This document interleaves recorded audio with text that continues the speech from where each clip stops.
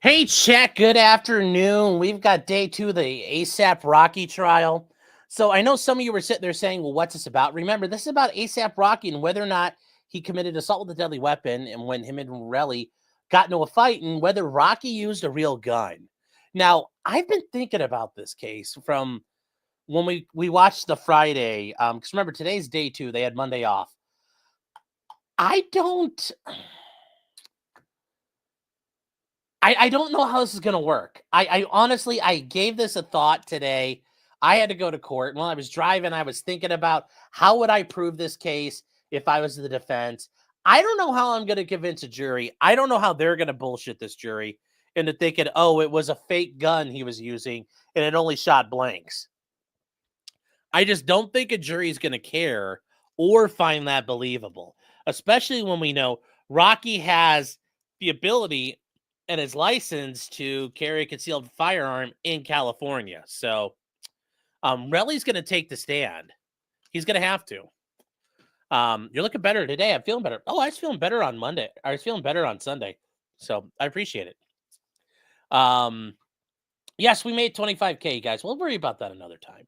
But yes, thank you for all being here. That's pretty freaking cool. I'm not going to lie, chat. I'm not going to lie. Lot of fun. So we're going to get started here. Remember, guys, they are in LA. So they're like 3 hours behind. And we are going to do, and obviously Long Crime's running here. So we're going to do this. And guys, remember Rocky's real name is Rakim Mayers. And then there's Terell Ephron, and that's Relli. So those are the two people we've got. And I didn't include, hold on, chat. I messed up and I didn't, I forgot to switch over the description as well. So I'm sorry. Some of you may be asking who's who. But these are a couple of rappers, and this occurred back in 2021. At some point here, we may, remember, this is the guy who's been, he's Rihanna's baby daddy. So this will be very interesting to see where we're at and see how this goes forward. Let's see here. Also, if you guys did not get to see Trump's press secretary today was on fire. So here we go. Rocky is facing up to 25 years in prison for assault with a deadly weapon. So Fichi says, love your content. Well, thank you. Thank you. All right, here we go. Yes, rappers. Yes, a couple of Twix rappers floating around. All right, guys. So here we go. We are going on to day 2, and here we go. Let's get this rolling. Like I said, I don't know how this is going to work. Ultimately, I don't know how this works in this situation. Please turn your volume down and court up. I will turn my volume down, of course, Sky Queen. I just don't understand how they're going to fucking sell this. This seems pretty preposterous to me. And I don't know. Oh, that's the actual channel of me working on it. Hold on, guys. We need to go backwards. Hold on. I need to switch out of my... Sorry, went the wrong way there. You guys are seeing behind the scenes there. Accidentally pulled the curtain away. All right, so we've got day 2. Remember, they ended with the officer who had responded to the shooting. So we are going to start over. And remember, this is going to go 1.25 speed. And also remember, they don't do as much as we think they do because, they have the court reporters have a union, so they get union breaks. But also, they're not running back-breaking hours here. So let's get started, chat. So here we go. What's your first name? Terell. There's one R and 2 L's.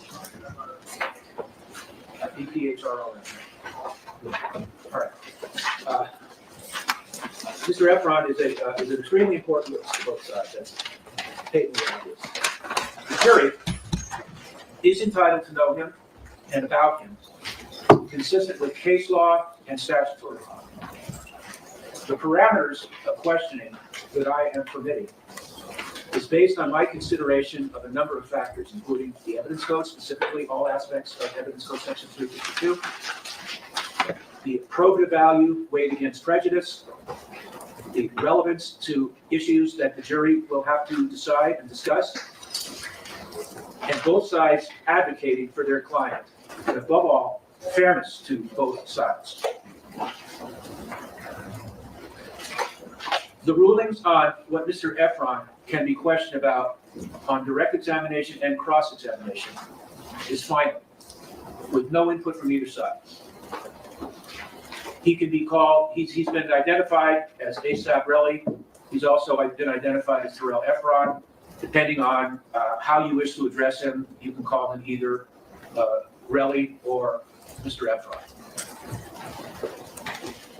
He is not to be asked any question that asks of him. Oh, and I mentioned, I told counsel before that they could record what I'm saying now for future, in the future, for later today or another time. And the people are welcome to also. We have one more thing.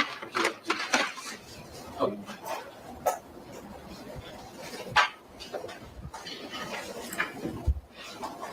All right, I'll start again. As I said, he can be called by both parties, either Relli or Mr. Ephron, whatever the counsel feels most comfortable with. He is not to be asked any question that asks of him or accuses him of being a thief, a liar, an extortionist, or any other derogatory term. Wow. He's not to be accused of any type of name. Final argument is a different story. This only applies to how he's going to be addressed. I don't want, well, isn't it true you're a liar, or you're an extortionist, or you argue with a drug dealer, or anything like that. That is not to be asked. He can be asked about felony convictions involving moral turpitude. Now, see, here's the thing. Let's say they start getting through it and they start talking about, let's say they have evidence that proves he is involved in it. The judge is really narrowing things down. He's preventing the prosecutors from drawing the sting and bringing up, okay, yeah, you did a bunch of dirt. But he's also preventing Rocky, and guys, this is Rocky right here, and this is Rocky's attorneys, for bringing up all the other dirt he's done. So this is going to get interesting. They're allowed to ask about his felony convictions for moral turpitude, theft, receiving stolen property, all those things that would show he's dishonest. The judge is being very strict on this right now. And it sounds like Relli's going to testify pretty much right away. He can be asked about felony convictions involving moral turpitude. I have not seen a rap sheet of Mr. Ephron. Does Mr. Ephron have any felony convictions? No. So if he has no felony convictions, obviously he has no felony convictions involving moral turpitude. Oh, wow. Well, that's a problem for the defense. He doesn't. This guy's not a complete shitbag. That helps a lot, having shitbag victims when you're defending. I agree. And you reviewed his rap sheet? I did. I had written in my notes here that if he has felony convictions, I wanted to review his review his rap sheet before he testifies under Evidence Code Section 352. But if he has no felony convictions, then he has no reason to do it. Guys, this is not the OJ courtroom, but this is the LA County Courthouse. All the courtrooms pretty much look the same. So this is not Lance Ito's courtroom, but they all look the same. They all look the same. It's got the same vibe. For some reason, the camera's exposure rate is really dark. But yeah, this is just like the OJ courtroom. Just like it. Even assuming he has one. He is not to be asked about any other involvement in any other criminal activity in which there was no felony conviction. All of that is off limits. So if there has been illegal conduct in the past, if it did not result in a felony conviction involving moral turpitude, it's off limits. The relationship between Rocky and Relli is fair game. All personal contact between Relli and Rocky from the date of the shooting to the present is fair game. Any statement by Relli to anyone regarding his seeking money from Rocky, both pre-incident and post-incident, is fair game. Any personal contact between Relli and Rocky of any kind, which predate the shooting by 2 years, is fair game. Statements made by Relli to anyone about Rocky for a period from 1 year from 1 year prior to the incident to the present day.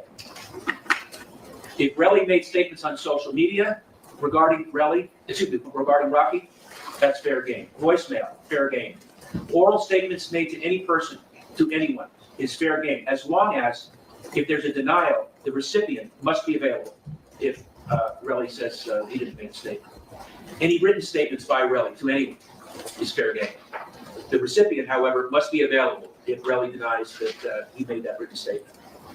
Recorded or oral telephone conversations in which Relli is a party is not permitted under Penal Code Section 632, unless all parties to the conversation consent to the recording.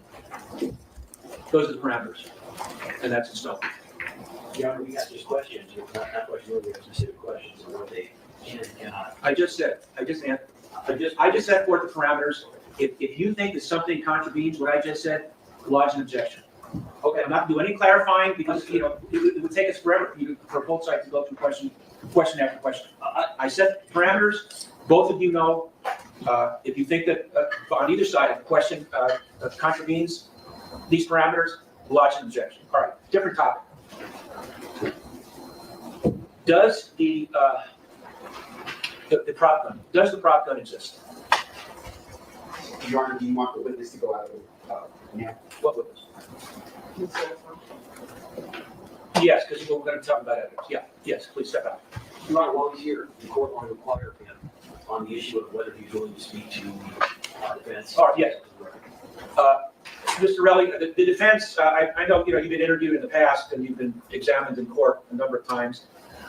The defense would like to, question you further, get an update on any information. It's your decision whether you want to or not. It's optional. You can say, yes, I'm willing to be interviewed. If you are, that's fine. If you don't want to be interviewed, then you don't have to. It's your decision. But they want to know whether you're willing to sit for an interview. So what's your response? I respectfully decline. Okay, all right. Will you step out and we'll have you come back in when we're ready for you. Please make sure, I don't know if either of the witnesses are incorporating some. Okay, well, I'm going to, So just before we're gonna, either the court can, we're going to deal with that. no, but the court started talking about evidence in the case, and I wanted to make sure they were not in here. Well, the court can talk about the problem. Yeah, so Mr. Levin, Mr. Phillips, they are not for. All right, all right. Does the prop gun exist? The prop gun existed. Yes. Does it exist now? I don't know if it exists now. We're asking, do we have it? We're going to produce it? Yes. No. All right, well, that answers that question. All right, let's deal with Mr. Levin. Is he outside? Yes. All right, can you have him come in?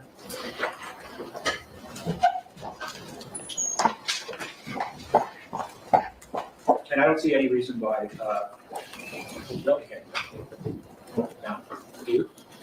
I mean, I think that technically, obviously, we're gonna be asking questions that go to this area. Council, I don't have a problem being, if council has an objection, I think we'd be. Do you see any reason why you can't be in here? I'm going to be talking now about Levin and Phillips, so I'm not talking anymore. I don't think he should be here. If you don't think he should be in here, then he's, I don't think Levin should be here after you're done with me. he doesn't need to be. I just, are you Mr. Levin? I Okay. What's your first name, Mr. Levin? Lewis, otherwise.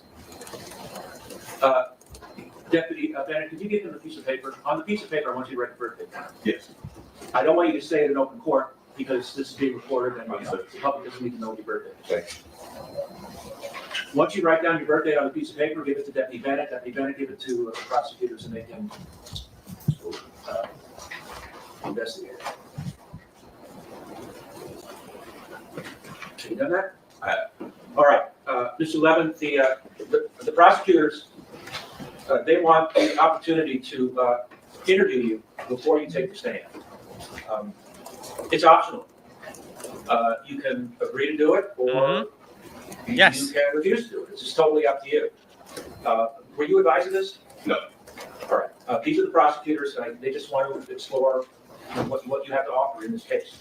Are you willing to be interviewed by them? No. All right. Step up here. Here, can witness be advised that a failure to. Oh, yeah.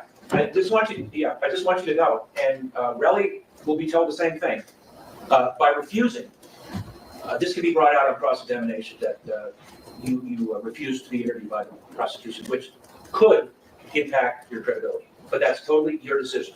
If you don't want to talk to the prosecutors, you don't have to. If you agree to, you can. But I just want you to know of the consequences.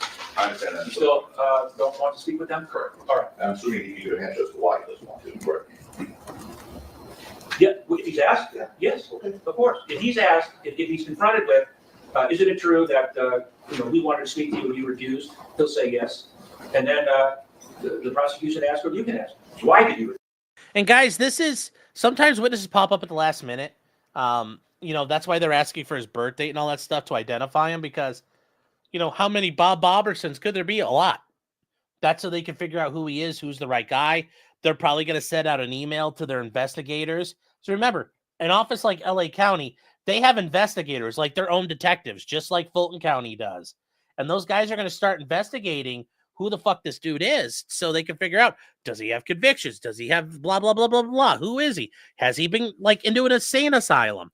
All the stuff they might want to know so they could use it against him at trial. So yeah, this has actually been this is interesting.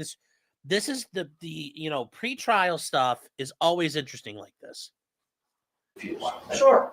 If it's touched on direct, it can be touched on, if it's touched on in cross-examination, you can touch on it on redirect. All right, step out, please. What about Phillips? Your Honor, before you on this first, we still do not have, counsel has never provided the date of the interview with him. How many Would were? Would you wait? I have things Okay. in a certain order. What about Phillips? Sure. Where is Phillips? He's in He's New in New York. York? He's in New York, but we contacted him and alerted him to the fact. Okay, Your Honor. call. Can you call? Sure. Okay, Your Honor. Did you get the birthday on Mr. Lev? Yes. Okay.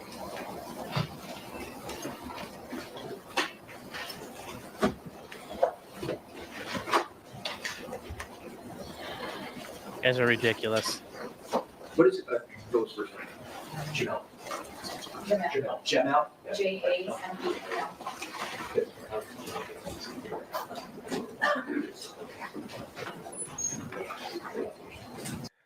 I'm pretty sure it says Harvard Law School on it.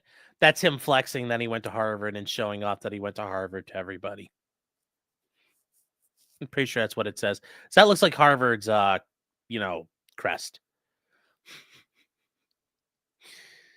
So yes, that's a thing. People from the Ivy League love telling you. People who went to the Ivy League love fucking telling you they went to the Ivy League. And it's just like Ohio State people. People went to Ohio State, love fucking telling you they went to Ohio State. Can you are you able to put on speakerphone? Yeah. Yes. All right, Your Honor, Mr. Phillips, you're on speakerphone. All right. Mr. Janelle Phillips? Hello, how you doing? All right, Captain. All right, Mr. Phillips, I'm the judge in the case. You're aware of the case, yes? Yes, sir. All right, two things I want to inquire of you. At some point, you're going to be coming to court to testify. You're aware of that? Yes, sir. All right, the prosecution would like the opportunity to interview you before you take the stand, just to find out what you have to offer and what you have to say.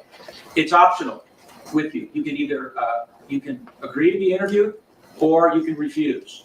Are you aware of this? Are you aware of this? Yes, sir.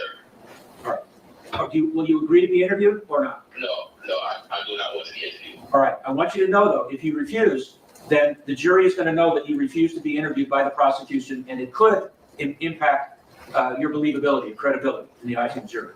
Do you understand that? Yes. All right.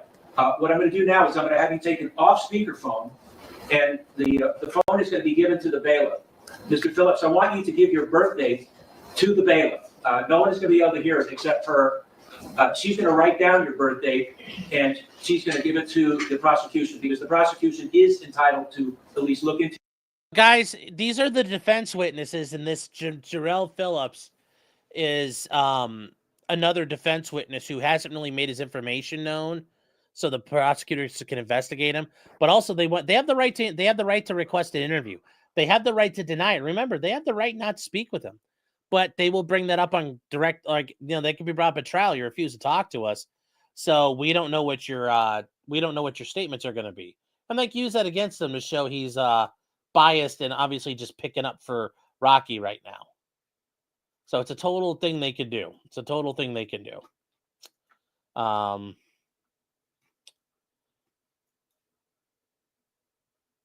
Let me see here. Okay, hold on here. Yeah. All right. So we're gonna keep moving. Your background, and part of that is required that you give your birthday, but it is not going to be broadcasted or publicized in any way. The court also requires whether or not he has a residence outside of New York, or has had a residence outside of New York. Do you live here in California? No, Do you have a residence here in California? no, not in my name, no, Not what? no, Do you have a residence anywhere besides New York? no, All right, so when you were out here, were you just visiting? yes, Okay, all right, go ahead and take it off speakerphone. All right, and Deputy Bennett, let him know when he's off speakerphone, and then have him give you birthday.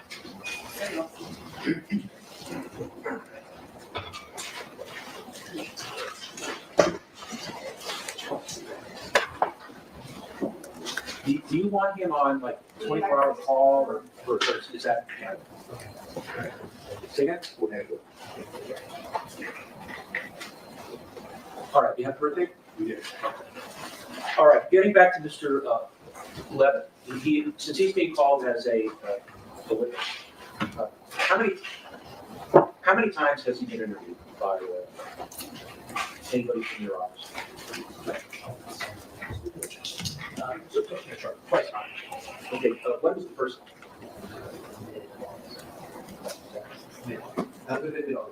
About 24? 24. And where did the interview take place? At their office, yeah. Was the interview recorded in any way? It was not. Who was present for the interview? Ms. Takina and Ms. Mazzoni, along with myself. How long did the interview last?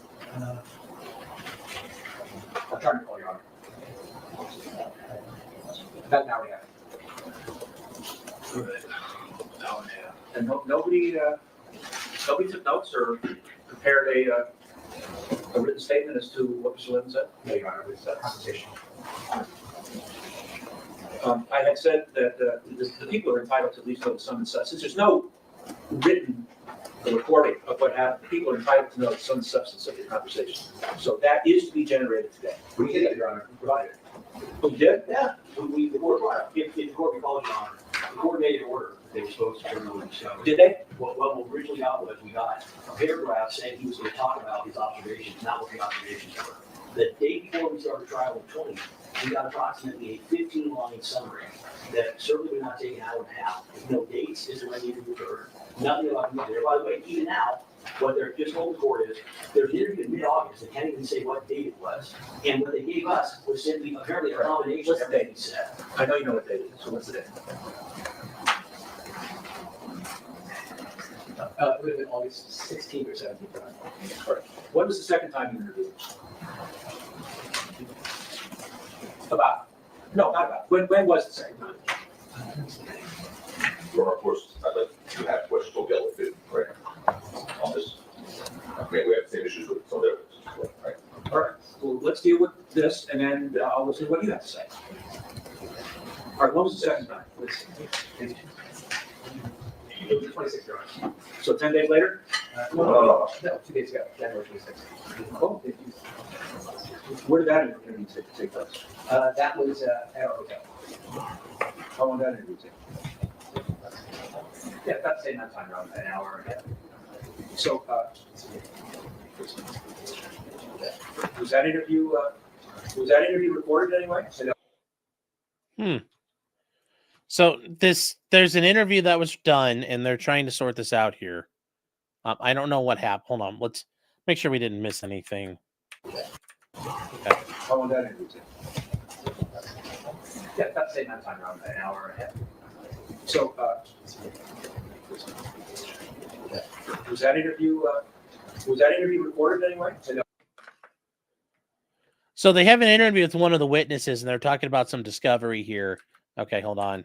The court's aware, on the 20th, the court expressed skepticism, on the 15th, the court expressed skepticism that the defense did not record it, did not write anything down, did not have any substance as to what was said. Right. So apparently, after the court gave that lecture, they conducted another interview 2 days ago, where again, they don't record it, they don't make any notes about it, and they don't turn anything over. They're not required to. If they choose to do their job that way, then they do their job that way.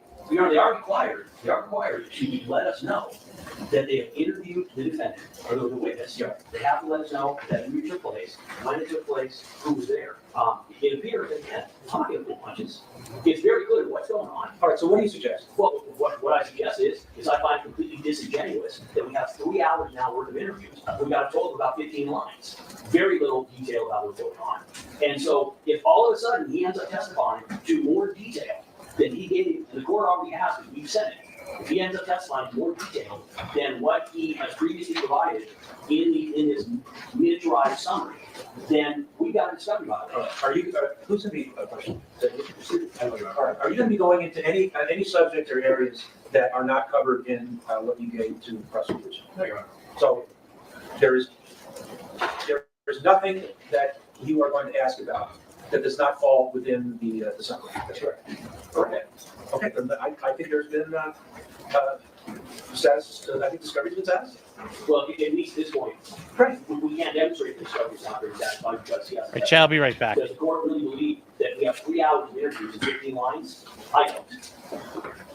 I have,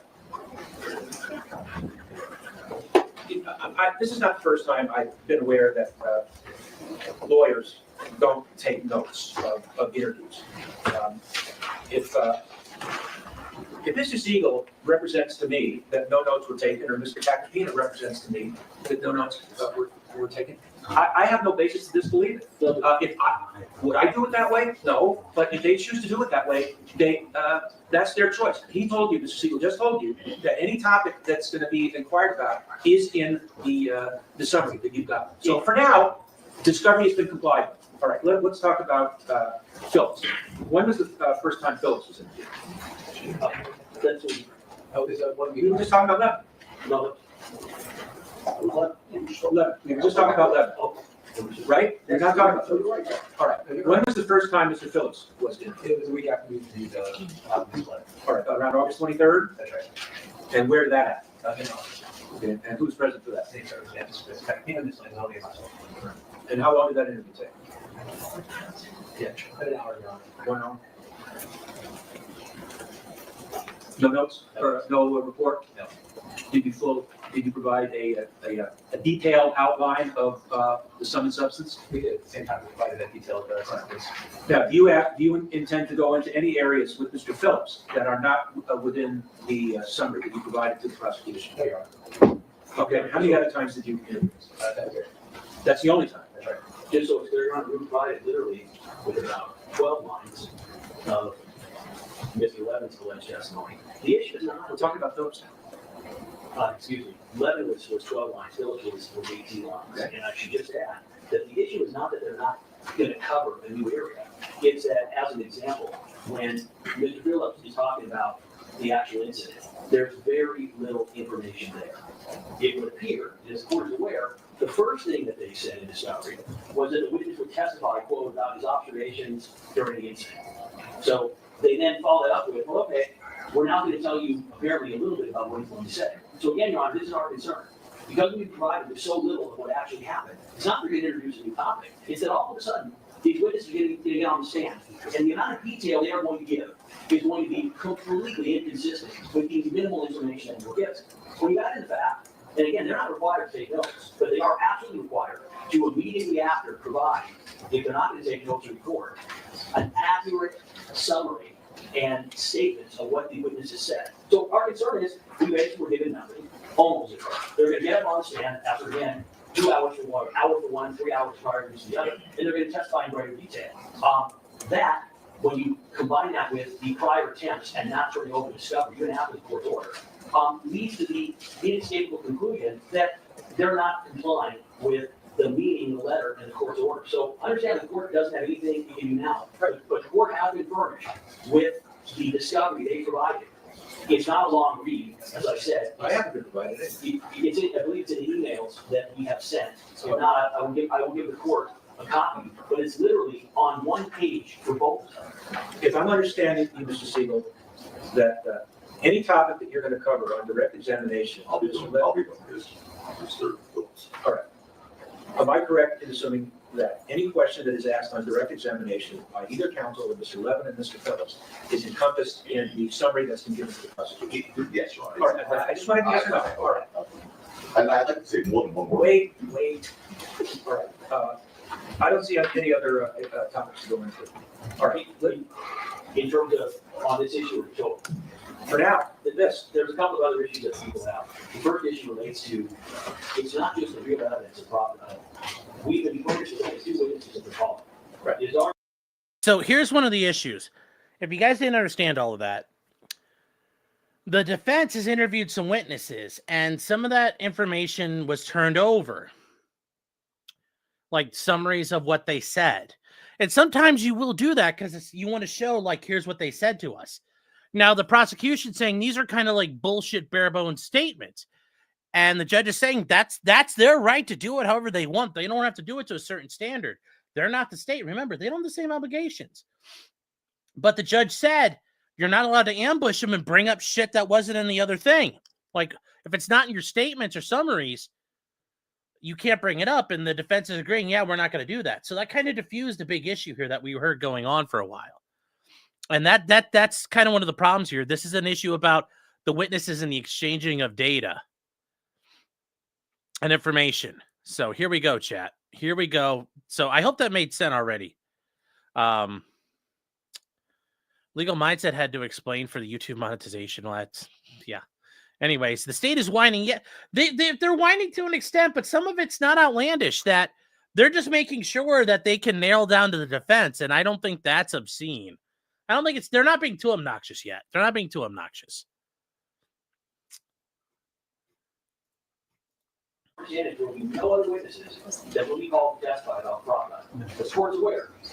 Counsel and I have been asking for days, in email, the court is talking to you, are you planning on using the gun in this he case? said no. Well, they refused to answer that question for the last week we've been asking. They've also answered the second question, are they now planning, which would be against the court's discovery order, to call any other witness regarding fraud information? And the court please inquire, among the told, there's 2 witnesses to call, plus maybe the defendant. So, any other witnesses that you intend to call or reasonably intend to call? But the only possibility is sitting right to my right, Your Honor, right? So it's either Levin, Phillips, and Rossi, or just Levin and Phillips. The next issue that we would have, Your Honor, is we want to make sure there have been times where counsel has asked to approach, but he still wanted to be on the record. Our position going forward is that unless it is something having to do with an issue with the jury, the prior time occurred before the jury was selected. Counsel made certain arguments in open court, then he asked to approach, and he made different arguments, but he wanted to do it on the record.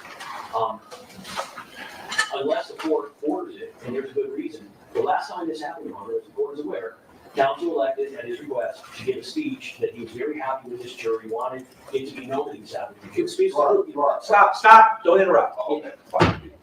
You'll have a chance. Oh, I know what he's You'll doing. have a chance. Wait till he finishes, then you'll have a I chance. know what he's doing. Do not interrupt neither of you interrupt the other. He said, I need to say something in open court. And then he made a statement It's getting feisty. It's getting feisty. about how they were very happy with the jury. Clearly, it didn't matter to the court. He then asked to approach. When we asked to approach, he said he wanted to do it on the record. On the record. But outside the press, he then complains about jury selection, about a specific juror, etc. We are not going to participate in Mr. Capipina's attempts to manipulate the media. Again, that ties into the fact that when the case started, I very kindly said to Mr. Capipina, hey, listen, I know you've been speaking to the media before trial. There was no word of every right. Are you going to be saying anything once the trial started? He assured me in front of my co-counsel, the response was, John, I would never do that. I won't be saying anything to the press. Meantime, he is speaking, I already sent the court this. He's speaking to TMZ. He likes to say things to the press as he leaves the building. We took him at his word that he wasn't going to be talking to the press while the pendency of this trial was going on. This is necessity. As an example, we ended up hearing his arguments basically about the jury issues repeated by Al Sharpton. We're not going to try this case in the press. We're going to ask the court at this point to order Mr. Capipina to not speak to the press during the pendency of this trial. Okay, I guess I'll start from reverse. First of all, I'd like him to provide a quote of what I said to the press, because one thing I've never done is speak about the facts of this case since the jury's been out. Never. Okay?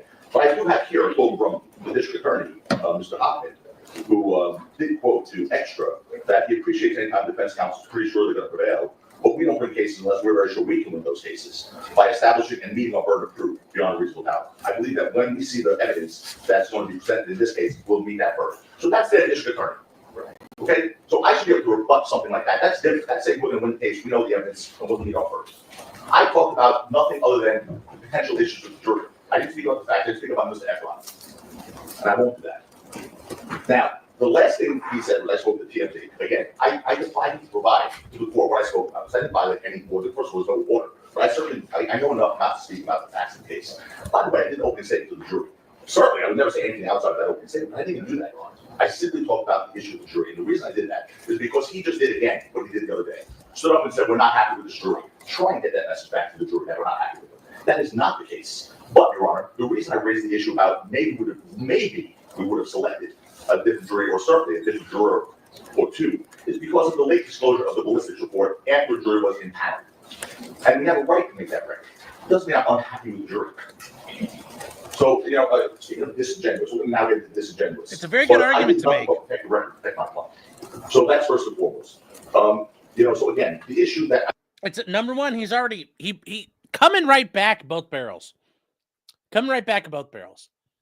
Your DA, your boss is out there running his mouth. I have the right to run my mouth. That's true. And then also just pointing out, we got more evidence after the jury was impaneled. I have the right to make that as an objection. And he's so far perfect. I have no problems with what he said so far. The prosecutor's just fucking whining, and it's getting ridiculous. I spoke about both records caused by their late disclosure of a report that was generated over a year ago by their lead detective in this case. That Mr. Lewin wants everyone to believe he just stumbled upon 3 days ago.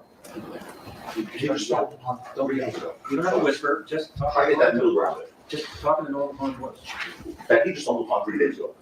He made all these accusations about that's disingenuous. I don't believe it. Well, I don't believe that they just found that report from their lead detective who they interacted on a daily basis in this case 3 days ago. I don't believe it. That was done in January 2020. I already made findings. In my view, nothing nefarious. I don't want to go over things that we've already gone over. We just did. We still have to do it. He's asking that the both sides be directed not to make comments to the press. That's what he's asking for now. I'm not poking fingers. I'm not accusing anybody of any unethical conduct. Let's just move forward. Here's what I want to add. Oh, go ahead. All right, I just listened. Go. Now, we've heard all about the discovery issues about this not being enough. I mean, I think this is incredibly detailed when it comes to Mr. Phillips, especially with the videotape. This is really detailed. Tell us what he's going to observe at the scene, what he's going to testify to, what he observed at the scene. Putting that aside. Based on what I've heard, I am satisfied under the circumstances that both sides have satisfied this discovery provision. So there's no reason to go over about whether you have complied with discovery. I already found that you did. Okay, now I want to talk about Ben. There was a police officer, the first one out of the box, Sergeant Zizza. Right. The only thing we have from them, because I assume the rules apply to both sides, right? The only thing we have from them is a 2-line email saying we spoke to him on Wednesday. He testified Friday before. We spoke to him on Wednesday, and Jack, you have the emails?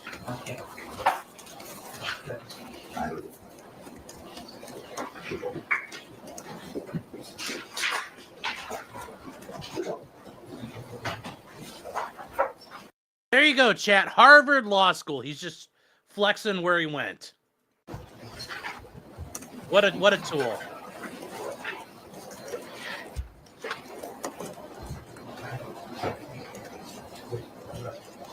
Here's what we have on officers. They spoke on Wednesday, which they also denied on witness stand. He said the first time he spoke to him, substance was the fake of his testimony.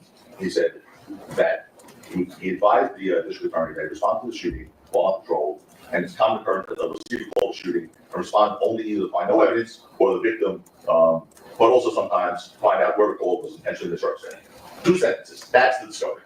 He testified that 1, he may have missed the bullet casings, and 2,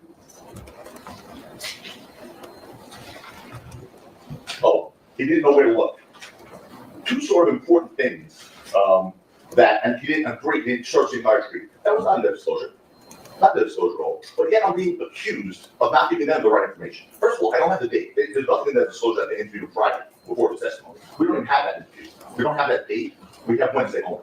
The witness said, no, I didn't speak to him on Wednesday. So that was just about logistics. Okay, so before we start casting aspersions, I was going to even raise the remark. Just happened. I understand this is trial. But, being that we're now throwing stones, let's pull the kettle back. Let's not throw stones. Well, I know, but they started. So I'm going to respond.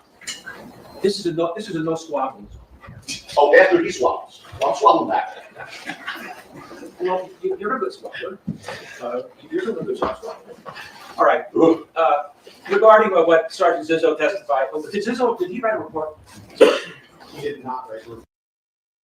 Now, somebody just asked real quick about the report. Was it a Brady violation? No, it was deemed not to be an intentional thing. And ultimately, the judge determined it wasn't as it was inculpatory, but it doesn't go to the critical question of whether or not Rocky committed assault with a deadly weapon. So remember, the report is just that the shell casings appeared to have been fired and extracted from some sort of 9mm Glock pistol, like a Glock 43 or something like that, or maybe even a 48. So that's why. And Mads, real quick, he's saying he's telling the world his 5-figure student debt. Probably 6-figure, buddy. 6-figure. And Brewberries for 5 subs, chat. 5 subs. Even in LA, Brewberries is helping to pray the gray away. So, and look at that chat. Dark colored suits, no gray suits. Praying the gray away, even the attorneys. Thank you, Brewberries. All right. Okay, here. So let's keep this going, chat. But he obviously before he body worn video. So that's been provided. That was provided. All right. Years ago. You're an experienced attorney. All of you are experienced attorneys. Sometimes, a witness will say something that is not in a report. That's to be expected. A report is a summary, a sum and substance of what the witness said. It's much more fleshed out when the witness is on the stand. Well, I agree with that. I'm okay. I'm not even going to raise it. Then why the fuck has he got that on the back of his bag? Why does he have that there if he never went to Harvard? What's the point? Where'd he go to, like, Hofstra? I mean, that's not a bad school. I'm just saying, like, or did he go to, like, some SUNY school? I don't know. He said he didn't speak to them on Wednesday, and he almost woke up. I didn't do that. It is petty. But I want to make sure that what's good for the goose is good for the game. That when Mr. Phillips testifies and he says something, a word that's not this thing, it's not like, you didn't tell that to the lawyers. It's just not right. No, this is not a transcribed statement. There will be nothing outside the scope of this. But the same way I didn't get anything from them regarding, I may have missed the shell cases. I didn't get reports of that. Again, to be repetitious, I do not find either side has violated any discovery statute or any discovery rule. Regarding the press, the jury has been told not to read or watch anything about this case. I'm going to assume that they follow that rule. But what I am concerned about is someone that the jury knows is going to read or watch something about the case and then relate it to the jury. So here's the rule. I don't want any attorney in this case saying anything to the press while the case is going on. That's it. So you can call it gag order. We will advise, obviously, of course, where we said nothing. We will advise the DA as well. To be clear, the DA responded to Mr. Tappanina's published report where he dared, quote, Nathan Hockman to try the case himself. But we're going to tell the DA. Let's move forward. Yeah, just let everybody know in your office who may say something. Tell them not to say anything to the media or the press. Will do, Your Honor. We had two last issues which are brief. The first issue is we're going to request, and made this request before. Counsel and I've tried many cases in front of the court. If there's anything even close, I forward to in advance. If there's any evidentiary issue, which is even a close call, in terms of defense interviews and bringing up ask a question, we want to make sure they have to approach and then be forward to. You don't want to be in a position to have to unring the bell. That goes for both sides. Finally, Your Honor, the court is aware. On Friday, it doesn't really matter what circumstances were. Mr. Tappanina literally started screaming at me in the. So, you know, we're getting grimy now. Mr. Tappanina makes noises. Again, there's got to be a certain decorum.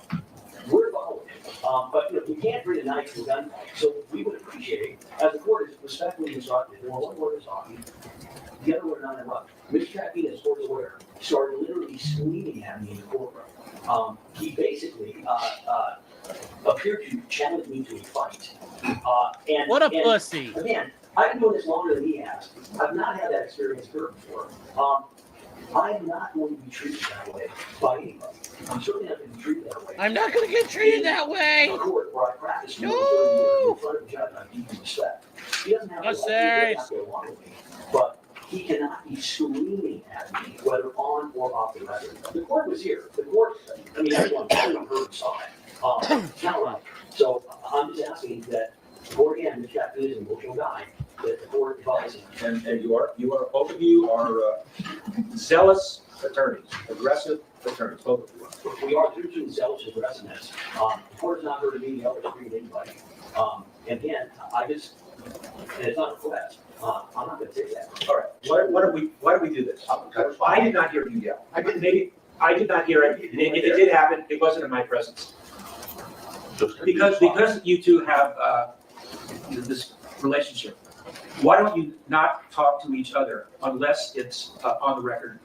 Oh, that's, And then I am involved. that train is, yes, absolutely, I agree with that. But I want to slow down, because, I can't have always one way he makes a record, disparaging remarks, and then I gotta sit here. So, no one screamed, you were dead wrong. What's happened, and Mr. Siegel was with me, is Mr. Lewin comes up with his little scolding, sort of bullying attitude, telling me, you don't know the rules here, and we're not doing this right, and you don't like the open statement, and so on and so forth.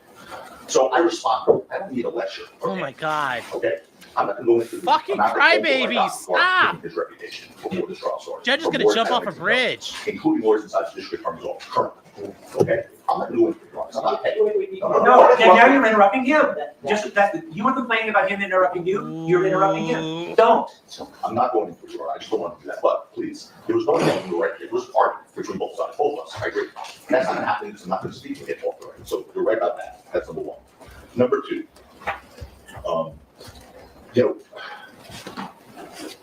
I have to also raise an issue, and I'm not past that. I don't want to talk about that. Your Honor's here. That's the end of that. Mr. Lewin did something last week that was in the program. The reason I raised it is because I don't want it to happen again. This week, Mr. Mayers didn't know it may appear here. Last week, Mr. Lewin had his playbook apparently from the lawyers, went up to my client's family and told my client's family that's not personal, but they should really, hopefully he's really thought about taking a plea because he's facing a lot of jail time and saying things that played on the emotion of the family. He should have no communication with the defendant's family. I've heard he's done that in every case. That's right here. Well, I don't want the court to instruct him not to communicate with anyone on this side of the fence. Not the client's family, not the client's relatives, not the client's friends, because it's inappropriate. So, Your Honor, so what happened was, I walked up very kindly to the defendant's mother and sister, and I said the following: listen, I'm very sorry that you're having to go through this. I have kids myself. I have siblings myself. I live You should what? It's not personal. I'm truly sorry for what you are having to endure. All right. What? Why are you even talking to them like that? I'm sorry I'm about to send your son to fucking prison for fucking ever. No, you shouldn't. Homie, no, you should never be doing that. Like, what made you think that was a good idea? What made you think that was a good idea? It's one thing to say, like, sorry, excuse me, bump into him. Okay. But, like, talking at length to the family of the defendant? Wow. Wow. Wow. That is absolutely freaking obnoxious. Are they going to be end up ordering to have lunch? No. No, but we're getting there. We're getting there soon. So, hi, Kat. Hello, guys. Thanks for stopping in. Brian says the DA. Well, no, that prosecutor. These are the two ADAs. There's no why. Why are you doing that? Why are you doing that? You shouldn't be ever doing that. My dude. Brother. Like, why? Why would you think that's a logically smart decision to engage in at all? Jesus. And then I said as follows: I hope that your brother, your son, I hope that he's really evaluating what he is listening to, because he is a loss. Sorry, there's nothing that prohibits. At the time, I've heard enough. I've heard enough. There's nothing that prohibits what Mr. Lewin did. You've heard now that the defense does not want you to approach anyone from that side, so don't approach anyone from that side. It's as simple as that. What a little worm. I hope your son made the right. Fuck off. That the gall of this guy. That's fucking grimy. Should be doing that. That's very inappropriate. That is very inappropriate. It's not a sanctionable. It's not a violation of like you can't get like punished for it. But that's wholly inappropriate in every way. Why are you talking to them? No, it's not grounds for mistrial. It's just very inappropriate. It's very, very, very, very inappropriate. Like there's nothing to gain from that. There's nothing to gain from that.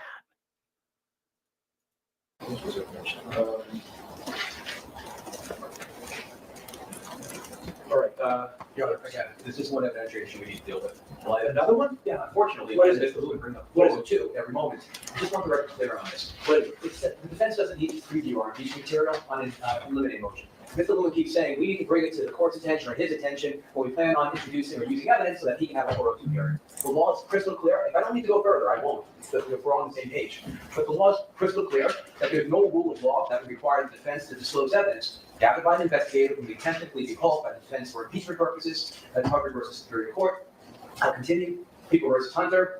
Section 105, 4.3, subdivision A1 provides that, quote, defendant and his or her attorney shall disclose to the prosecuting attorney, his or her intended witnesses, together with any relevant written or recorded statements of those persons or reports and statements of those persons, which we complied with. But the court goes on, but that does not include impeachment statements. All right, go ahead. But that does not include impeachment statements of defendant obtained from prosecution witnesses. The prosecutor is not entitled to statements impeaching prosecution witnesses. That's People versus Hunter.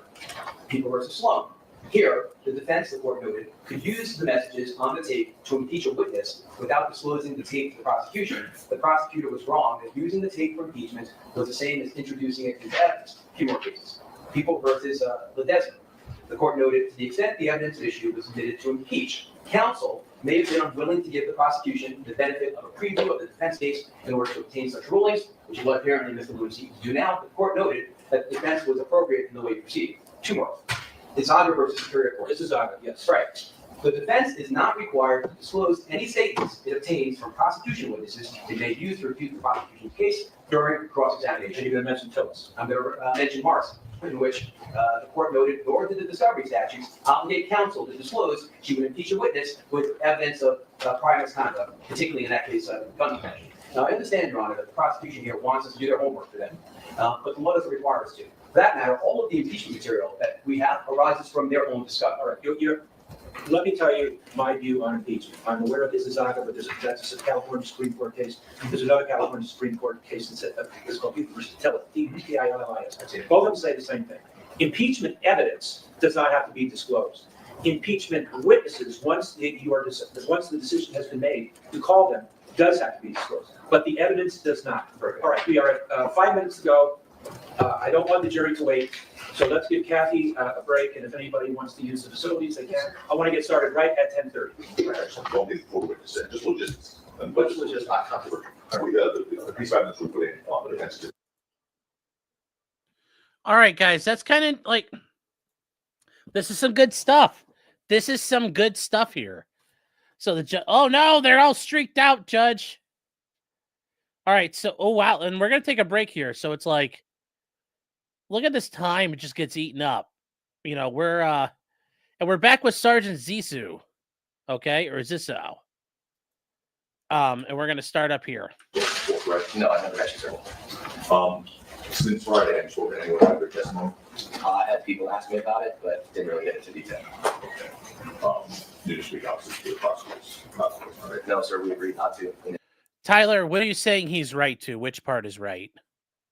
When you say he's right, I think the defense was right in a lot of their points here, but we'll see. Ultimately, the defense made a lot of good arguments in that morning. I just don't know if the judge is going to give it to him. But anyways, guys, Tyler from Libertarian Podcast Review, as I said, the best podcast review for libertarians, but also the best libertarian-based podcast review. Hope you're doing well, Tyler. And now that he's back, I can amend this. There we go. All right, so here we go. Anticipation for that question. There you go. When you see it, people ask you about it. Who asks you about it? Coworkers, friends, that sort of thing. Oh, curious. Sure. But you going with that. Again, just to recap, when you were arriving at the scene of a call for shooting, you looked for victims, right? Correct. Damage to vehicles in this instance. Correct. Shell casings. Correct. Now, we put into evidence defense exhibit A. Can you see that on the screen from you? This one doesn't work, but I'll turn. Okay, thanks. Anyway, the street shown there in this video is East Del Mar, right? Correct. Okay. And the video starts at the end of East Del Mar, closest to Selma, right? Correct. It's right at the intersection. Right. And with the first 15 seconds of that video, your approach, you put a homeless person and asked if he heard shooting. Do you recall that?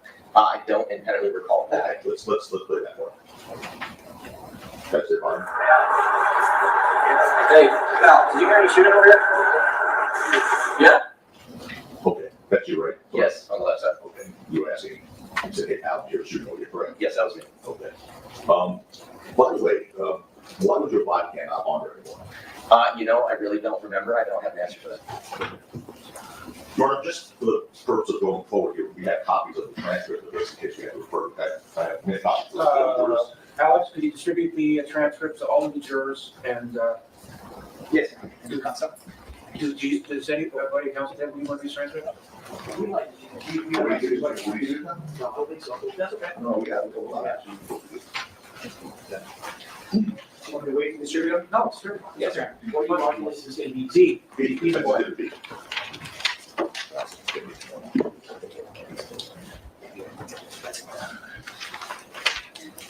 If there's an extra one, Alex, I don't want to take it from any. All right, all right. I'm good with that, Alex. All right. Does anybody not have a transcript? Take it one point down. Let's make sure everybody has a transcript. I don't know if we formally did stipulation, I'm sure it's both sides stipulated, it's audio recording. Yes, Fishy, you're correct. Relli came to the police with shell casings. It's a very sketchy. The facts of this are very sketchy. Video recording, on the video where we have transcripts, did not take down what she said. Actually, the stipulation is not necessary. There's a rule of court that said that when audio takes a play, the court reporter does not take it down. I would refer to that rule of order, right? I just learned that 6 months ago. Yeah, there's no stipulation required. They just don't. Well, if it was, we would say. Good. Yeah, thank you for that. For Mr. Jackson and I. All right. So that once in a while. So sorry, obviously, we'll look at the signs of shooting again. Yes, it's still on. And the video shows multiple officers searching for signs of the shooting on East Del Mar, right? Yes. Okay. And directing your attention to 22:35 and 54 seconds of that video, the officers are conducting a search using their flashlights aimed at the ground, right? And we'll get you right there. I said 22:35 and 54 seconds. So almost. Anyway, right there. Go ahead, let's go. Yeah, stop sign, parking lot.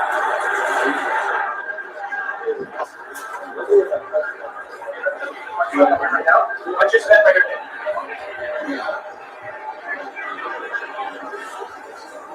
Okay, so we're going to come out.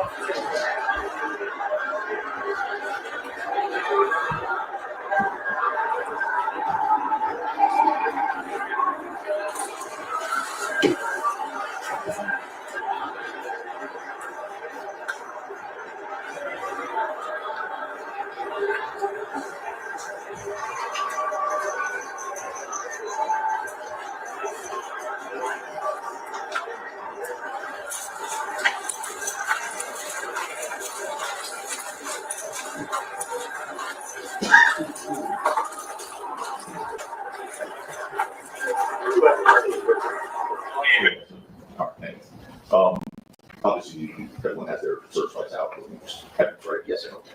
And obviously, I think this is something you'd agree with, you wouldn't have wanted to, or none of you would have wanted to overlook important evidence at the scene where let you, right? Correct. So it was careful and attentive. And obviously, were you a sergeant there as well, or since? No, sir, I was a police officer 3, I was a training officer. And then got both. Yes, sir. Congratulations. Thank you. So, as an attentive officer, when performing your duty, you made an opposite point. Be careful and attentive looking for it, right? Yes, sir. Now, initially you said you thought there were 3 officers at the scene? Correct, and that was based off of the one, my body work video that we watched. Right, I understand. But you agree that there's more now, right? Oh, yeah. Okay. As a matter of fact, there's 7. Okay. Well, you don't take my word. Let's go to the video. I'll direct your attention to 22:40 and 36 seconds. We'll stimulate council that helps as well. There were 7. That's okay. Just want just a quick peek. So, okay. Okay, do you see, would you agree that 7 officers are at the scene? I don't dispute that there were 7 officers at scene, Not really dispute, but you agree that you see 7 officers right there, right? There's 6 in the frame, including that that one one. applying. Correct, including that one, yes, sir. 7, okay. And everyone, to your knowledge, was doing their job when they were at the scene, correct? Yes. Direct your attention to 22:37:03 on that video. That's that you only see the bar on the side of the street closest to the parking lot, right? Correct. Okay. And we're looking, by the way, we're looking south towards Selma Avenue. So you're standing on the west side of the street, right? Correct, I'm presently facing west in this shot, but yes, this is south in this camera. And officers are searching that area for evidence of shooting with flashlights, right? Yes, sir. Okay. And that is directly opposite, Sergeant, that orange portion of that wall there, right? Well, sir, what's your question?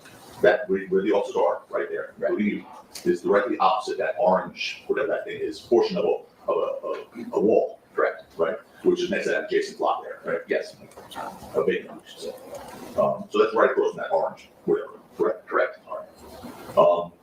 I'd like to show you these 2 photographs. One is that, but we're going to put them juxtaposed and put them right side by side.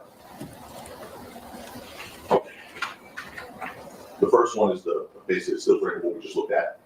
You see the one on the left? Yes, sir. Okay. And that's you guys right across from that orange wall, we'll call it. Correct. Yes. And then the one on the right with that single individual there. We appear to be standing in that same exact spot. You also start with that orange wall there as well. We can blow it up with the camera.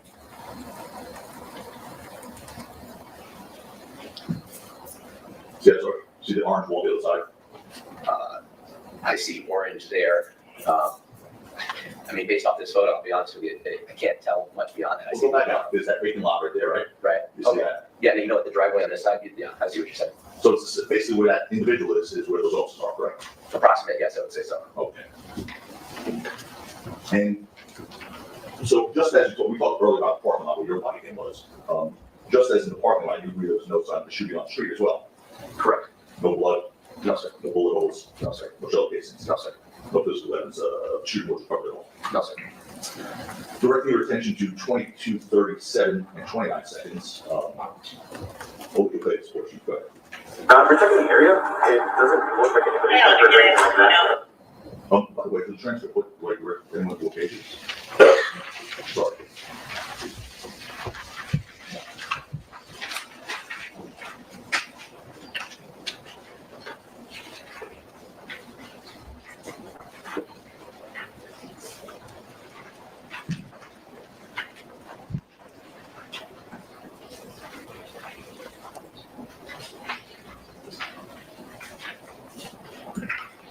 Page 2, line 14 of that transcript, which is defensive to the key, please. Sorry, you have it? All right. I actually do not. Oh, okay. Sorry, I'll give you this copy.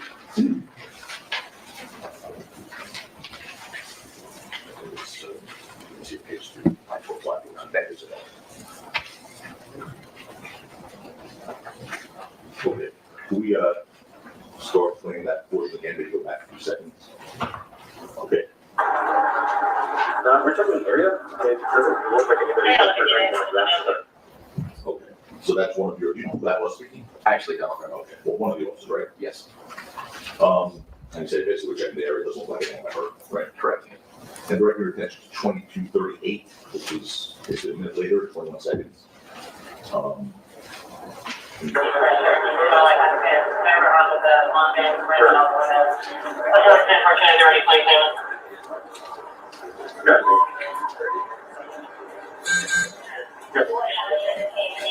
Gotcha.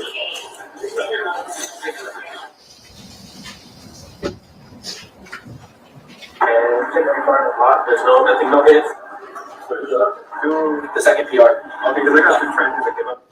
This is page 3, Sergeant, and line 4, please.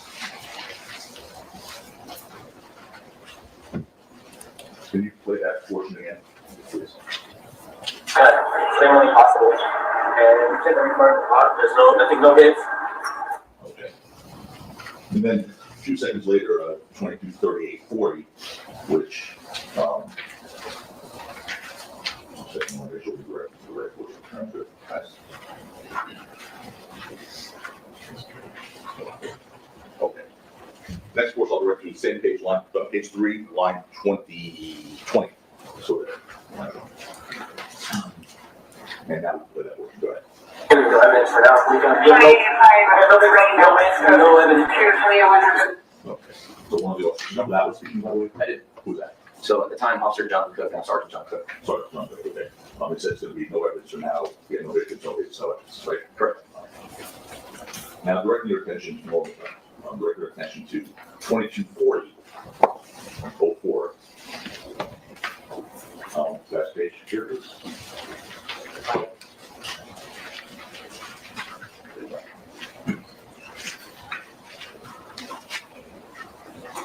So go to page 5, line 2. Sorry. Page 5, line 2. And go ahead, you can play that when you're ready. Yeah, it sounds like someone probably fired a shot in your hair to scare somebody. What? Your Honor, we would have an objection on hearsay. It's not going to be overruled, sir. And lastly, direct your attention to 22:40. Yeah, because he can. 26 seconds.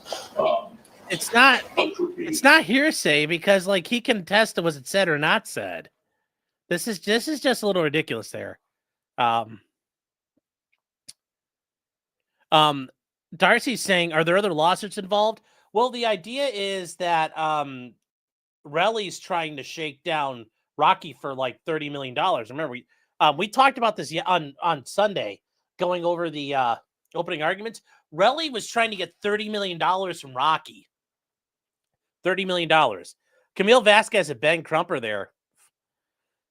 30% of 30 mil is pretty good. So yeah, that's not a surprise the Sharks are circling. Sharks are circling, chat.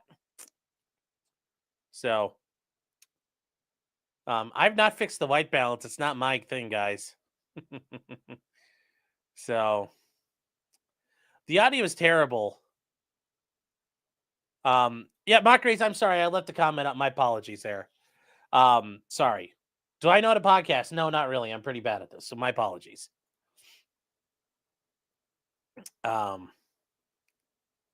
Sorry, I'm trying to organize a file in the meantime here, but anyways, we're going to keep going here. Just to be clear, there's no actual gun in the shooting. We don't know. We don't know if there was a real gun or if it was a blank firing gun. We don't know. We don't know. Although the argument that it was a blank firing gun really kind of strains credulity, I think. But we'll see if there's more evidence for it. I don't buy it right now. I don't buy it. same page 5, line 14, sorry. Yes, sir. Okay, go ahead. Yeah, I'm sorry. Well, no victims as of now, so I said unless one that. pops up in the hospital, probably just a warning shot. Yeah, you got it. Okay. Who was that speaking? Do you know? That's also, Sergeant Cook. Yes. Sergeant Cook, whatever. yes, Again, no victim that's now, unless it pops up in the hospital, probably just a warning shot, right? that's what he said. And after responding to Chris Del Mar and Selma Avenue, and carefully searching the scene, the fellow officers found no physical evidence of shooting whatsoever. That's correct. And of course, to be clear, that includes evidence of a shell casing recovered, correct? Correct, that includes that as Sorry, well. thank you very much for your time. Yes, sir. Now, guys, this was a pretty good thing because this shows like the police scoured that area. They were walking all over, and the one victim says, I think they were warning shots. Well, that kind of goes along with the idea that he was just using it to scare Relli off. Hopefully, that might help. We'll see. Go ahead. All right, Sergeant? Yes, sir. You were asked questions, I believe, on Friday, about your conversations with the DAs on this case. Is that something that customarily happens prior to your testifying? Yes, it is in every case. And this incident specifically. Chris, I get what you're... Okay. I understand, but Rocky's claim is that I used a blank firing gun, a gun that cannot fire live ammunition. That's his argument, is that he used a gun specifically only made to use blank ammunition, which they do make. They do make guns with plugged barrels. The prosecutors are arguing he used like live ammunition. So that's the argument here. And I don't think this really helps Rocky at the end of the day. I think it's a bad argument, but that's his argument. That's his argument because he fully admits he was there.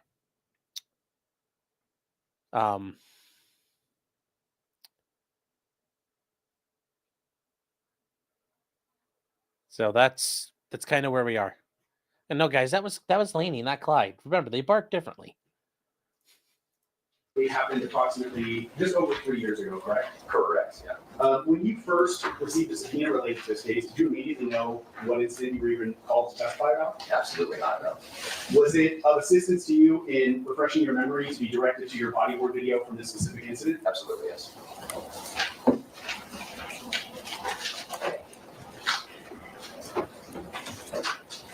In his questioning on Friday and also today, Mr. Tacopina asked you questions about searching for shell casings, I believe is how he phrased them. Are you familiar with the term shells, casings, cartridge cases, things like that? Yes, sir, I am. What is your personal background, training, and experience as it relates to firearms? Well, I have the training I received from Los Angeles Police Department. I've also attended various trainings outside on my own time related to firearms training, to weapon systems, marksmanship, mostly related, that sort of thing. In the course of that training that you're talking about, have you, can you even estimate how many rounds of ammunition you fired? I cannot. That's a lot. Right. Okay. Over the years, yes. Are you familiar with, just in general, with handguns, the difference between a revolver and a semi-automatic pistol? I am, yes. And in very broad terms, what is the difference between those two types of guns? Well, I think the biggest distinction would be that a revolver operates from a rotating cylinder where it has each individual chambers, usually typically 5 or 6 chambers, where each round of the bullet sits inside the individual chambers. And when the trigger is pressed to the rear, the cylinder rotates, the hammer comes back, strikes the round, discharges the round. Then it continues to rotate. The difference between that and a semi-automatic pistol is all of those rounds are contained in a magazine, and it's magazine fed. So there is no rotating cylinder. Revolvers do not eject those casings the same way a semi-automatic weapon does. Every trigger press with a semi-automatic weapon, a shell casing ejects. And with a revolver, it stays within that chamber, continues to rotate until the weapon is empty, and then you manually eject those casings all at once. So when you were looking for evidence at this scene specifically of cartridge cases being on the ground, that would be in the expectation that a semi-automatic pistol was used, correct? Correct. Because with a semi-automatic, those cartridge cases, once the bullet is fired, come out. Or someone ejected the cylinder, went and knocked all the casings out. So, yeah. Out the side of the gun. Correct, with every press of the trigger. Okay. And is that true of all semi-automatic handguns? That's how they operate? Yes. Have you personally fired semi-automatic handguns? Yes, I have. When you fire, just in your own personal experience, when you fire a semi-automatic handgun, do those cartridge cases always come out in exactly the same trajectory, or do they kind of have a tendency to go in different directions? In different directions. Okay. That's bullshit. They don't. A properly maintained firearm will eject in a certain pattern. This argument is not actually good for the state, because if they're arguing use revolver, if they're claiming there was a revolver, the Glock 43 is not a revolver. So I don't understand why they're going down this road of talking about a revolver here. It is a little awkward. They couldn't find shit for shell casings, though. And this guy happened to find them. That's a little awkward. But yeah, running down the road and talking about a revolver when your ballistic expert is going to claim a Glock 43 extracted these casings. That's not a smart look here. That's not a smart look. And is it those discarded? Oh, hi, Cat people. Cases that you would have been looking Hello, everybody coming over from Cat. I appreciate you guys being here. for that night? Those are the same ones we're talking about, yes. Right. All right. Just to put a fine point on that, when you searched that entire area, the street, the parking lot, Hi, Cat. you didn't find any cartridge cases anywhere. No, I didn't. And none of your 6 other partners who responded there with you observed or recovered any either, correct? That's also correct. You were asked questions, or I'm sorry, I think you were directed to the transcripts about page 3, lines 4 and 5, where one of your partners says that he checked every car in the lot and there's nothing, no hits, correct? Correct. In your experience responding to crime scenes throughout your entire career where a gun has been discharged, what are the types of damage that you would look for on a car, specifically related to a shooting call? Sure. So flat tires, glass that's been spiderweb, right, or totally blown out, impacts to sides of doors or ricochets off of hoods. These are things that I'm just recalling from recent observations. Those sorts of observations. Are some of those observations easier to see than others? Yes, absolutely. Can you describe that for the jury? Well, I think the best way to illustrate that is you have a white 4-door vehicle. It's easy to see the impact where the paint is missing and the metal is bent and distorted. And whereas if you have a vehicle with a darker colored paint job, you might miss it, right? You might not see it. It might blend in. But also, even more generally, if a window is shattered, you're going to see a large shatter in that window, potentially. Right, it's hard to miss. And if a tire is flat, that's easier to see too, correct? Yes, it is. Versus, and I want you to assume for purposes of this that we're talking about the hole from a 9mm chambered round. If you observed a bullet hole in either plastic or metal of a car from a 9mm round, that would be a lot smaller, correct? Comparatively speaking to other larger rounds, yes. And even comparatively speaking to if the 9mm hit glass or a tire, correct? Correct.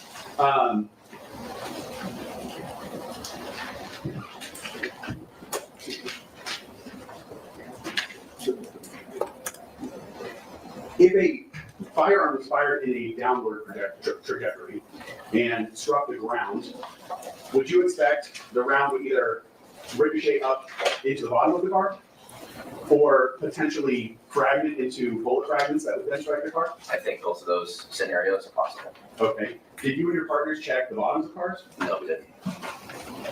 And in fact, to this point of any damage on the cars, were you or any of your partners, to your knowledge at that scene, familiar with the condition of any of those cars before you responded? No, we weren't. So you don't know if any of those cars already had any damage on them? That's correct.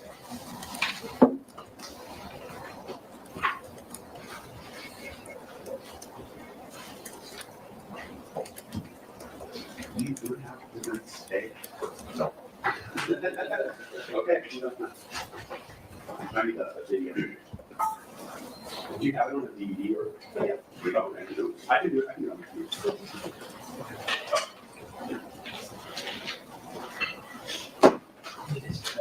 Yeah.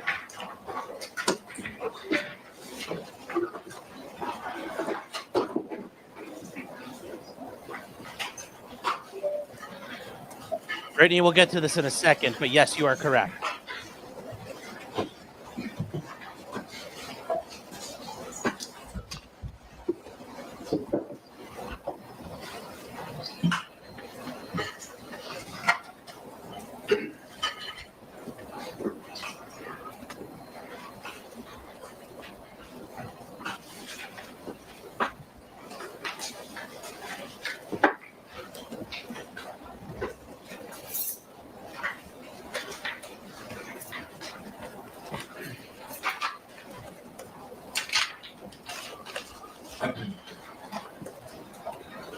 Guys, we're going to get to all this because we've never alleged it was a... Sergeant, I'm going to show you. Hold on. We'll get to this. Events A. I have the video paused. We've been referring to the timestamp in the upper right-hand corner at 22:38:43. Can you see that on the screen? Yes, sir. Just to orient the jury as far as where we're looking at here, would you agree the street on the far right of the screen would be Selma, correct? Correct. That's Selma that runs east to west. And then we can just barely see a stop sign. And there's kind of street directly in front of the officer who's shooting this video, correct? And that would be Vista Del Mar. Correct. That's Vista Del Mar. Okay. I want to direct your attention to the handicap parking stalls there. Would you agree that the one closest to the stop sign does not have a car parked in? Correct.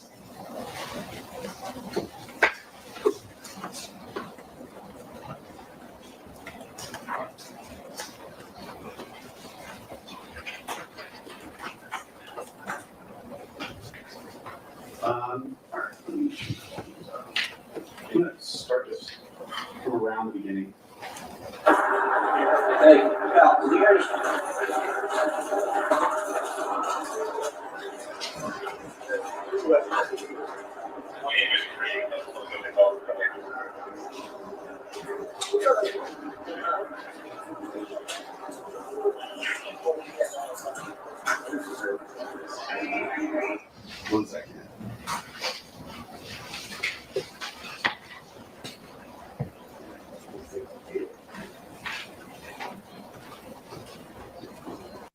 Also, chat, this is the officer whose mom's on the Real Housewives of Beverly Hills. Real quick, while they're kind of thumping around here, Brad saying, do you need the tie bar if you have a camera holding the tie down? It's part of their uniform. The LAPD's the very, like, big departments like that, your uniform is a big fucking deal. So, yeah, that's why he has to wear it. And in some states, like New Jersey, the state police, the tie bar is actually your badge. Kia Path is saying, how many street thugs are using wheel guns, though? None, but that doesn't mean you couldn't use one. And Brittany is saying, so what Rocky is setting it up, the dude actually found them as a liar, and the cartridges are ones he planted, and he actually used a revolver. I'm so confused. Well, the state's not making it clear, but the allegations from Rocky is that the victim grabbed a bunch of shell casings and put them in a bag and went to the police with it. Because the police never find casings. Relli's the only one who finds them, which is very coincidental. So, just so you guys are there. Just so you guys are on the same page. And we'll go over more there.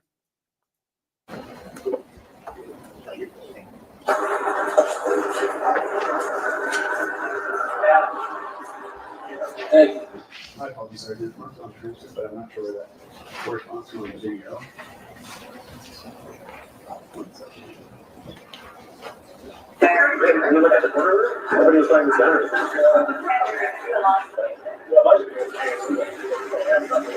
So, that's what about to do the hospital. Probably is a morning shop. Yeah, you gotta get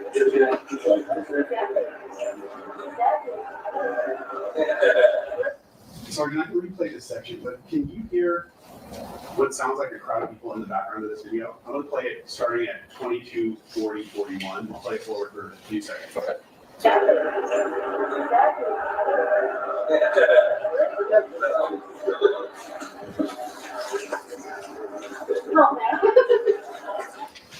Do you hear a number of people's voices in the background?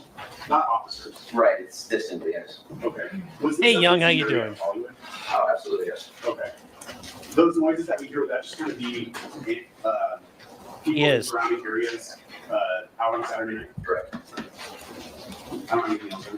Just let's go to See, I figured you women would be all about this. Yes, he really is Erica's son. So there you go, ladies. Get all hot and bothered. You know some inside dirt and the hot goss. 223708, please, on that same page. Exactly, bye, Franz.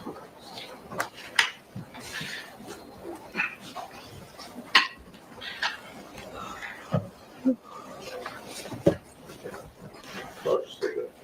There's a famous orange wall over there. You see that thing on the left? Yes, sir. All right. And right across where you guys were searching where that individual was before, right across there. There's cars right next to that, right? Correct. Okay, there's a bunch of cars on the other side of that orange wall, right? The rider vans here. Yeah. Yes, there's cars on the other side, I'm saying. Of that orange wall, across the street where the offices are. Right, correct. Yes, you see those? Yes. Okay. And, okay, you could scoot around if you want.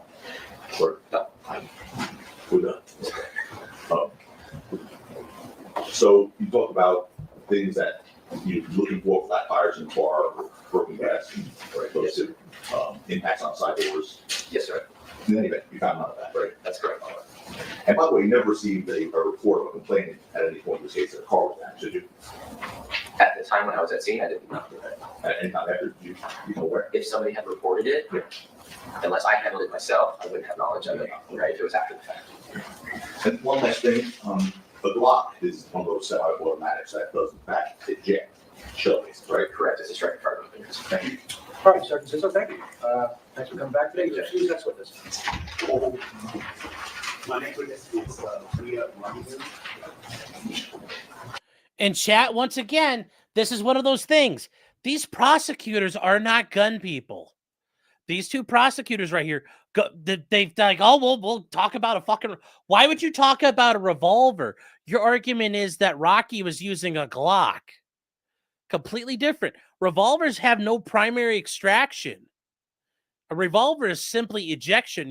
You push the cylinder pin and it ejects everything out. This idea that they did this is stupid. Talking about a revolver when your argument is he used a semi-automatic handgun, there's no fucking point. Like you just throw out. Sometimes you don't find evidence. Shell casings are really hard to find. They go and bounce around everywhere. They could go like all different directions. That's a good argument. I don't like it personally, but it works. They get kicked around, bounced around, whatever. Way you're holding the gun orientates their trajectory. But to then bring up a gun that would defeat half your arguments, God, I hope Tacopina understands that and can fucking crush him. I hope Tacopina can understand that. Because bringing up a revolver is completely moronic here. This was actually like, I mean, he's the responding officer, so there's not a whole lot to it. Well, this is a pretty good witness overall. But this was really helpful for Rocky because now the state's saying, well, it could have been a revolver.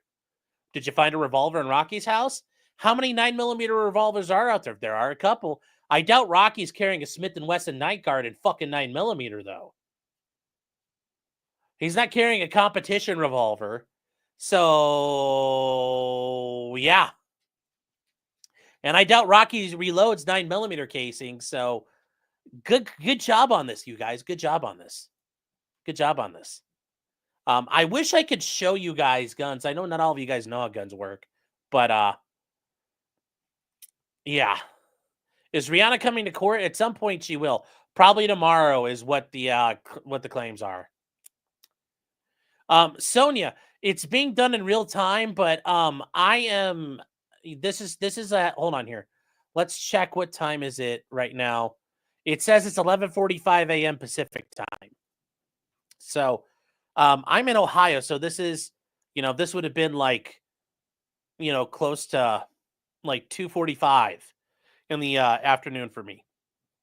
I was in court today taking care of some stuff, so we're way behind. So if you ever want to see the time, right down here, this will tell you the time. Because that's the real time, like what it was this morning. So hope that makes sense. Real quick, just a couple more comments. We'll get them out of the way here. Byfront saying he could have collected that brass at any time. Yep, that's true. Benjamin Lewis gifted 2 subs and Cat with 5 subs. That's right, chat. We're praying the gray away today, and we're doing a great job about it. So, guys, thank you both for your generosity and your support. I do appreciate it. And Kia Patrick saying the police and military are big on pageantry and order. Yes. Now, if you're like in, some smaller police departments, probably not a big deal, but the LAPD, they have uniforms of the day. Like, all of that is very, like, structured and done. The LAPD is a very, very, like, big on that stuff. So, Gandalf saying, I wager that he's explaining since they couldn't find the casings on the call, he assumed it was a revolver. Yeah, but then but the idea was like, if they're going to go down the road of like, we never found a revolver. Yeah, but I think they got to be careful about that. I think they have to be careful about that. Because remember, they already acknowledged, Rocky is already claiming I had a blank firing gun. I had a prop gun that couldn't actually fire live ammunition. Why even come up with the concept of a revolver? It's easier to just say shell casings go every direction, depending on how the gun's alternated. And when people are running around, stuff goes everywhere. Sometimes you don't find a casing at all. It does look bad, though, that like no cars have bullet holes or, ricochets off anything. That is a big issue. Like they're in the middle of a parking lot and none of the cars got hit. That's kind of rare. It's kind of rare. So.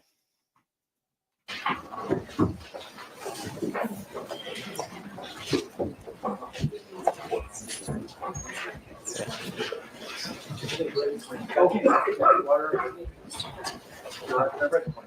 Oh, let me mention to you about tomorrow. Okay, don't bring up the California handgun roster, guys. You'll confuse the normies enough. You confuse the normies enough. One of the people involved has a commitment that cannot be avoided. So we're going to start a little early, and we're going to go a little longer. We're going to go 10 to 12:30 tomorrow, but that's going to be it. And then we'll break about 11:15. So be here tomorrow at 10, and then you'll be excused for the day at 12:30. The following day, normal schedule, 10:30 to noon, 1:30. Okay?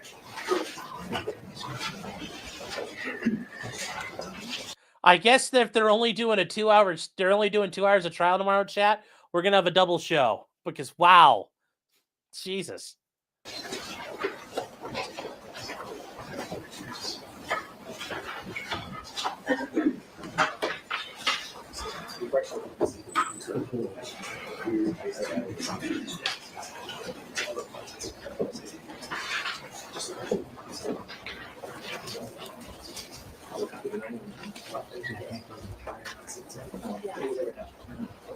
All right, chat. Let's skip ahead Your here. right address, please.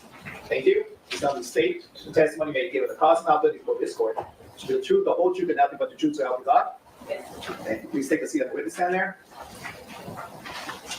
And please adjust the microphone and state and spell your name for the record. Leah Elizabeth Martin Brown. Okay, you allow me to raise up your voice. Sorry, Leah Elizabeth Martin Brown. Please spell your name for us. LeahElizabeth. Thank you. And Brown, common spelling? MARTIN Brown common spelling. Thank you. All right. Good morning, this is Martin Brown. Are you, as you sit here right now, are you nervous? Yes. Have you ever testified before? No. This is an uncomfortable feeling. Yes. All right. I'll try to get through it quickly. On Saturday, November 6th of 2021, were you living or were you in an apartment at 1600 Vine Street in Hollywood? Yes. I'm going to show you turn off the TV.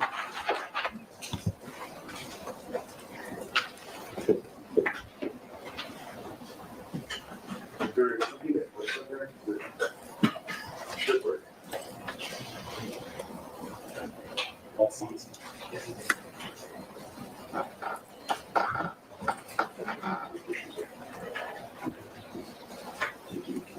I'm also gonna, if you don't mind, can I reach over and see if I can turn this on? Hey, Matt D, if you're asking for a description, there's if you click down below in the description, I kind of lay out the whole story. It's a quick read. You can catch up fast. Don't worry. There you go. What exhibit are you showing? This is People's Exhibit 1, Your Honor. Yeah. Ms. Martin Brown showing you what I marked as People's Exhibit 1. I'm going to direct your attention towards the bottom. Do you recognize the area that's depicted in that map? Yes. And is the apartment that you were at that evening depicted on this map? Yes. Can you point to it for us on the screen behind you? And there should be a stick. Okay. All right, and so she's pointing to the northwest corner of Argyle and Selma.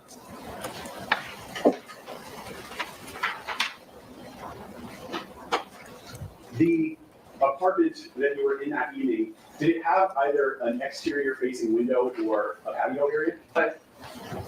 And what street did those windows look out on? Argyle and then also Selma. So from the window, you could see the corner of Argyle and Selma? I could see pretty much all of Argyle and then up until like somewhere in the back of Davy Wayne's, which is a club. Where would Davy Wayne's be? Around here-ish. Okay, so you're pointing all the way to the corner of El Centro and Selma, correct? Yeah. Was the apartment that you were in, what floor was that on? The 7th, it was part of the 701. Okay.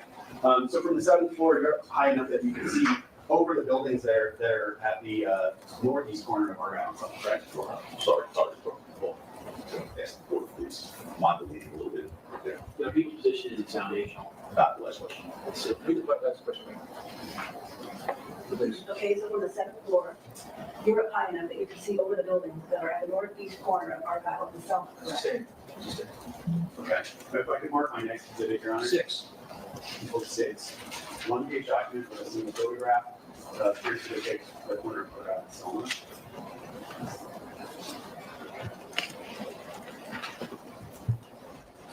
Showing you what I just marked as people 6. You recognize that street corner? Yes. And do you see the building that you were living in this photograph? Yes. Can you point to it for us?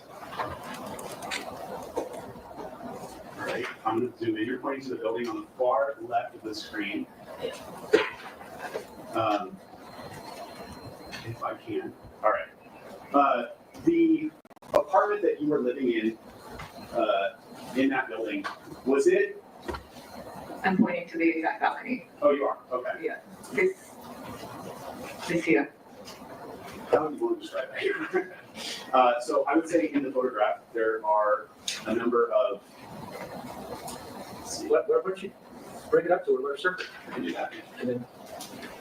We'll answer this in a second, Young. Good question. That's good. Circulate.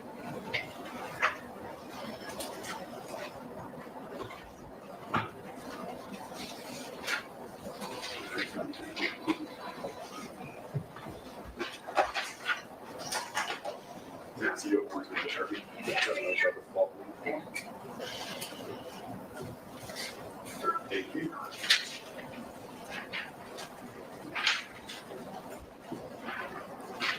Okay. Putting people 6 back up. The black mark that you made here is the exact document you're talking about, correct? Okay. Now, it appears that directly across the street from the building that you were living in, there's a number of buildings on this corner of our island, correct? Correct. From your vantage point, could you see over those buildings? Yes.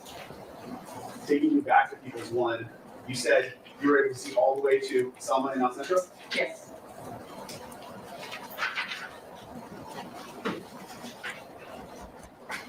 That night, so November 6, 2021, at approximately 10:18 p.m., did you call 911?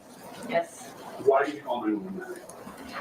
I thought someone had been hurt and I wanted to make sure an ambulance came. How was it that you thought someone had been hurt? I saw an altercation and it appeared that there may have been a gun involved. So I thought if someone was hurt, I didn't want them to die, if that had been the case. But again, I was on the 7th floor. So. How many people were involved in the altercation that you're talking about? 3. Where was the first place that you saw those 3 people, if you remember? Walking down Argyle. When you say walking down Argyle, what street would they have been walking towards? Selma. And how far up Argyle, so away from Selma, did you see them? Was there some point of reference that you have? The parking garage that leads into the El Centro apartments. Okay.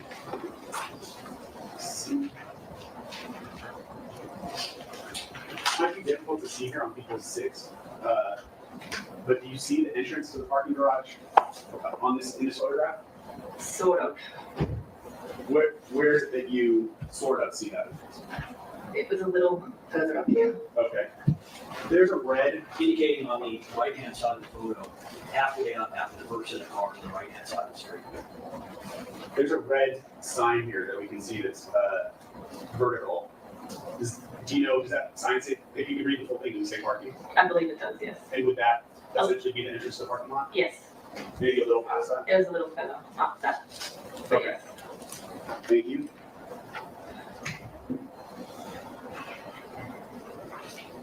What was the first thing that you observed between the interaction of those people that you described? Again, it was like, I was on the 7th floor balcony.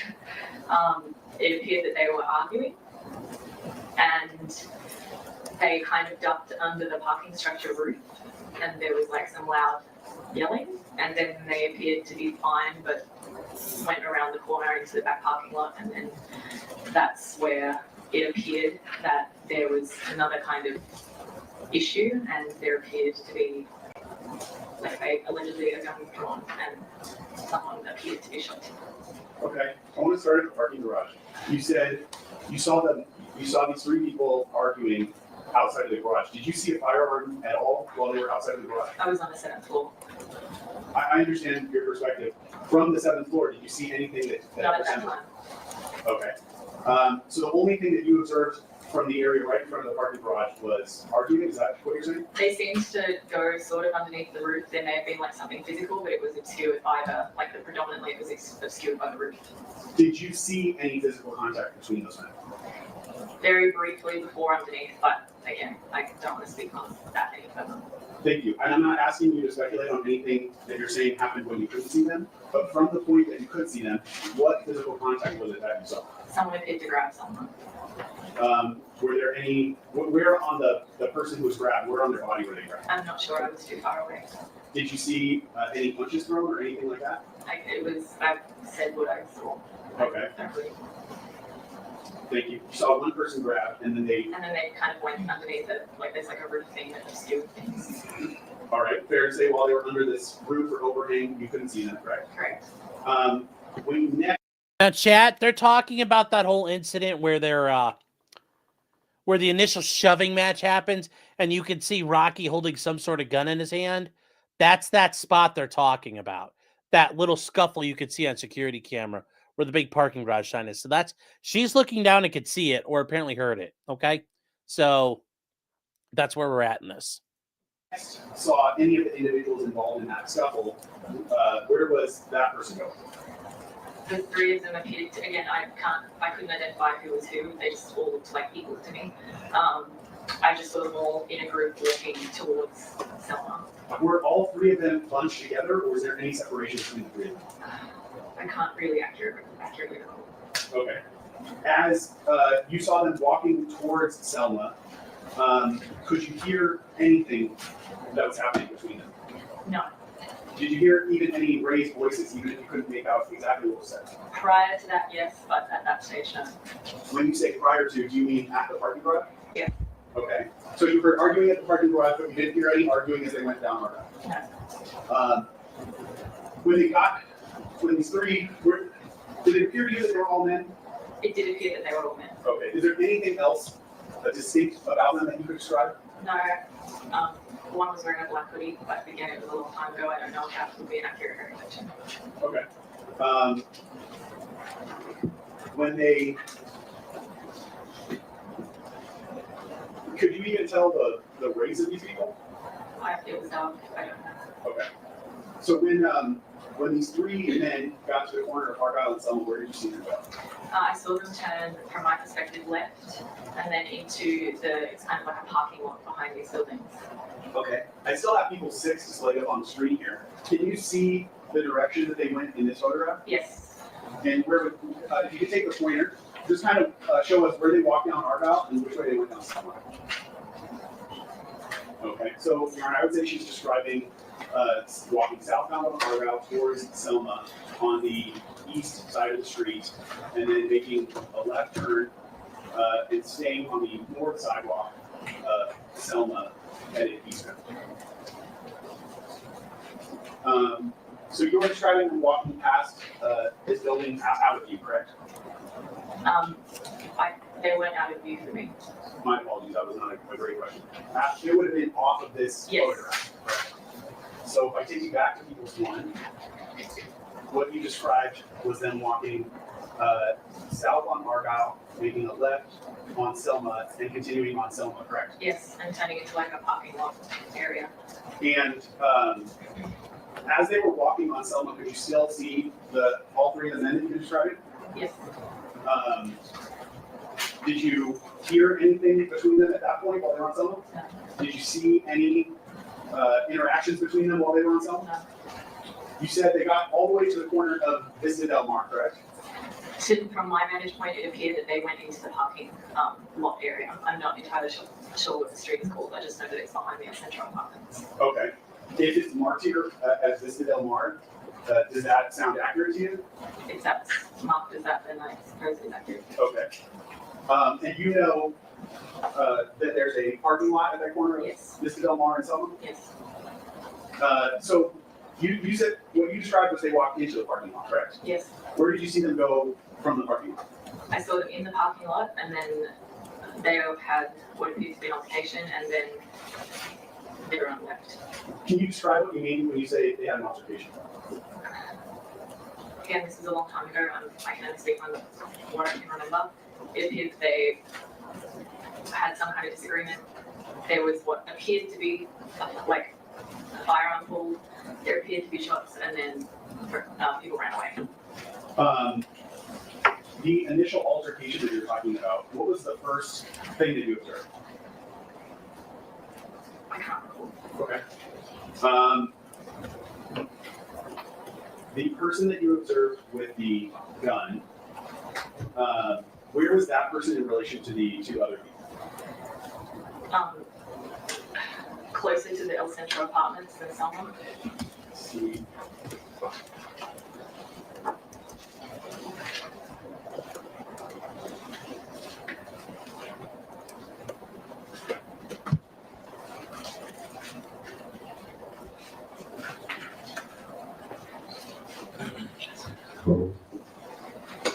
Just so you know, we're gonna break, why don't we take a break now? Okay. All right, folks, we're gonna break now. Please be outside the court doors at 1:30, so for that time as possible. We will resume with Ms. Martin Brown's testimony. Please do not discuss the case amongst yourself or anybody else. All right, chat, we're going to time travel a little bit here. Let's see what we got. All right. Look, we're already like chugging along here.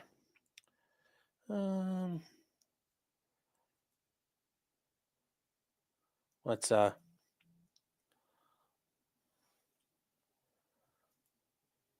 they take long fucking breaks. I go to 1:30. All right. They're late, chat. They're late. So at the point.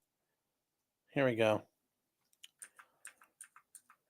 Selma. So There we go. the apartment you were in was closer, or farther away from Selma, so closer to this side of the building, right? Yes, correct.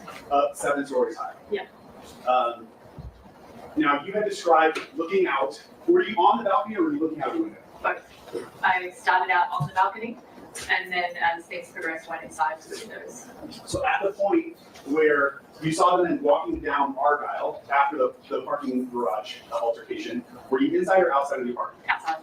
And then when the men turned onto Selma, were you still inside or outside of the apartment?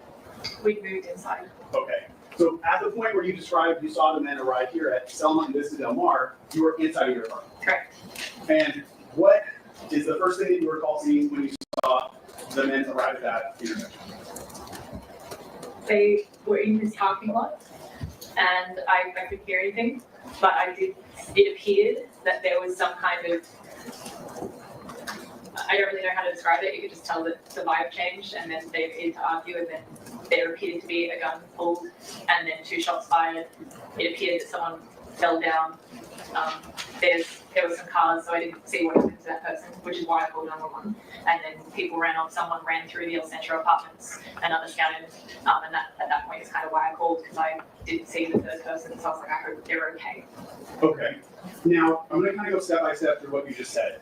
The first part of your statement that you said the words you used were the vibe changed, correct? Yeah. Okay. And you described there being an altercation. Did you see any physical contact between any of the 3 men? No, it appeared to me that they were maybe exchanging words. Okay. The man with how many of the men did you see produce guns? 1. And what, if anything, did you see that man do? He appeared to be closer to the El Centro apartments, and it was more of like a jump back and pulled out a gun and then fired twice, or appeared to fire twice. And then everyone just walked through, the people that I could see dispersed very quickly. You keep referencing the El Centro apartments. Yes. Is it possible for you to point the direction you're talking about on this exhibit where those apartments would be? These ones here. Okay. So the direction that you're talking about that person taking on the street, can you kind of show us with the pointer on this exhibit? It happened inside a parking lot, so this looks different to how it did when I lived there. So, but it appeared that they could access, like ran through here towards Hollywood Boulevard. Generally, are you saying they're running away from Selma? Yes. Okay. And that the first person that you saw heading that direction was the man with the gun? Yes. They kind of dispersed at the same time, and one went kind of through El Centro from what I could see, and the other went, it happened very fast. Okay. You said it appeared that the man with the gun discharged the gun twice, were your words, correct? Yes. What about the situation made you believe that he had discharged it? The sound? Could you actually hear 2 gunshots? Yes. Okay. The same time that you saw that man with the gun doing that jumping motion that you talked about? Yes. Okay.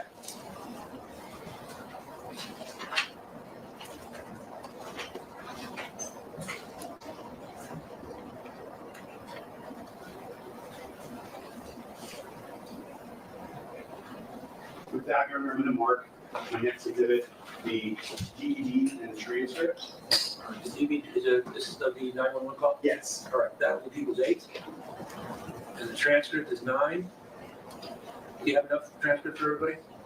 I believe I do. All right, Alice, can you distribute those, please? Yes, sir.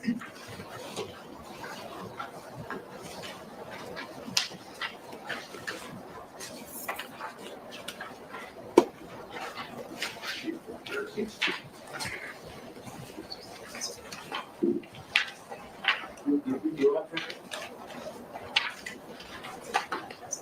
Here, you mark the transcript now.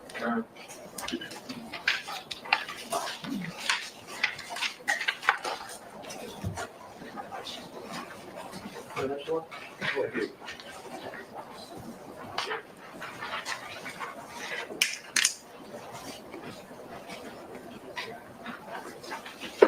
Oh, we're missing one. Everybody's got a transcript?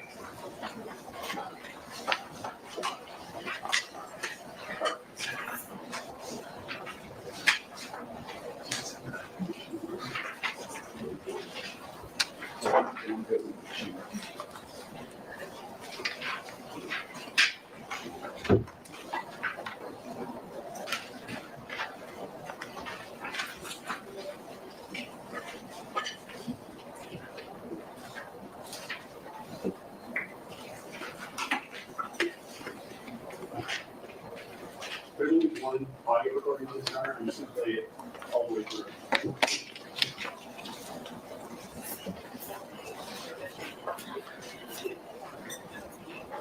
It's gotta be louder.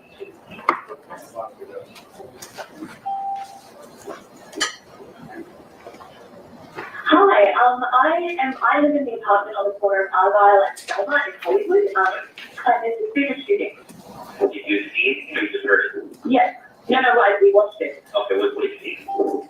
There were 4 men, and they were kind of fighting as they were walking along Argyle, and then they turned left on Selma. So we had yelling, and they started running, and they turned left into the back lot apartment for El Centro Apartments. And someone pulled out, the guy in the black sweatshirt pulled out a gun, Okay. and he shot. And I think the guy who shot was a blue. That's all right. Let's talk to the guy with the handgun with the black white black heated. He was black. They were all black. That's what put it close to that. He was wearing black. He was wearing black. Okay. I was on the 7th floor, so this is what I can see from the Can you look where you are, or do you know where he is? No, they all ran away in different directions. 2 of them ran like towards the El Centro apartment. Let's focus on the guy that had the handgun. Yeah, which way did he went? I think he went to the left. I don't think I just saw all the. Yeah. 3 went towards Hollywood Boulevard. All right, but I really want to focus on the guy that had the handgun. You said had the handgun. I want to know which way he went to go. The direction of the guy, did he go east and north, south, or what part? I think he went north. North, okay. I think he went north towards mine, but I'm not sure. Okay. That's where we kind of ran into 5 seconds. Okay. And do we know if anyone injured, anyone found any medical assistance? We're not sure. I saw someone go down, but they're still being away. I'm not sure if they ran away. Okay, and what's your name? My name is Leah. Leah, all right, and your phone number is that? Yes. All right, and just to confirm from where you are, you can't see any vehicles down, you can't see anything, any other belongings at all? No, I'm on the 7th floor, so there's a building that kind of blocks it. Okay, all right, no problem, I'll go ahead and I'll tell you the type of the place and I'll go to you as well, okay? All right, thank you. All right, this is Martin Brown in the call. Have you ever heard that call before tonight? Is that no? That's no. In the call, you described 4 men, correct? Correct. Fair to say that the day of this incident, as you're talking to the 911 operator, your memory was better because you were observing it? Yes. Okay. The only other question I want to ask you to clarify is, in the call, you said 3 of the men ran towards Hollywood Boulevard. And I put people's one back up on the screen. From the parking lot that you're describing, where would the men have gone to go to Hollywood Boulevard? I assume up the middle of the apartments. This was a very long time ago. Okay, that's fair. But I just mean generally, it would be from the parking lot here towards the top of the page, correct? Correct. Okay.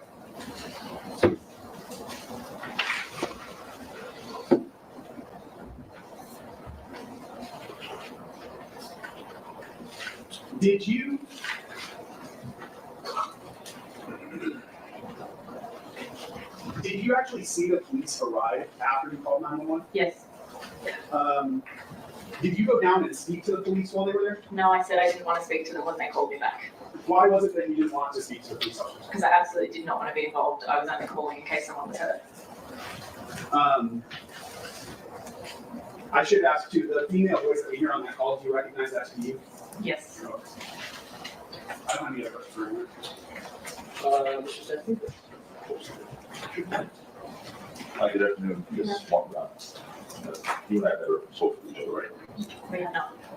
In fact, yesterday, you used to speak with the investigator who was attacked, correct? Correct. All right. People's exhibit number 7, which is right behind you. Where's your balcony in that picture there? Can you see it from there? Yeah. I'm just, one thing. Sure. All right. You know what? Yeah, that's. Just walk around. Just before you start like this. Mr. Tibbet, is that? 7 people. It's a very good question. Why didn't you say anything else to the cops?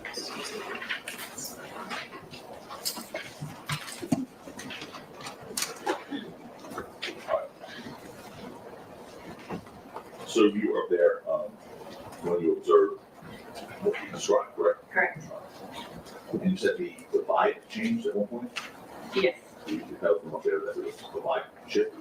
Yeah, they seem to move further away from one another. Okay.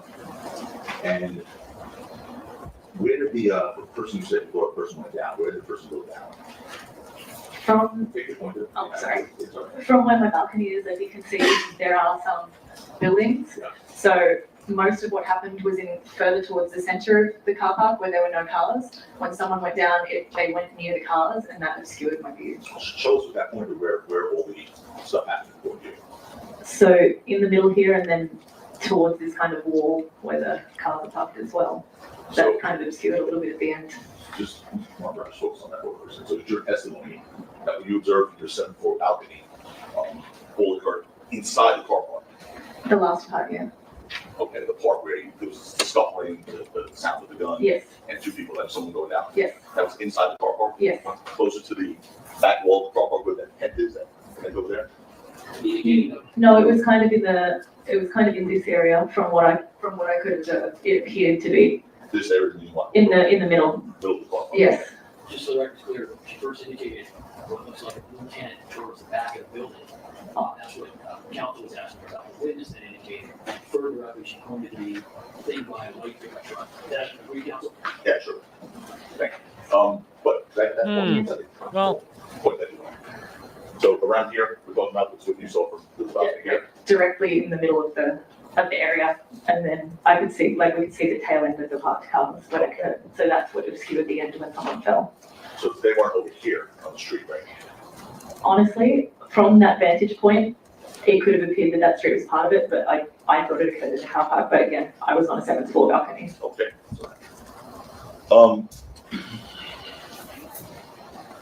Aside from that, who was with you? I heard no voice. My ex-partner and my old roommate.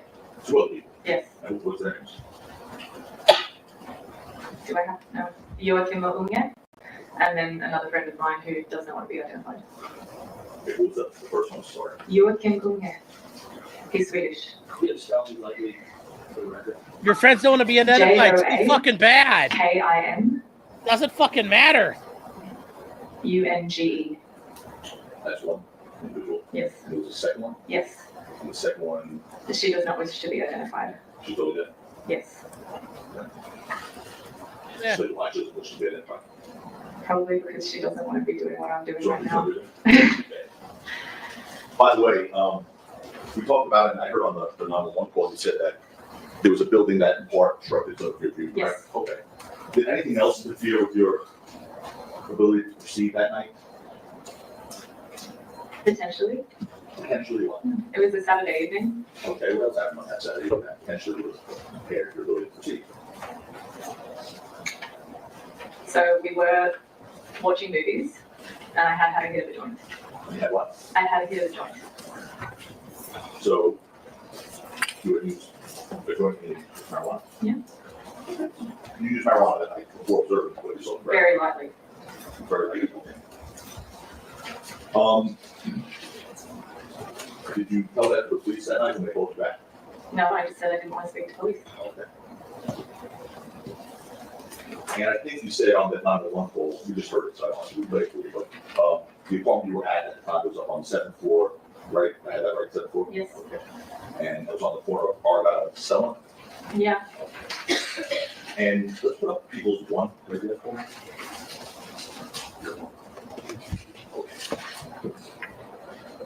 Oh.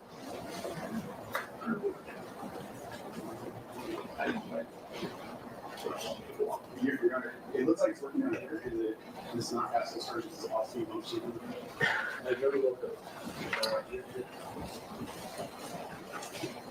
We didn't want it, yeah. You did it.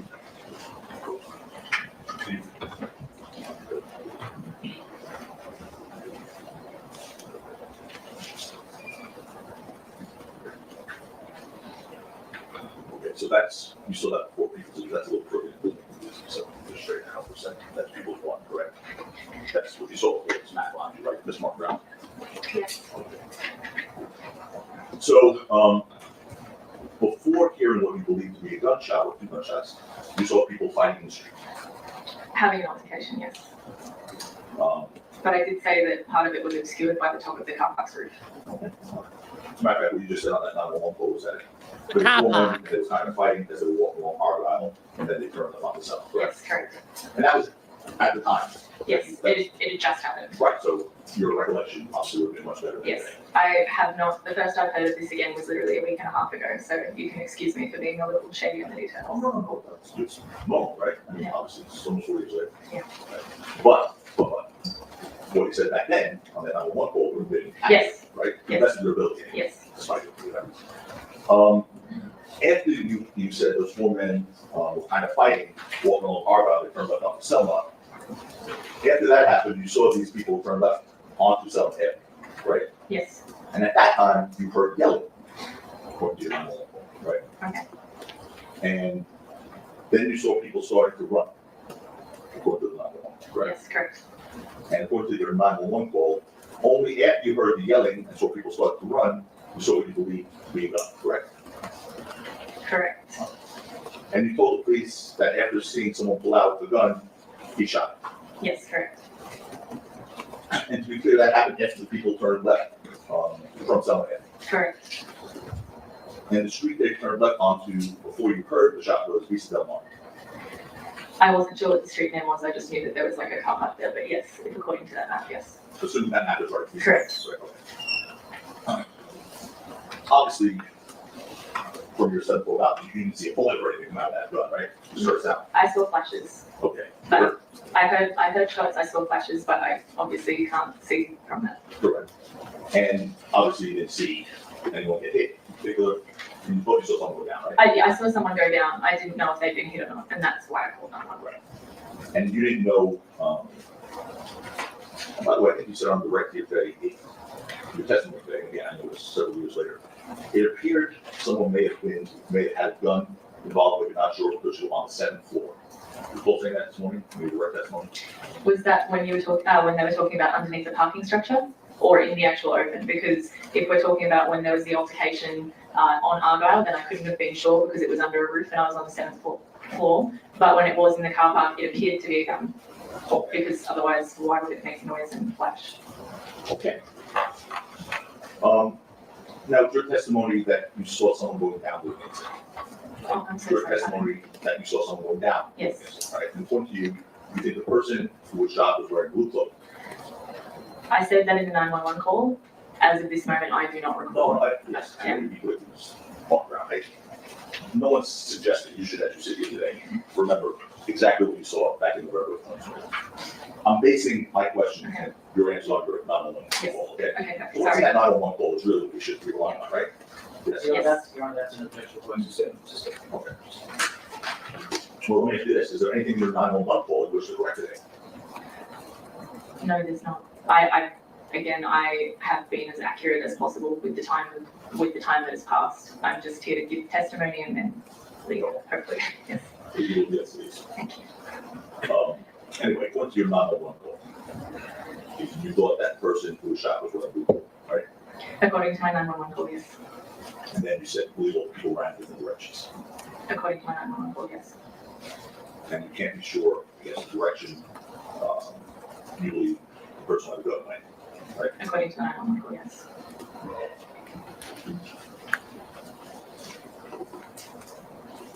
At one point in 911 call, you said you weren't sure if the people ran away, right? Correct.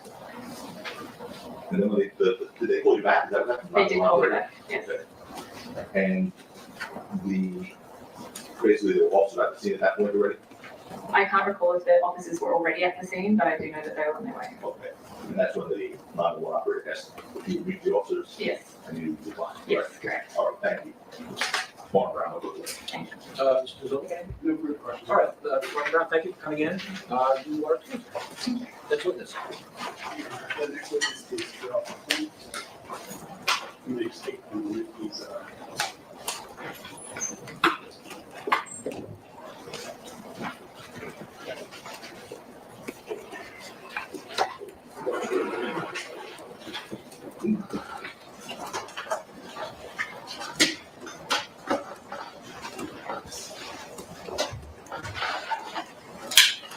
So I don't know, guys. That really wasn't really the biggest. Like, that's not a home run for the state. It's just showing these guys were fighting.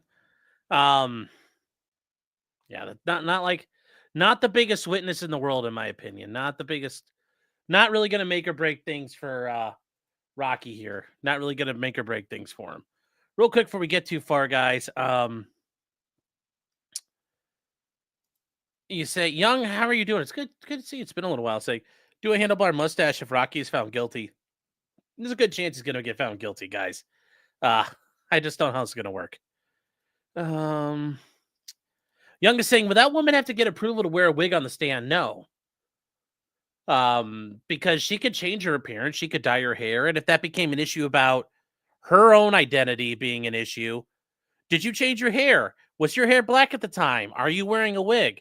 Unless she's, there's no issue about her obscuring her identity or having a wig on, none of that would really affect her testimony. And if it became an issue, the defense could bring it up. And real quick, Debbie gifting 10 subs. Debbie doing her part, getting those H1 green visas in here. Grays, we're taking your jobs. Thank you, Debbie, for your support and your generosity.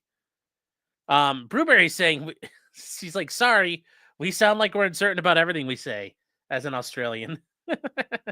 And El Barto goes, is she Australian? And Brewberry says, she is. Yeah, mate. So I wonder if she knows Hella. Brewberries, is she your neighbor? Was this lady your neighbor or something?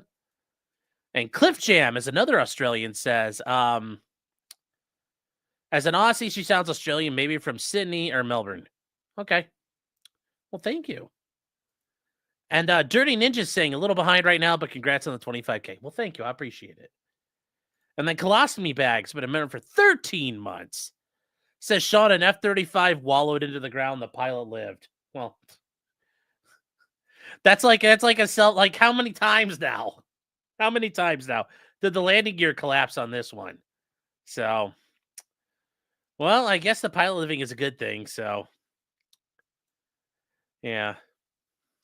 So it's a good start, Chad. It's a good start. And then Frosty Chaos, you do win points for this. I was expecting this trial to finish ASAP, but it has a rocky start.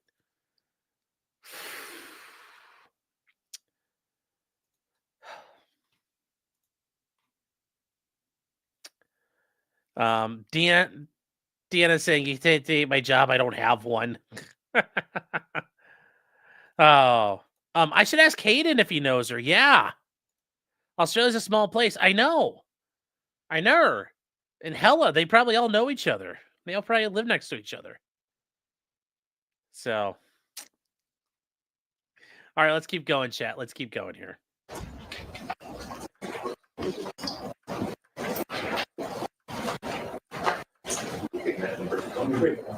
You need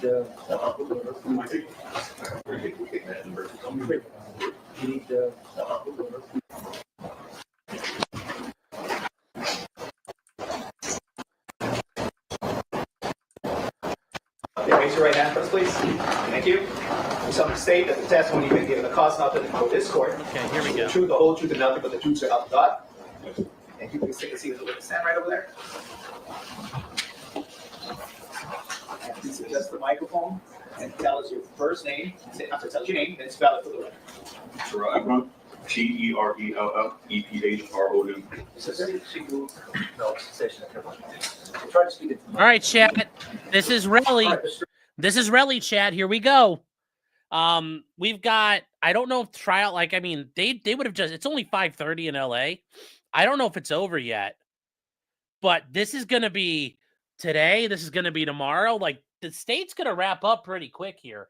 They've got their, they probably got a detective coming in talking about the weapons they found.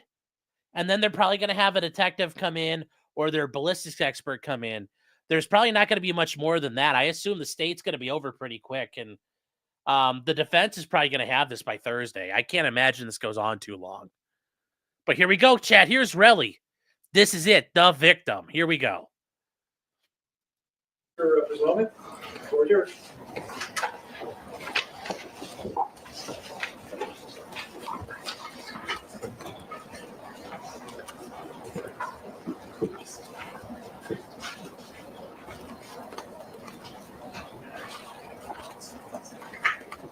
This is going to be a chat.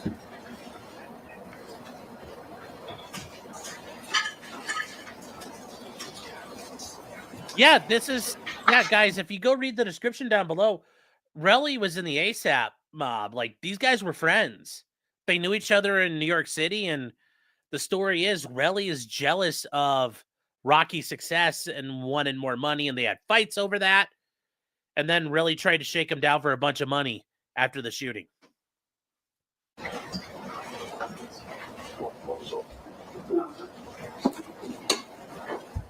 Morning. Or good afternoon.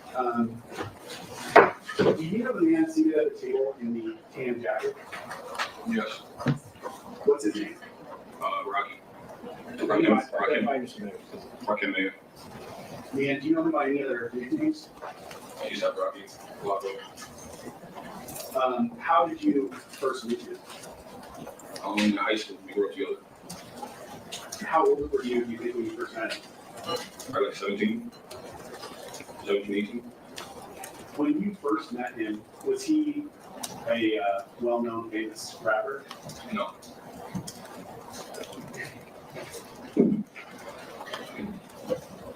I want to jump ahead to November 6th, 2021, the day of this incident. Do you remember approximately, or do you remember how old you were that day? How old were you on the day that this happened? Do you remember? Probably 33, 32. Okay. Would it be fair to say you knew him about maybe 15 years at that point? Yes.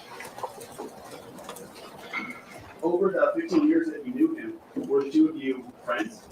Yeah. Can you describe the closeness of your relationship to him?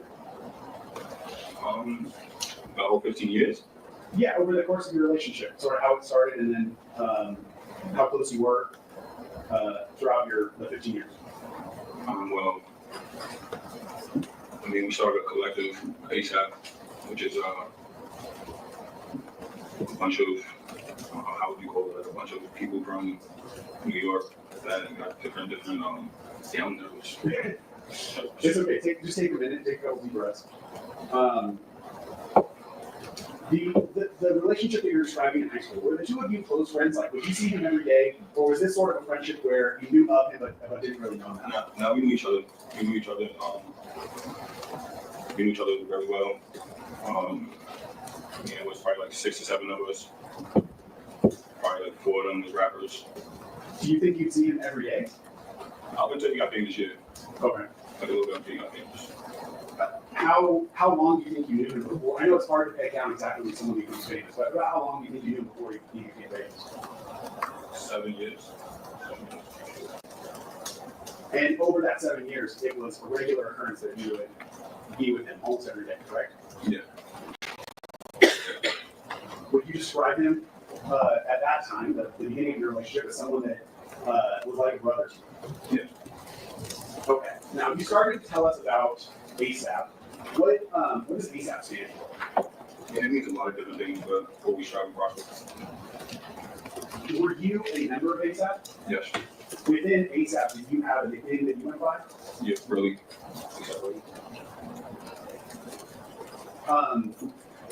Was that something that started when you were in high school? Yeah. What year of high school do you remember? Like, were you a junior, senior? Oh, it was like a senior. Did you know someone by the name of Elijah Mayers? Yes. Was he also a member of ASAP? Yes. Did he have a nickname that he went by in ASAP? ASAP Bills. Okay. And I'm gonna have to mark my next. 10.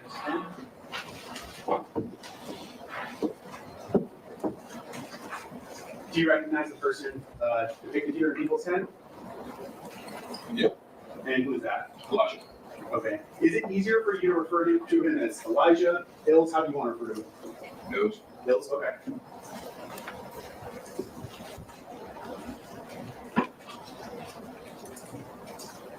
Was he one of the kind of original members of ASAP? Yeah. How would you describe for the jury your relationship or your closeness with Elijah or Bills? I mean, it was pretty good up until the incident.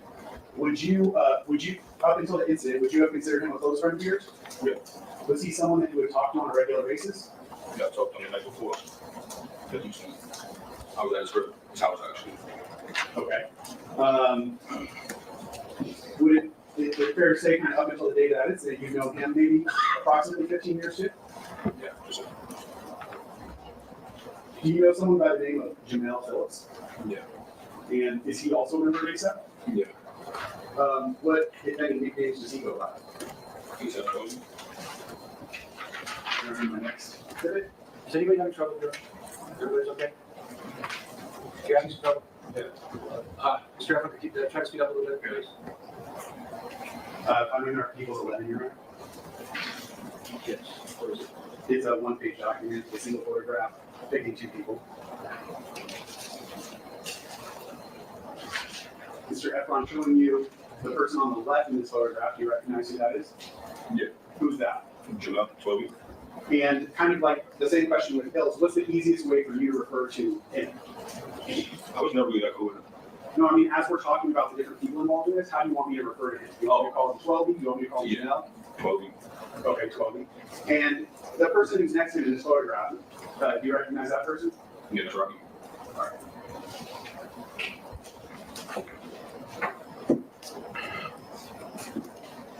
You said regarding 12B that you were not as close to him, correct? Is that yes? Yes. How would you put it in your own words, how would you describe your relationship with 12B prior to the incident? I mean, there was never no problems, but I never wasn't that cool with him. Like, we really didn't interact that much. Would you, He wasn't like he came kind of like later, so like I really wasn't like chilling with him or chilling with anybody who came after the fact was ASAP. Okay. So what you're describing is kind of you and the defendant and Hills had known each other longer, and then 12B came after that core group was formed. Yeah, so me, Jabari, Hills, and Rocky pretty much started ASAP.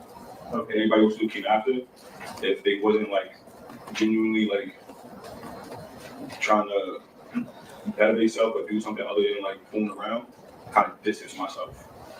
Okay. Is that, you mentioned in Jabari, who's Jabari? What do you mean by that? What's his name? Jabari. That's his name. ASAP Bari. Okay. Does he have any other nicknames in his life? Youngwood. Would he also have been considered part of the ASAP collective that you described? Oh, yeah. Within that collective of members of ASAP, were all the people that were members, were they all rappers? No. What were some of the other pursuits that members of ASAP would also pursue?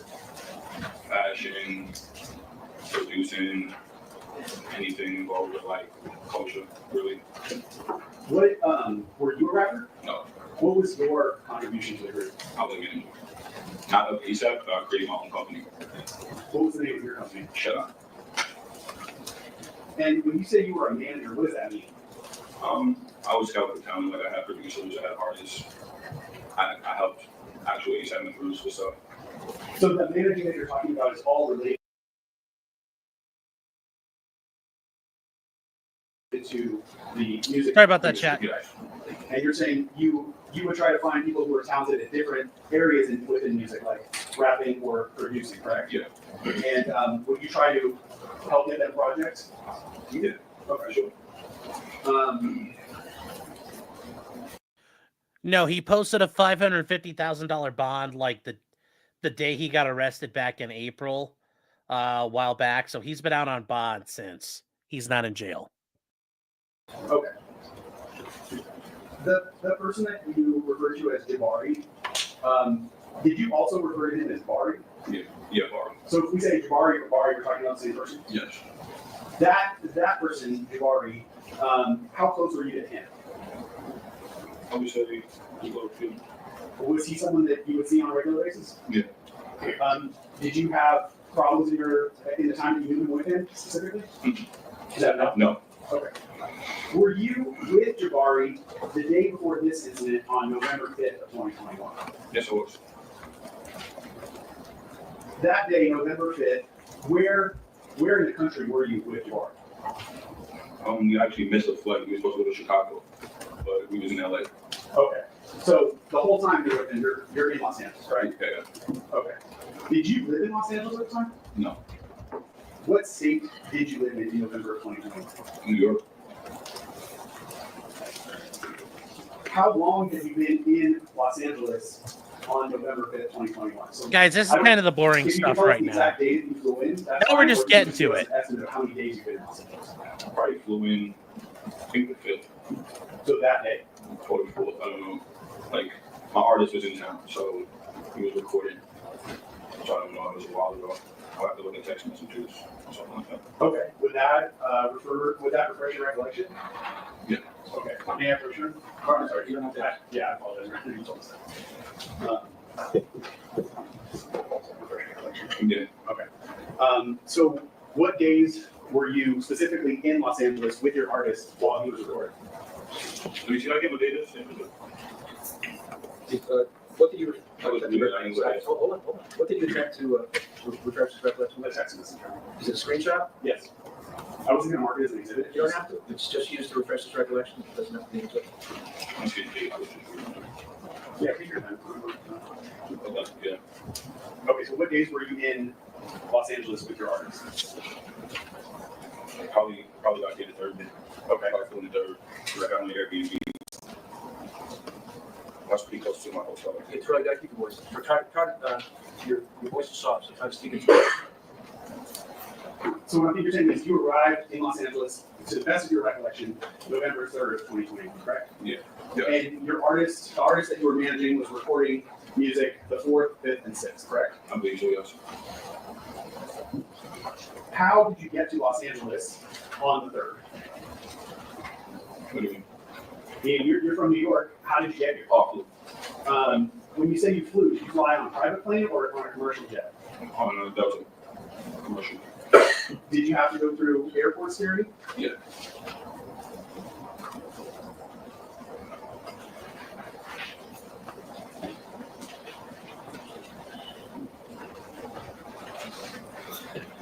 Okay, you said you met up with Jabari on November 5th in Los Angeles, correct? Yeah. Do you recall where you met him? When I first met Jabari? Yeah. Well, I mean, that day, November 5th, where did you meet him? In his apartment. I mean, in his house. And is that in Los Angeles? Mm-hmm. Is that yes? Yes. While you were with Jabari that day, did you overhear a conversation between Jabari and the defendant, Mr. Mayers? Yeah, we was on our way back from the airport, and he got a call from Rakim. So the defendant called Jabari? Yeah. And can you describe for the jury how it was that you were able to hear the defendant on that call? We was in the back of the SMG, and he got a call from Rakim. He put the phone on his stomach. So he was laying back in the truck, and he put his phone on his stomach, and just was like listening, like talking to him. Was I'm on the chair. Was the phone on speaker? Yeah. So you could hear both sides of the conversation? Yeah. What was the nature of the call between Jabari and the defendant? It started off first, I believe, like Rocky was trying to get Barbie to come to this complex on Kenya University thing, and Jabari declined, and the conversation got kind of weird, like, and then Jabari said something like, "Oh, I see you got bills and 12 on the jet," and it became like an inside joke because Rocky hasn't hit them, and it just became an inside joke, kind of. So then Rocky's like, "Oh yeah, you know, I got my niggas with me, boom, boom, boom, whatever." And then instantly after that, he says, "Fuck that nigga Relli."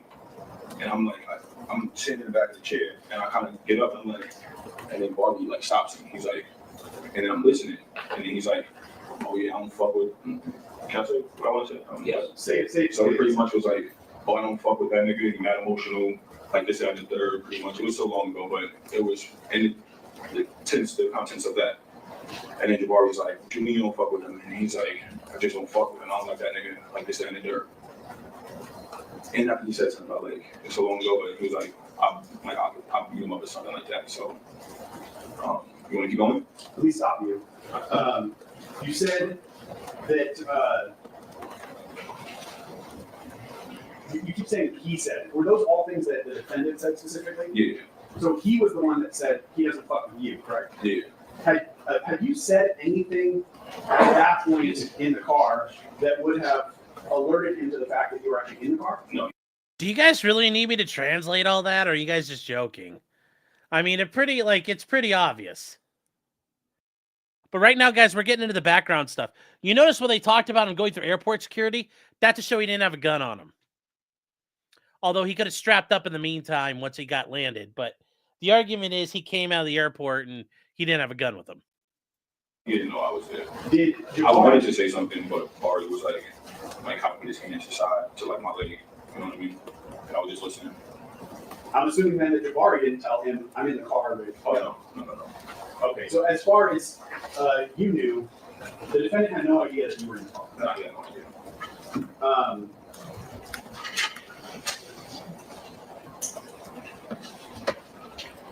Other than the specific things that you already said about you, is there anything else that you can recall that the defendant said about you on that call?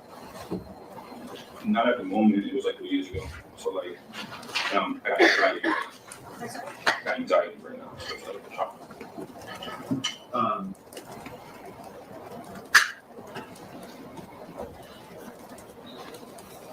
In the past, have you said that on that call, the defendant said, referring to you, "He's a bitch"? That's a big. All right. At that moment, on November 5th of 2021, were you aware of tension between you and the defendant? At the point that the defendant is saying those things about you on the phone, were you also feeling tension in your relationship with him? I mean, it's kind of always been like that. So it's really hard having a relationship with Rocky. Can you explain that? I mean, you want to tell me my personal experience? Or? Yes. I feel like he's fake. How so? He lies a lot. Like, I don't see him, so it's like, how are we going to have a relationship? You know what I mean? Is there anything specific that you can think of? Yeah, like my companies or just anything, like overall. Like, you know what I mean? Like I had this one job I call him is the 6 month man, because I was seeing him every 6 months. You know what I mean? But then when you come around, it's like, it's fake. You know what I mean? Like, what are we supposed to be in this ASAP thing for? So, smoking mirrors. Did you actually voice your displeasure? Oh, yeah. Yeah. How did you do that? Through text messages. But nothing ever, like, threatening him or anything, just mostly telling him, like, you gotta tighten up, this shit fake. But you would text message him and say, and he won't text me back. He would never text me back. Okay. I'll probably see him, we'll have a conversation. He'll be like, oh, bro, you emotional or something like that. And he tends to, shit like that. When he calls you emotional, you heard that as an insult to you, correct? Not really. Okay, how did you take it? Like he's trying to shoot me off. Like using that as like leverage to do like not get business done, I guess.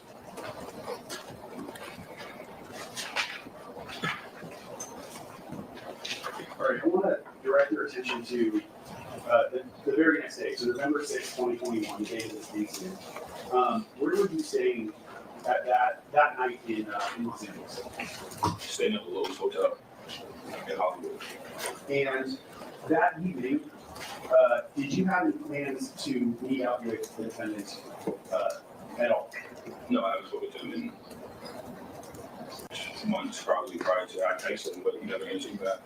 You mentioned in your earlier answer that there was this event called Complex Concert going on that weekend, correct? Yes. And I believe you said the defendant was actually performing at that concert series, right? Yeah. Did you have plans to go with the defendant to Complex Concert? No. I wasn't on that jet. I didn't get no phone call, so why would I, you know what I mean? So that's, I guess, what I'm asking you to explain. As far as Complex Con, you had no plans to go there, and certainly not to go with him, correct? Did you have plans to go with Ills or with Welby? No. What was your business in Los Angeles at that time? Working with my artists. And if you can recall, what are the hours that you're working with your artists? I booked pretty much all day sessions. We was finishing up a mixtape for, I believe one of these labels wanted me to like show them like something like better than, because I had a couple songs, so they just wanted to see like a compilation of the work that I'm doing. Okay. How long? You're saying hours. How many hours would these sessions? I don't know. I would be in and out. I would never stay in the studio that long. Okay. I'm looking for the artist. At around 9:23 that evening, did you receive a series of calls and text messages from the defendant, Ills, and 12B? Oh, yeah. At the time that you were receiving those communications, what were you doing? I was sleeping.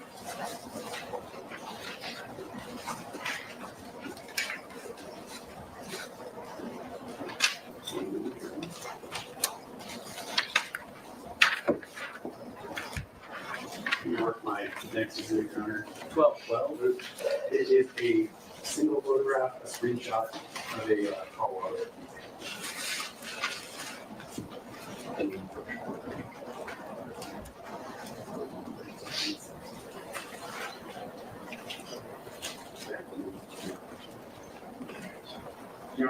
No. Let me see.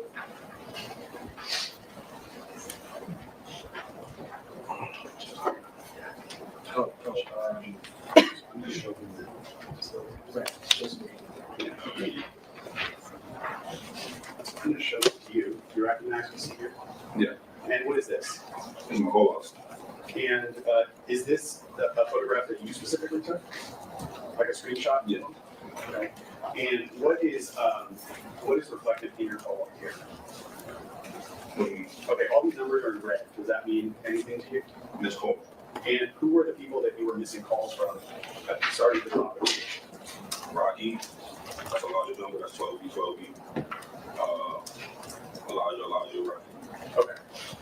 And did you receive those missed calls kind of in quick succession? Meaning like right after each other?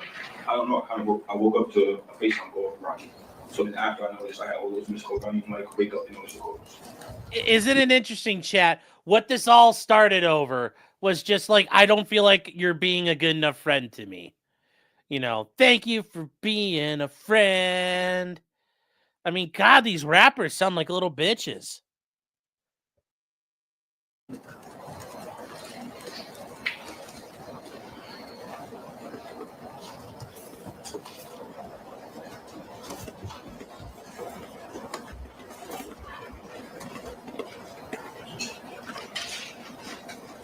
Look at him hamming it up.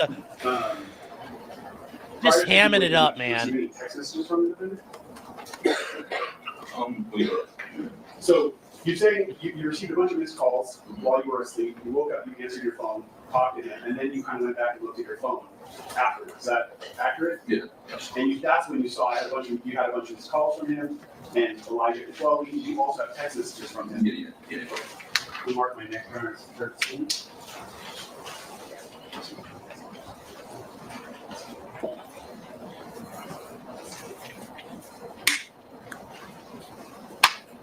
Finding approach to people's 13. You recognize what you see here? Yeah. And just in general, what is this photograph? And this is where we're stopping for some real stuff here. Bono's saying, hey, Sean and Chad, I'm snuggling at the hospital with my newborn daughter nearby. Never happy at a suffer. Well, congratulations, man. Congratulations. Hope baby and mom are doing well. Congrats. But yeah, guys, this is the biggest floppy, like the pussiest rapper ever. Yeah, so you didn't get engraved invitations and now you're mad. Yeah, this is just sad. And Armand is a new member. Thank you, man, for your support and your generosity. I appreciate that. I appreciate that very much. Thank you. But yeah, like this stuff may help Rocky ultimately. The jury's just gonna be like, fuck this guy, because I'm not feeling bad for this victim.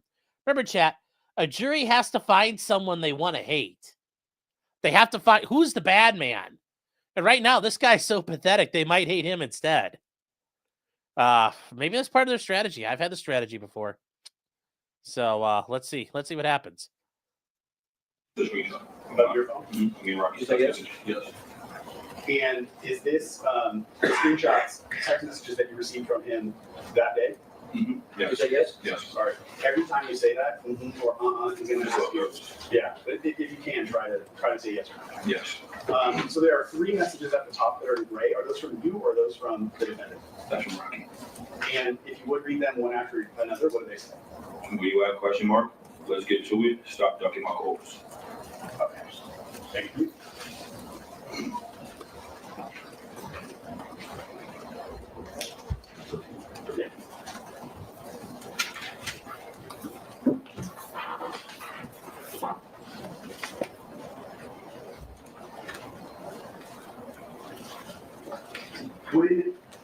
When he texted you, specifically the phrase, let's get to it, did you know what he was referring to?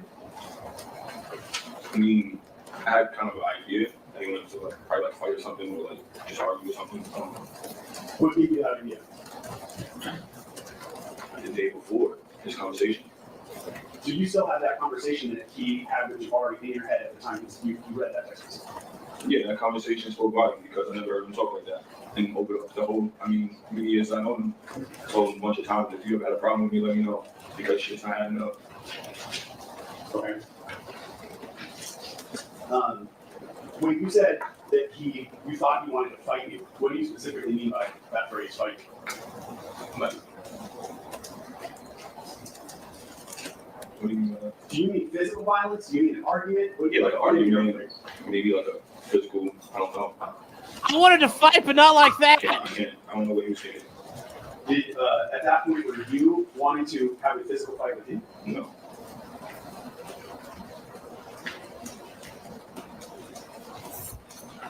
Those text messages that you read from him, when you read those, did you perceive those to be aggressive towards you? Wait, what the hell was that? Now you said also. Did you guys hear that? Hold on. Did you hear that? Did you perceive those to be aggressive towards him? When you read those, did you? What the fuck is that noise in the background? It's like a Woody. Somebody pours in the water hole. Those text messages that you read from him, when you read those, did you perceive those to be aggressive towards you? Yeah. Now you said also when you woke up, you talked to him on FaceTime, correct? Yeah. What was your conversation with him about? He was just more so like, okay, so he was like, where you at? And I'm like, huh? And then he's like, where are you? Like, kind of like broke it down. And I'm like, instantly, I don't know, for some reason, I just told him the W. You know what I mean? And he's like, no, you're not. That's a bum ass hotel. So I'm like, and then he's like, show me where you at. So then I got to bed and I kind of, the Lowe's Hotel is on Hollywood. The W is in Hollywood. So it kind of, everything kind of looked the same. So when I showed him outside, I think that was good enough to the point he believed I was at the W. Okay. When you said you received this call, were you fully awake even when you started talking to him? No, I was still asleep kind of. And you said, he first asked you where are you at, and you said, I think you said home. Yes, and then you said he broke it down where you at. No, where are you? Like, where you at? Where are you? Like, kind of like with force the second time. Like, okay, that was my question. What was his tone of voice when he said where are you? Okay, so the first one was like kind of regular. After I said or whatever, the second one was just like, like you know, it was a problem. Like, where are you? Like, where you at? Like, you know what I mean? And you said that after you told him you were staying at the W, he called your room a bum-ass room? Yeah. What does that mean? I guess it's what they look like the W. Like not as nice? I don't know. How did you receive it? Yeah, pretty, like, I was still asleep. I didn't care. I just wanted to show him outside the window, just figure out what the hell is going on. You know what I mean? We link up, like what's going on? What's the purpose of this call? At the moment you're talking to him, did you have any idea why you wanted to meet up with him? No. Bullshit, you know why. You fucking know why. Okay, you said you showed him Hollywood Boulevard outside of your hotel. What was the next thing that happened in your phone call after that?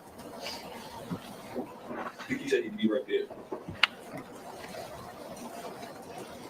Ain't nobody fucking buying this. I'm not. And then that's when I text Elijah, like, because then I'm looking at my phone and I'm noticing I got all these text messages. And like I said, text me too and call me, but I don't know shit like that. So I like ills. I know it. You know what I mean? So text ills. I'm like, what's going on? Pretty much. I don't remember exactly what I said from that day because it was 3 years ago, but I hit ills to like kind of confirm like what's going on.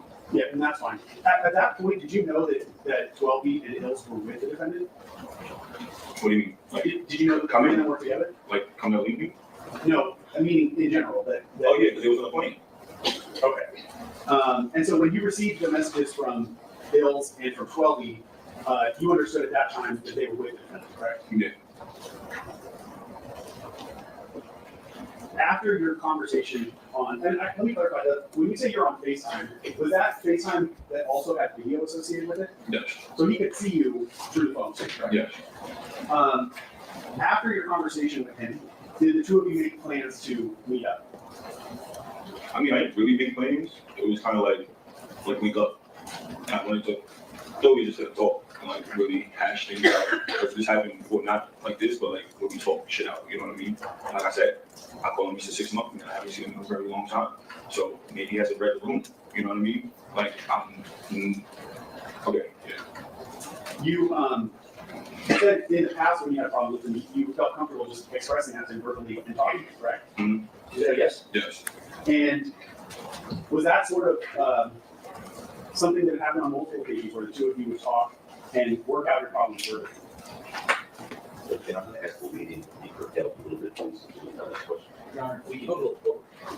you say that again, please? Was that something that had happened multiple times where the two of you would talk and work out your problems, or was that something that only happened once before? I mean, if we worked out our problems, we wouldn't be here. So this was an ongoing thing, just like open-ended dreams or like promises or anything, you know what I mean? But I didn't care really. I was always working towards my goals at the end of the day, what I wanted to. Sure. Situation. I guess what I'm trying to listen or ask you about is, have you had problems in your relationship with the defendant prior to this? I don't say I don't know. Me personally, I never had a problem with him, but I think he had a problem. Okay.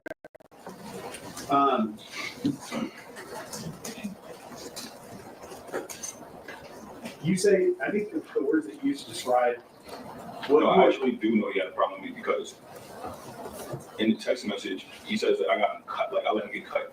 That happened years, a year or something. So that means you're holding on a grudge and something I didn't even had nothing to do with. Okay, we'll get there. Hold on. I feel like that was our whole relationship, like just weird grudges. Oh, I don't know. Okay.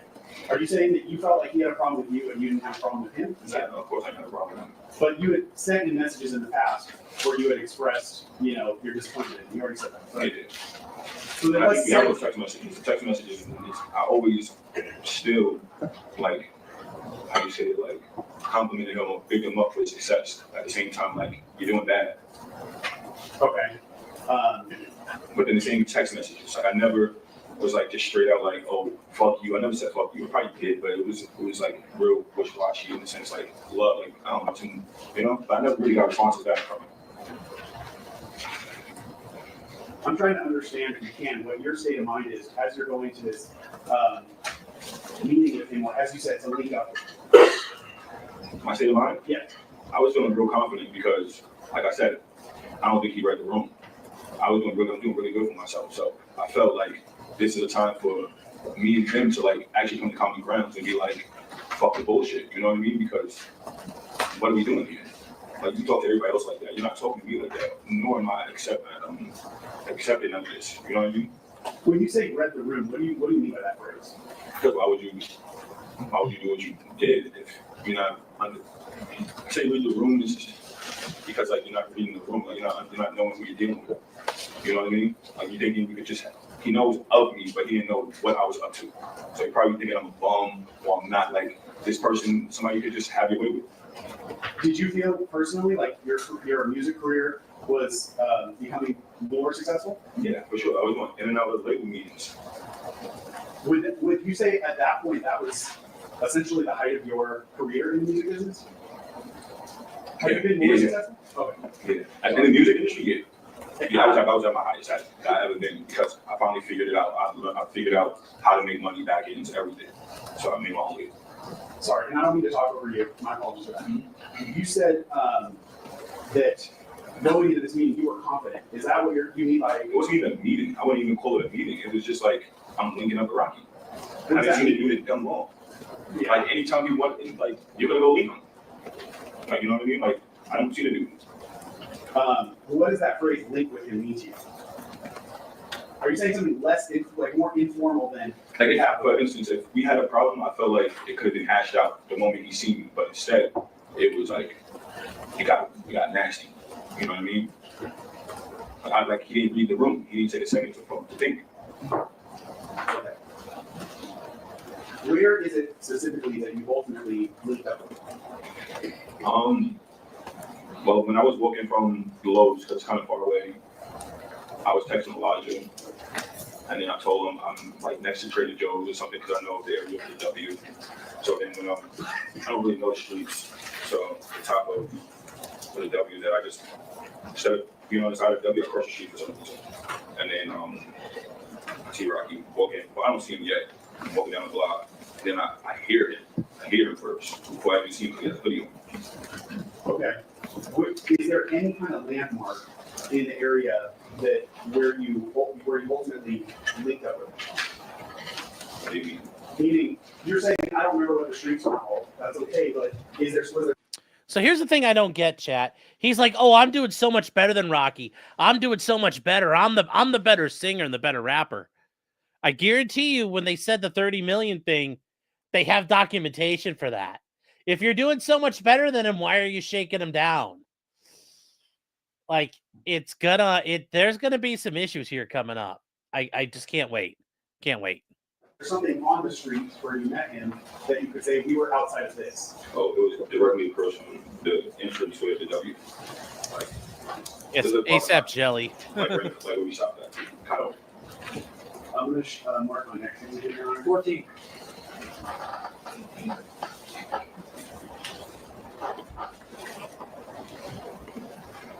Okay, the lawyer understands the slang, but you have to spell it out for the jury. That's why he's doing this. Because the jury might not understand the black dialect. He might not understand all the colloquialisms. They have to make sure the jury can understand it. So that's why it sounds like he's spelling it out. That's the reason why. They've interviewed him a bunch of times already. They know everything he's going to say. None of this is new to them. This is just making sure the jury understands.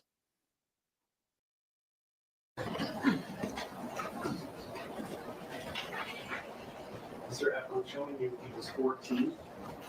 Do you recognize what you see there? Yeah. And do you see the entrance of the parking lot that he was on? Yeah, so I was walking like right here. There's a pointer. You see a pointer here? So I was walking on this block, coming straight here, and then he was like somewhere right here. Then I heard him. You want to check what out? Well, I'm just asking, do you recognize this area? Oh yeah. And is that specifically the parking lot that you met in front of? Yeah. All right.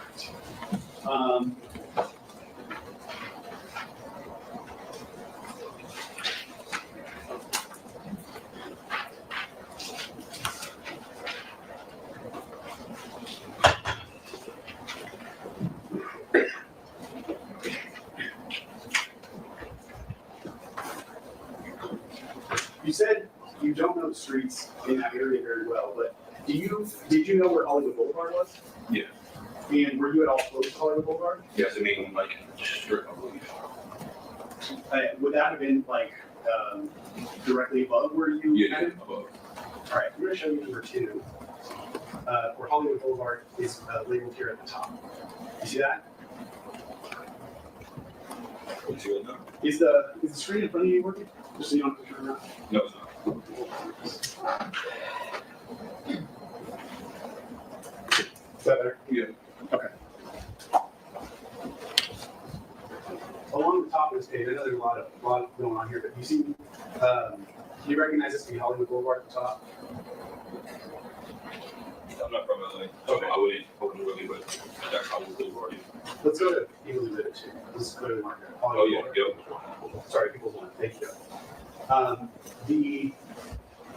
The street that you came down was next to the W Hotel, correct? I know it's not marked on here, but It was the hotel. did you come down the street that was right next to the W Hotel? Yes. And you came from Hollywood Boulevard down the street? Yeah. Because I traveled from the locals, so I took up Hollywood Boulevard. Did you walk pretty much Hollywood Boulevard the entire way? Yeah. And you said then at the W, then you turned and came down the street next to the. Yeah, Argyle. Okay. If you don't remember the name of the street, that's fine. Just you can tell us by the landmarks. But what you're saying is you came Hollywood Boulevard to the W, and then you turned down a small street that was next to the W. You said yes? Yes. And I believe you said in your prior answer that the street that you were on had the entrance to the valet area of the W, correct? No, I wasn't on the side of the W. No, I'm saying that street is where you would enter the W Hotel. Oh, yeah. And, but you said you were specifically on the other side of the street from the W. Yes. Okay. Let's go back to the parking garage. You described before on People's 14, coming this way, so from the lower left-hand corner towards the top right-hand corner of the page in that direction on the sidewalk, correct? Yes. So would the W have been on the opposite side of the street? Yeah, right here.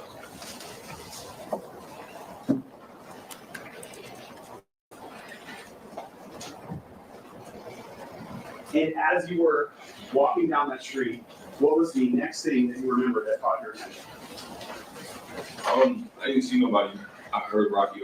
I heard him say, "What down, pussy?" But it's been so long, so I what down, pussy, or what down. So I didn't know that. Like he was like, "What now?" And what was his tone of voice? Oh, he was loud. Like that's what caught my attention. And then I seen Elijah, and then Jamel, and then that's when I'm walking. Like, cause I was continuing walking. I wasn't like stopping or waiting around anywhere. I was already walking. They was already there. So I guess it was already on our guy because they was calling me still. I was calling me to see where I'm at. Mind you, I was far. That hotel's far. So when I got there, I'm walking down the block. I wasn't like waiting, holding him or anything. I'm still en route pretty much. So I hear him as I'm en route still. And then that's when we meet up and then we see the altercation. But you're saying the first thing that caught your attention was his voice, correct? Yeah. Saying, "What now, pussy?" Yeah, what now, pussy? And it was loud. Yeah. Was it aggressive? Yeah. Okay, after that, hearing that, did you see him? Yeah, truthfully, it was all like a movie. It was like literally like a movie. Here we go. So just the way he was walking, the whole thing, like the hoodie, like it would just caught me off guard. You know what I mean? Like it was no time to talk, no time for nothing. Right. It was like a movie. Talking about the hoodie, though. Can you explain what you mean Okay. to say with the hoodie? Oh, because he had a hoodie on. Up over his head? Yeah. Okay. And was he walking straight towards you? Yeah. Was, you said Ills and 12 were with him. How close were they to him? Oh, it was right behind him.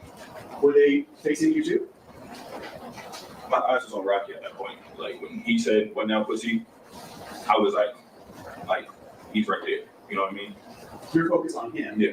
But you can kind of see in your periphery that the two other guys are Yeah, for sure. close. Okay, is that yes? Yes. Do you know why I keep saying that? No. All right, see this lady right here, she's a word for, and she's taking down every word that No, everybody's he's like really nervous. No, So I'm like, you know what I mean? it's okay, a lot of people get nervous right there. I didn't want you to think I'm messing with you when I say is that yes or no. She has to take down every word that everybody says, and when you say or it's not clear what you mean. So that's why I'm saying yes or no. It's so the court reporters. What? Oh, thank you. Okay. As best you can, if you can take yourself back to that moment.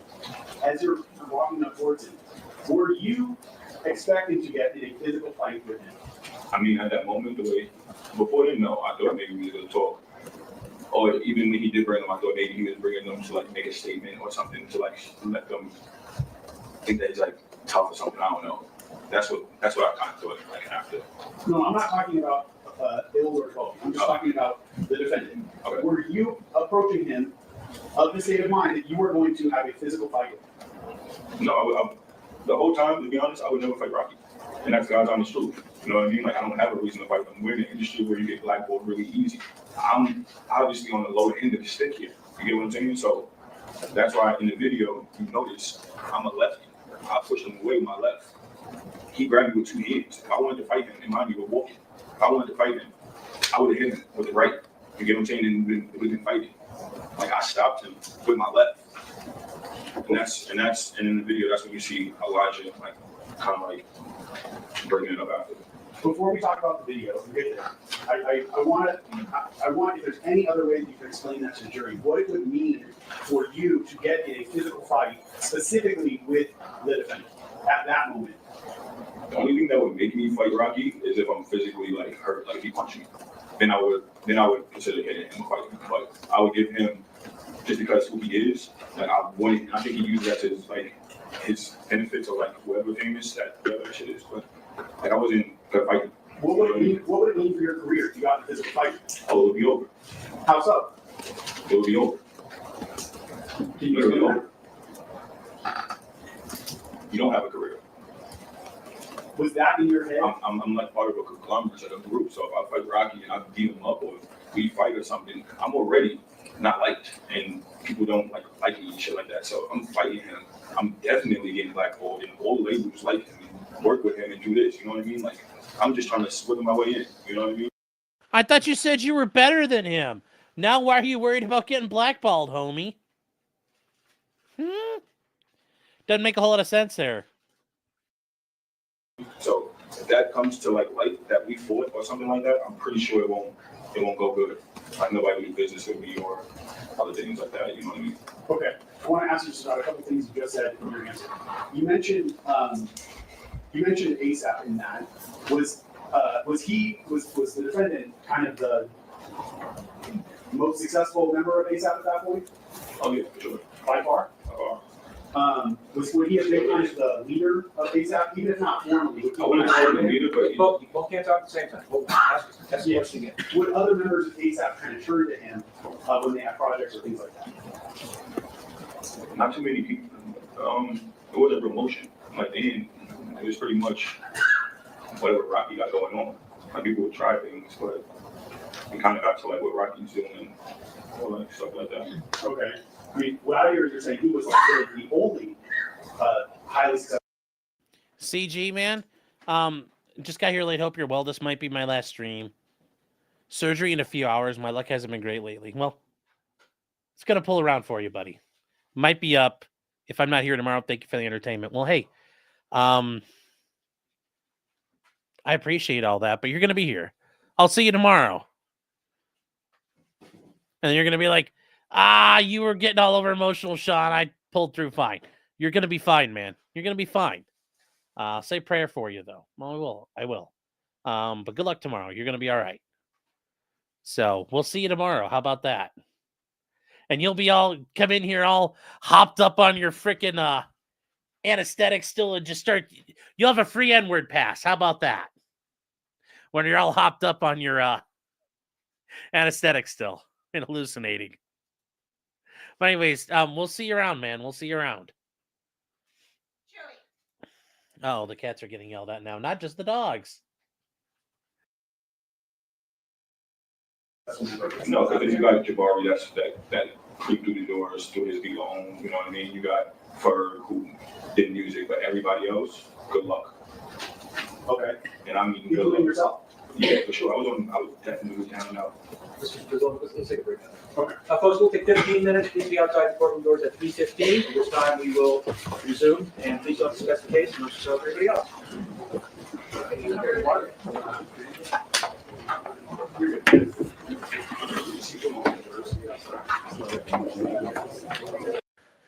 Yeah, chat. Anyway, CJ, I really mean that, man. I really mean that. We'll see you tomorrow. And like I said, I'll say a prayer for you. Good luck out there. But no, I'm confused. I mean, getting to this Relli stuff, he's like, oh, well, I'll get blackballed. But I'm like, I thought you were like the dope. I thought you were some dope shit, man. Why are you acting like you can't defend yourself against Rocky? It's almost like your like story don't match. So.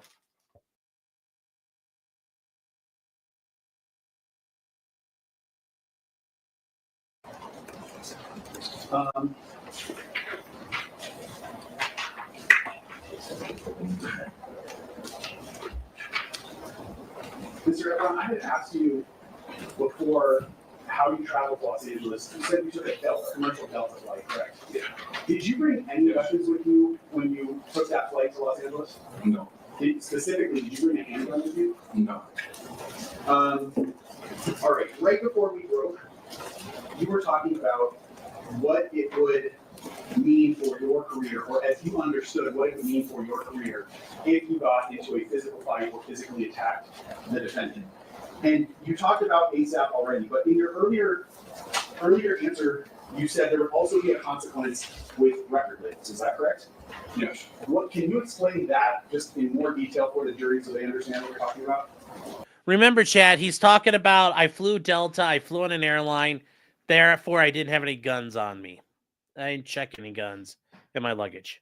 I mean, I wouldn't know if there would be direct consequences, but I'm pretty sure it would be out there that we fought and people would just pick sides, like right now.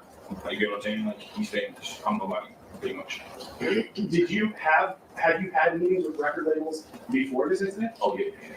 And since this incident, have you continued to have meetings with record labels? No, the moment it became public, everything changed. How so? I mean,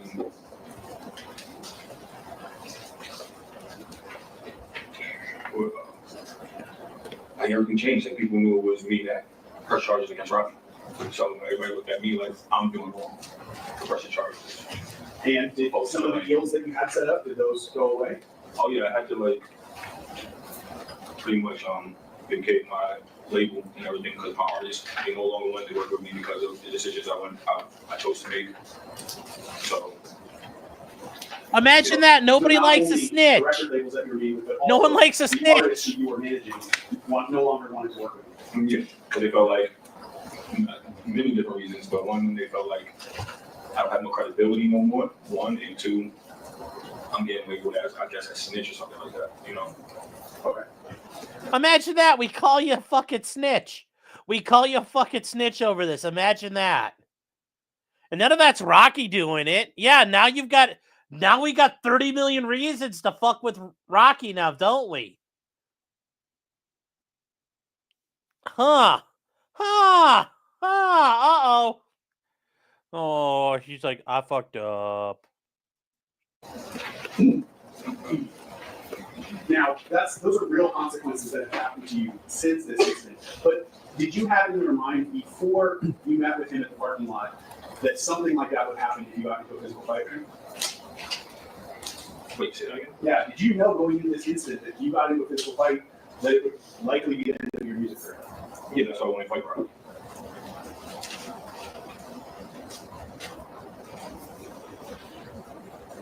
As you were walking to the street where you ultimately linked up with him, did you have any weapons with you? No. Did you have any handguns with you? No. Did you have any knives, folding knives, anything like that? Nothing of the sort. Okay. the mark. Your next one, the 15. And Eagle 15 is an external hard drive or what they call thumb drive. Continuous surveillance video. Terell, there is on one of the surveillance videos, but it's not spoken word. Noise? Yeah, it's.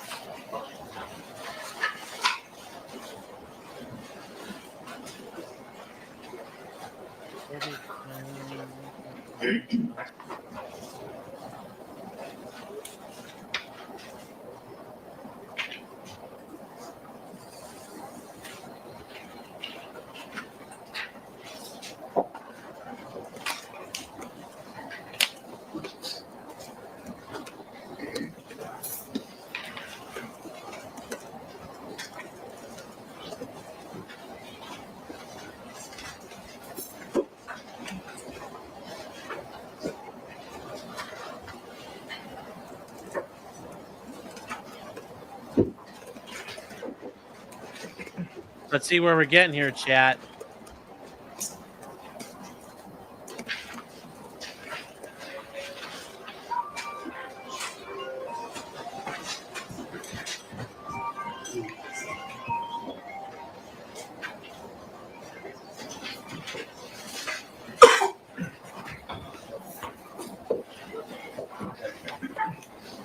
Sir, as we move directly to the screen, Put it on here so I don't have to wait. yeah. Hold on 1 second.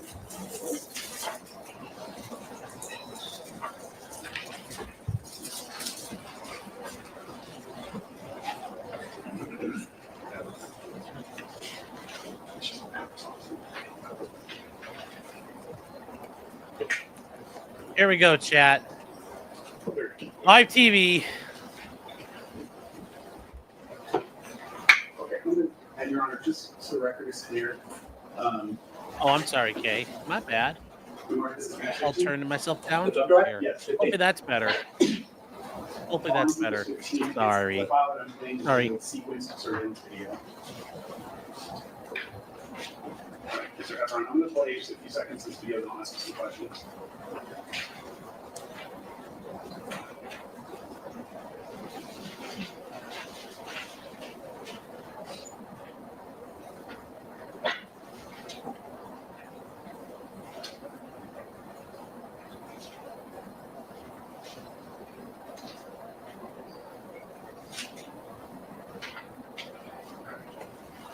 And I'm stopping that. What's that reverse real small read?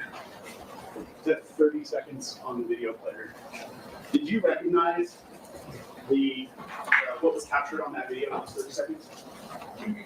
Did you recognize what we saw there? Yeah. And did you specifically recognize that to be the first incident that happened when you first linked up with the defendant? Yes.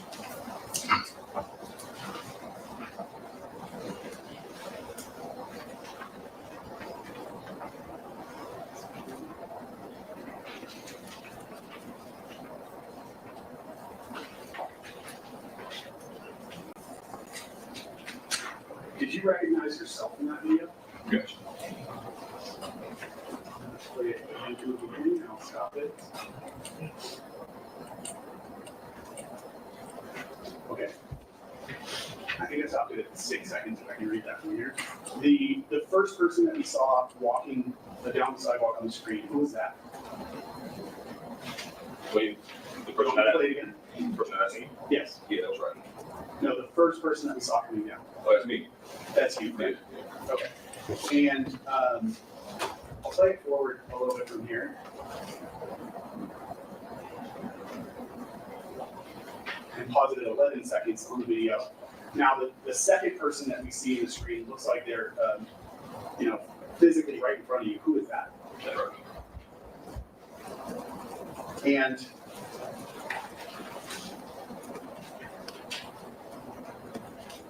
when you first approached him, can you describe what happened in your own words? Whether we saw it in the video or not, just in your own words, describe what happened.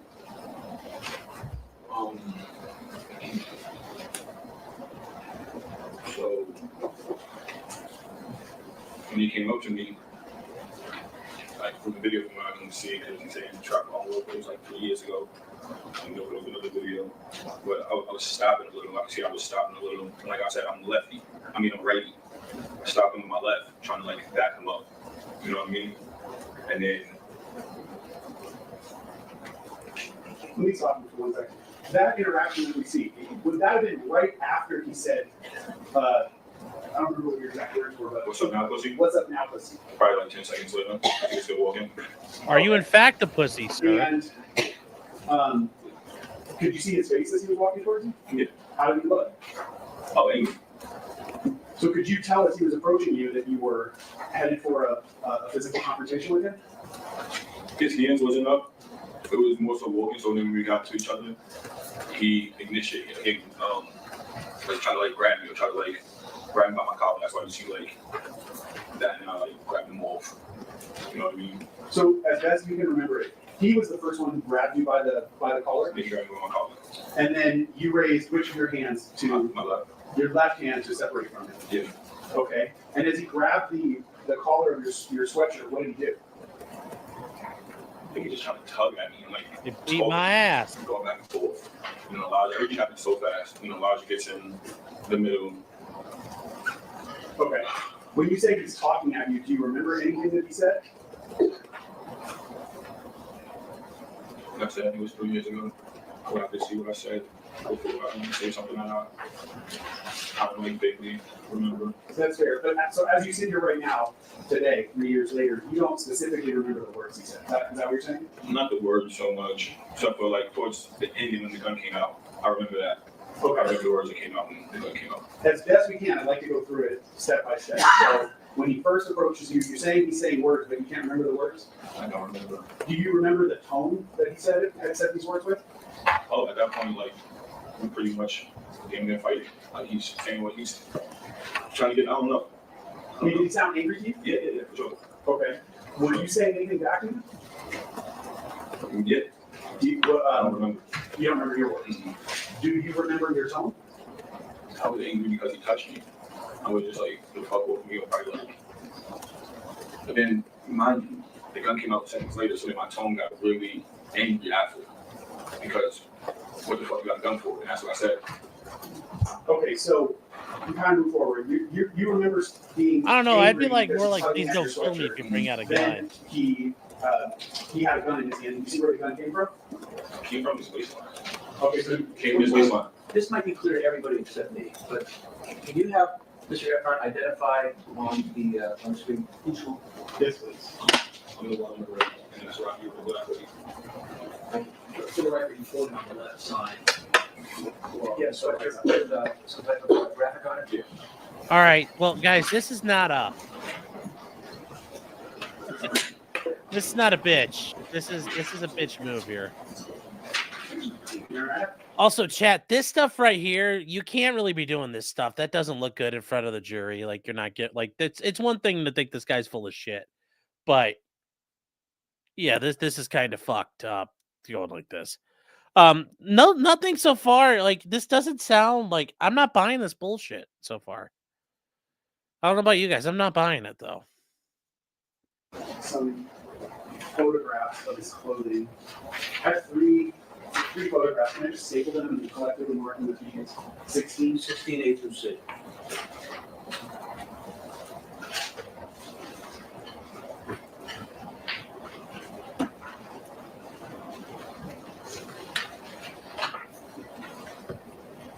Okay.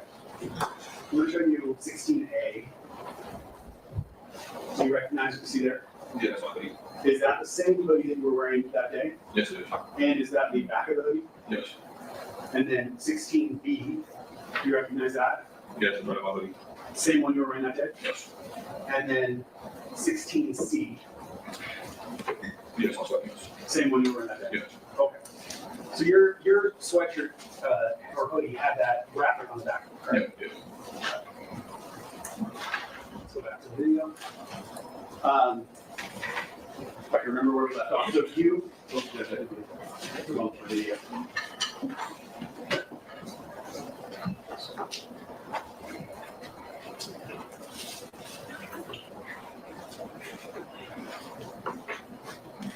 So you're saying that you were upset that he grabbed you by the collar, but then he produced the gun with his from his waistband, correct? Mm-hmm. Yes. Do you remember which hand he was holding the gun in? His left or his right? Probably is right. Do you remember? Or? No, I don't remember. Okay, you just remember he had a gun in his hand. I just remember he had a gun in his hand. Did you? And I don't mean the incident that you saw it, but throughout this incident, could you see the gun clearly? Oh yeah. Do you know the difference between a semi-automatic pistol and a revolver? Yes. What is the difference between those two? One of them have a clip and the other one you just load of bullets. Do you? If I told you that a revolver had a wheel, Right. does that make sense to you? Yes, it does. And See, I wouldn't let him do that. I would have objected right there. You can't coach him like that. But yes, one got a clip and one don't. Like brilliant work. the gun that you saw him with, was it a semi-automatic, as you say, with a clip, or was it a revolver that has a wheel? It's a semi-automatic with a clip. Okay. And that Do you clip with remember the what olive color it tips, was? nibba. Black. And do you remember anything else about it? No. Have you ever seen that gun before? No. Did you know the defendant to carry guns regularly? Not really. I think one time he said I seen like on his wallet they had like a firearms in New York one time or something like that, but I don't remember ever seeing like or knowing like physically knowing. Okay. I mean, like, did you personally see him with a gun on occasions before this? No, he has a lot of security. Okay. Did you, if someone said that the defendant was known to carry a prop gun or fake guns, would that have been knowledge that you personally had? No, you don't carry fake guns. You don't prop guns? Yes. No. You never knew him to carry a prop? No.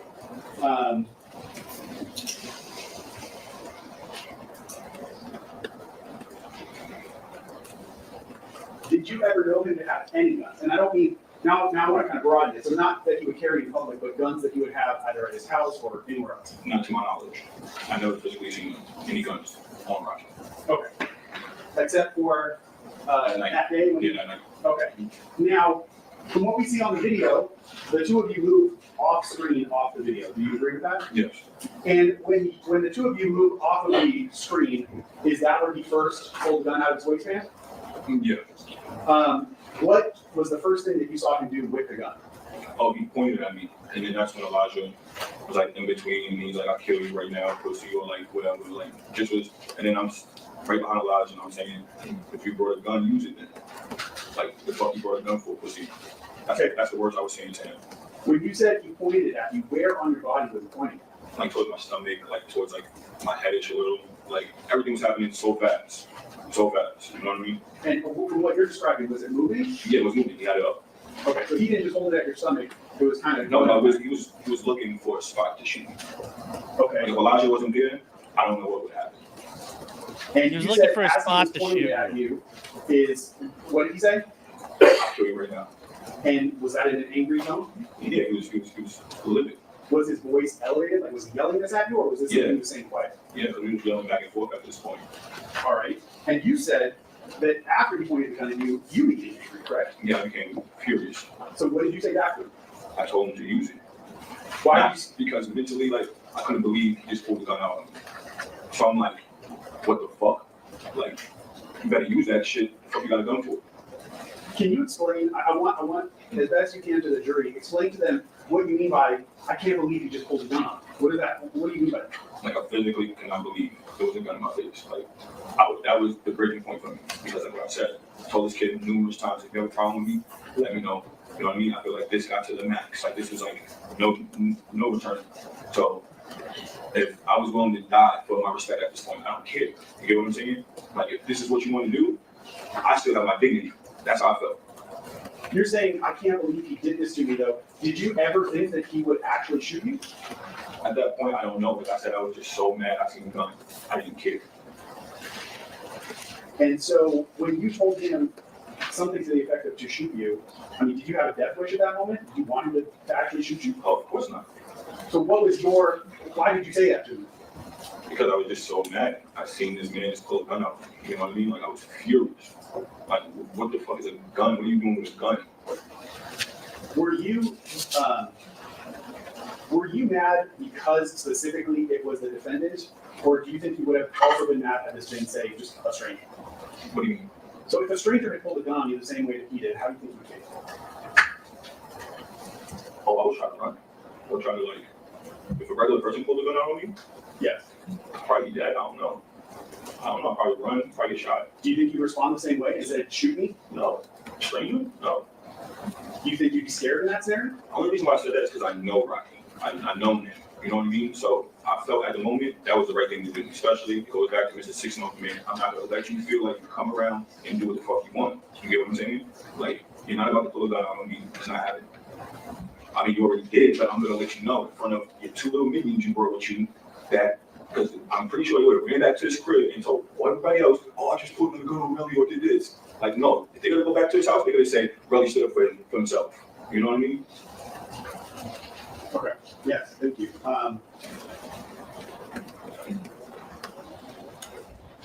So I believe you said that Hills was the one who got between you, correct? Say what now? Hills was the one that got between you and the defendant. Yeah. Let me play this forward a little bit more. And I'm gonna pause it here. I think we're at 14 seconds.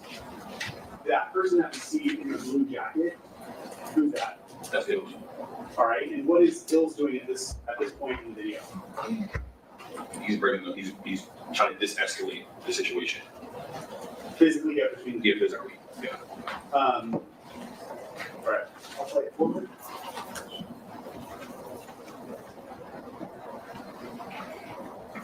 Now, I can go back if you need me to. I paused it at 23 seconds on this video. The very bottom left-hand corner, we saw someone with a red. I mean, because he's going to have a big problem, though, here, guys, the whole statements he made. Because at some point, the defense is going to ask him, well, guy pulls a gun on you and you fucking chase after him. Would you do that with anybody else? I mean, there's some issues with this story here. And jacket. You agree with that? Yeah. Yes. Who was that? That's Jamal Twelby. Okay. What, if you remember, what was Twelby doing during this interaction? He was off to the side the whole time. He was not trying to like everything happened so fast. Like from what I can remember, he was just like looking. That's why I said like even after everything, like I don't care if he was on talk. I still love the kid because he put himself in between everything. You know what I mean? Now 12, he was off on the side. He was just looking like, and then when I definitely seen the ills into me, that's when he kind of intervened. But I don't think he would have did anything. Okay. Is it fair to say that when you're having this interaction with the defendant, you're focusing much more attention on him? Oh yeah, for sure. Very far less so than whatever 12 is doing. Yeah, yes? Yes. Okay. All right, I'll just kind of play it through here.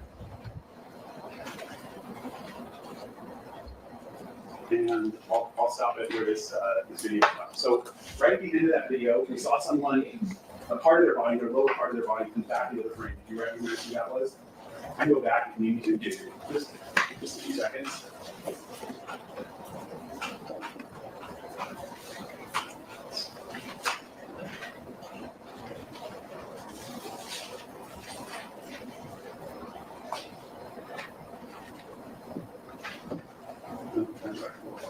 Okay, great, let's stop it right there. That is at 25 seconds on the video player there. That person that we can see, just the lower half of their body. Who's that? That's right. Okay. And can you see the gun in his hand there? Yeah. That's the same gun you pointed at me. Yeah. What did he do with the gun after Bill separated the two of you? He put it back away, but I think from what I remember that day, those people that walked by, they kind of like stopped everything because once he seen them, he kind of like, because I'm yelling, I'm literally yelling, and that was like, I feel like that was one of the ways that like I didn't get shot too because I'm yelling at the top of my lungs. You know what I mean? I'm making a scene. You know what I mean? So once he seen like those people walk by, he put it away, and that's when he started like kind of walking away. The people that we see walk by, they had nothing to do with. No, that was just a couple, I believe. That was just a couple walking by. Like I briefly seen them off my peripheral. Okay. So after he puts the gun back in his waistband, you said he walked away. Where did he go? He was going down the same block that he came from. Now, the landmark street that you know is Hollywood Boulevard. Was he walking towards Hollywood or? Argyle. I guess that's Argyle down. He's walking down Argyle. Yeah. But away from Hollywood Boulevard? Yeah, away from Hollywood Boulevard. Okay. 1 second.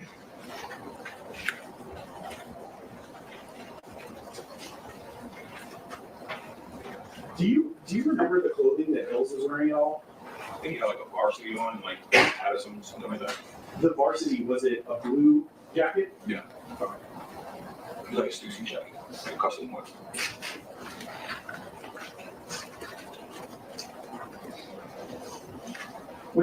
Before I move on from this, at the first point where the defendant is pointing the gun at you, how far away from your body was the end of the gun? Oh, it was getting pressed up against me. Like, did it actually touch you? I don't remember everything happened so fast. But if it wasn't actually touching you, it was very close. It was very close. If anything, I'm pretty sure it probably touched Dale. That's how close it was.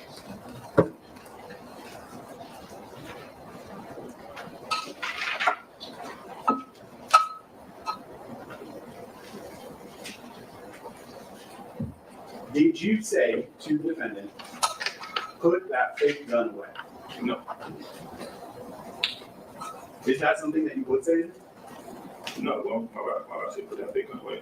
Or why, does that confuse you because you don't know him to actually carry a fake gun? It's just confusing me all around.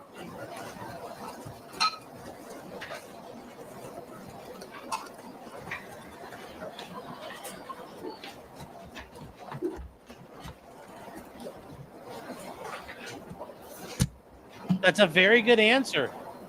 That's a very good answer, chat. The incident that we see as it's captured on the surveillance video, from the time that the two of you first come to each other to the time where he puts the gun away and walks away, is that the total amount of time that this incident took? What do you mean? Meaning, after you all walk off camera at the end of this clip, was there anything else that you remember that happened at the parking garage, or was that he just walked away? Okay, so right after Elijah's still next to me, and I look off to the right, and I see Jamel putting like kind of kneeling down, which is 12, ASAP 12. I see him putting away a knife. So at this point, mentally, I'm already fucking furious, right? I see Jamel putting a knife away. So I'm like, what the fuck you got a knife for? That's exactly what I say. I see Jamel putting, what the fuck you got a knife for? Because I'm thinking this is okay, if me and Rocky got a problem, it's a white flag situation. The other two should not be interacting. If anything, they're gonna be de-escalating and breaking it up. So to my knowledge, I'm like, oh hell no. So now I'm walking with them. And I'm literally screaming out at the top of my lungs, damn near, on how Rocky failed us and how Jamel went on tour with Rocky for about 8 or 9 years. And he's back in the projects. Not that it's his fault, but this is the type of things that occur. You know what I mean? You pull the blanket away and there's nothing there. Okay. And then I'm saying other things too. I'm just verbally expressing how I feel. You know what I mean? Because I know I would never see this dude again. You just pulled a gun on him. You know what I mean? Like, I probably would have walked away if I didn't see Jamel with a knife. Because I'm still with ills, like right here, kind of. And when I seen that, I'm like, well, fuck it. I'm just going to talk whatever the fuck I want to say. Okay, I'm going to ask you some follow-up questions on that. Break it down a little bit. Wait. That makes no sense. They just pulled a gun on you, and now a guy whips out a fucking knife. You know, and he's like, I'll knife you up so fucking thin. And you're just like, I'm going to stick around and run my fucking mouth. What a fucking retard.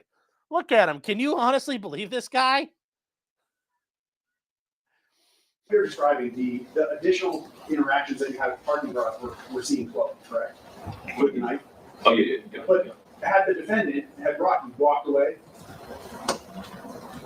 Say what? Had Rocky walked away? Everything was happening fast. So he was not quite far away. He was not even it's probably like a little bit from like where you at. And I'm standing right here. In 12, he's probably like everything's so close. You know what I mean? It was just still kind of like backing me off. Approximating 15 feet. Okay, so, but my point is, the video that we watched is almost exactly 30 seconds from the time you guys come together to the time you walk off camera. Is that your recollection of maybe how long that interaction at the party garage took was 30 seconds? With the whole incident right there? Yes. I wouldn't know. Okay. Unless I like look at the video timestamps and stuff like that. Is it fair to say that it was quick? Oh yeah, it was quick. Okay. Then he went walking, you said, away from Hollywood Boulevard on our, correct? Yes. And he was about 15 feet away from you. The defendant was about 15 feet away, and that's when you saw 12B. Yeah, his back was turned though. He was just like kind of walking already. 12B, no, Rocky. Rocky was kind of walking away already. It was just still next to me, like, because we just broke up the situation, and 12B was putting a knife away. How close he was 12? I wasn't, probably like about, if I was to skip, probably like 3 skips away, because after I said, what the fuck you got a knife for, 12B kind of walked a little faster to Rocky. I've had a lot of people estimate using different things. I've never had anyone estimate skips. How far do you think a skip is? Or that's what I was thinking, because I was physically thinking, I was thinking about punching 12. You know what I mean? Like, what do you got a knife for? But how close was he? That's what I'm trying to figure out. He was about 3 or 4 skips away. What does skip mean? Like, how far is a skip? You know what I mean? No, we don't know. You know, fuck. Like it's in the middle of where that line is at, like not too like here. Approximately, Yeah, a little 7 feet from like right there. Okay. About 7 to 8 feet. Yeah, a little further actually, because he's bending down, so I'm like he's putting the knife away. So then when I see it, I'm like fuck, like what the fuck you do right now? Let me stop you though. The knife specifically. What did the knife look like? I don't know. I just seen it quick. Everything happened quick. I just seen him put away the knife, and then he said it's not like that. He said no, it's not like that, and then he's walking towards Rocky. What does putting a knife away mean to you? Like, is it a folding knife or he's I holding guess it? we're the folding knife. Okay, not like he's wearing a sheath and he's tucking it in. Is what he's No. All right. So he's folding the knife. He puts it in his pocket. Yeah. All right. No, I think he put it in his coat. Like, he kind of like as soon as he seen me, observed him putting the knife away, he kind of like put it away, kind of skirted off to Rocky, like towards Rocky. All right. So if the defendant was the first person to walk away, is 12 the second person to walk after him? Yeah. And then you're standing with Ills. It's interesting they don't charge 12E. It's interesting they didn't charge him with anything. If he's brandishing a deadly weapon too. Yeah, it's a little interesting. I'm walking with Ills pretty much, and Ills is still telling me, "Yo, go," and I'm just letting them have it, like just telling them whatever I feel like. You know what I mean? But you're kind of side by side with Ills. Yeah, I'm side by side with Ills. Because that's why I was able to like grab him or whatever. You used a couple terms in your answer before. You said this was like a white flag situation. Yeah, what does that mean? Meaning we're all ASAP members. So if one person has a problem with another, I'm not expecting anybody else to intervene, or like, you know what I mean? Other than like supporting the person they came with, which they did. They scored it right. It was in LA for the couple of stuff. Did you feel like, and I don't want to put words in your mouth, so this is how you felt. Let us know. But did you feel like this whole situation, this whole link up, as you described it, was a setup? Oh yeah, for sure. And I don't think the other two, I think they were just because Rocky had everybody in his house. I was looking on social media very later, and I noticed everybody was in his house. So, and if he's flying them to LA, I'm pretty sure he's not getting a hotel. So I'm pretty sure he's still in his house. I am going to check out the question. It was leading, it was also non-responsive. Let's take a break now, folks. We're going to resume. Remember, tomorrow's 10, not 10:30. So please be outside the courtroom doors as close to that time as possible. We will resume with Mr. Ephron's testimony. Go ahead and leave all your materials on your chairs. Don't discuss the case or yourself or anybody else. Please don't look at anything in print media or electronic media. See you tomorrow. All right, chat. Well, that's it. That's it for the day.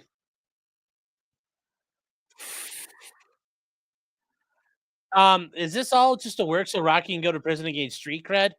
He's looking at 25 years of prison, so I doubt it. But it's like, well, they're done for the day, chat. But yeah, they have to take breaks. Apparently, there's issues with the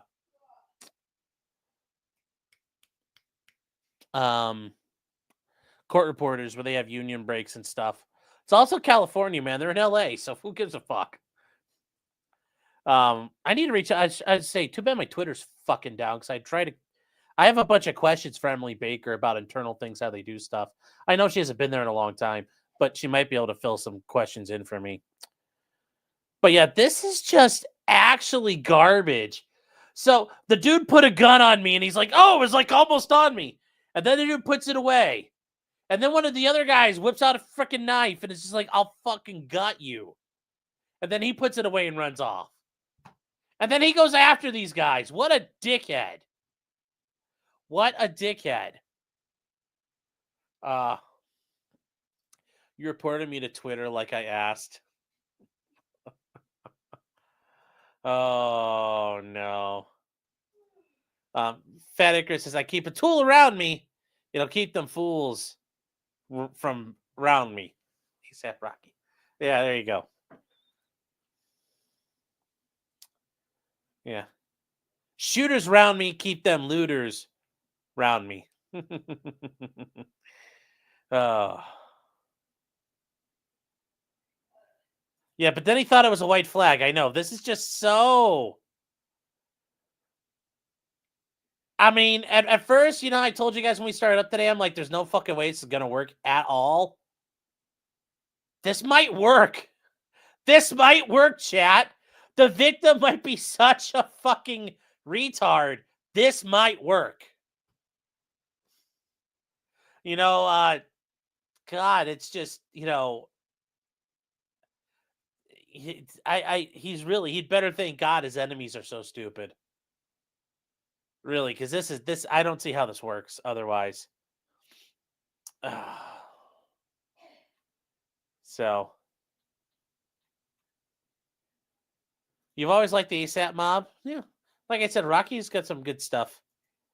Cat Massa says, OMG, I let my doggy outside and 3 raccoons just strolled up on my porch.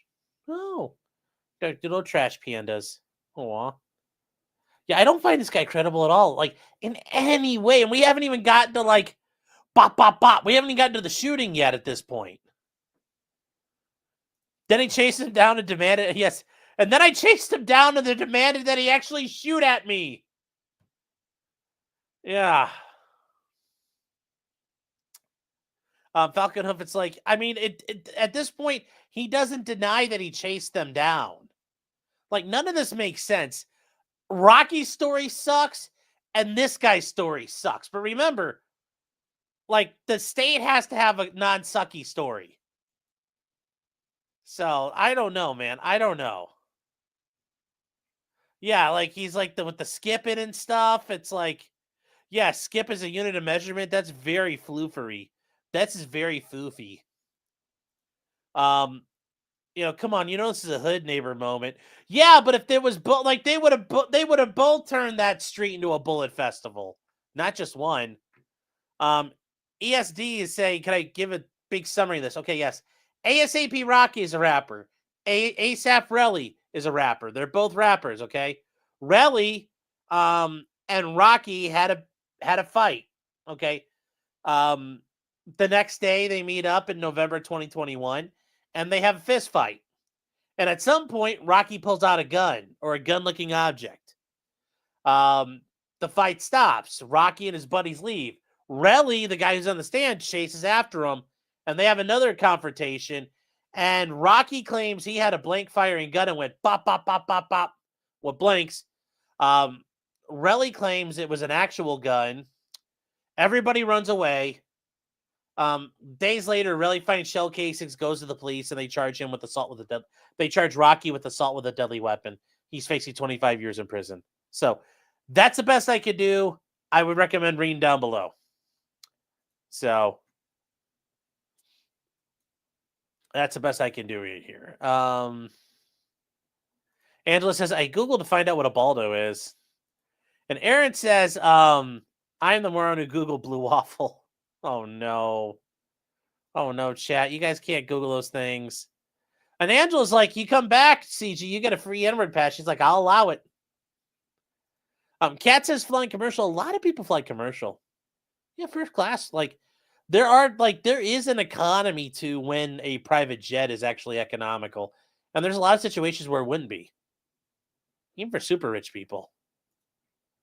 BL Blaze, he's saying is congratulations on 25K. Well, thank you. I appreciate it. CG says if tonight doesn't go well, at least I could say I never got arrested for cocaine. And CPS never went to my house. Well, you're gonna be here tomorrow, man. Once again, we're all pulling for you. Porcelain Thunder says, you see they're going after Millie. Well, I knew they were. It's just a matter of time. He lost his security detail. Safa. Maybe we'll do some political stuff after the because if this is only 2 hours long, we'll get through it in like an hour and a half. So we'll take a look at it. He lost security detail. Safa. His clearance is Safa. And they're investigating to bust him down a star in retirement. Yeah, they're going to reduce him in rank. Safa. Just to embarrass him. Deanna's saying, shoot me, is that the same as the guy in Texas saying, take your swing? No, because Relli doesn't have a gun. So it's a little bit different situation here. But I understand the idea. Brad said, why would you follow someone who just said they would kill you? Because they're retards. And on civil law for $2. Friend of the show, Kurt, guys, he says, put the fries in the bag. Yes, always put the fries in the bag, chat. And then Aaron for $20. Thank you, Aaron. She says, I'm slow. Congrats on the 25K. The 50K parties at Stoney's is right around the corner. That'll be a fun one, chat. The 50K, like, that would be fun. Oh, that'll be fun. Thank you guys, though, for the support. I mean, really, I didn't think we got to 25K when I first started doing this. Then I got to 15, and we were, like, at 15 for, like, a whole year, and it was just, like, and then after that, it, like, basically in the past year, we went from, like, 15 or 16 all the way to 25. So, guess what the next year will hold?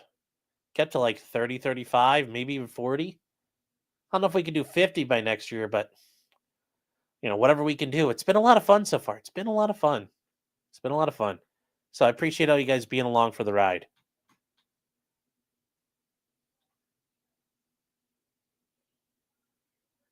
Let's see here. J-Rock says, I've got a client with one prop, one jet, and helicopter coming soon. Going with them to pick it up. Yeah. Benjamin Lewis says, you need about 50 million to make flying private reasonable. Actually, if there's actually a good channel for this here on YouTube. It's called The Jet Business. And let me see if I can bring it up. His Steve Vars. What's this guy's name? It's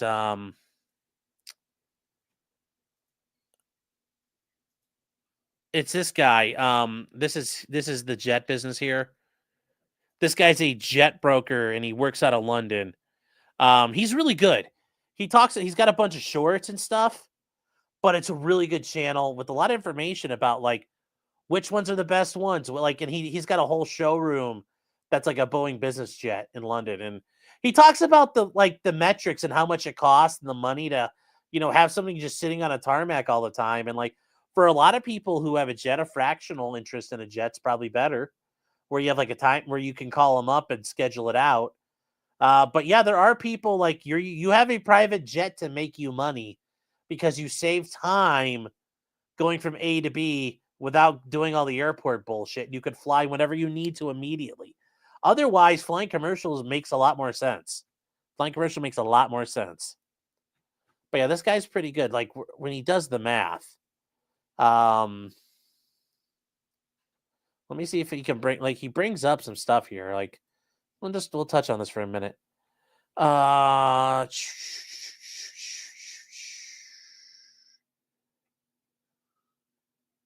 Yeah, here we go. This is actually pretty good. Honestly, what would be the maximum budget that you would want to spend? 30 mil.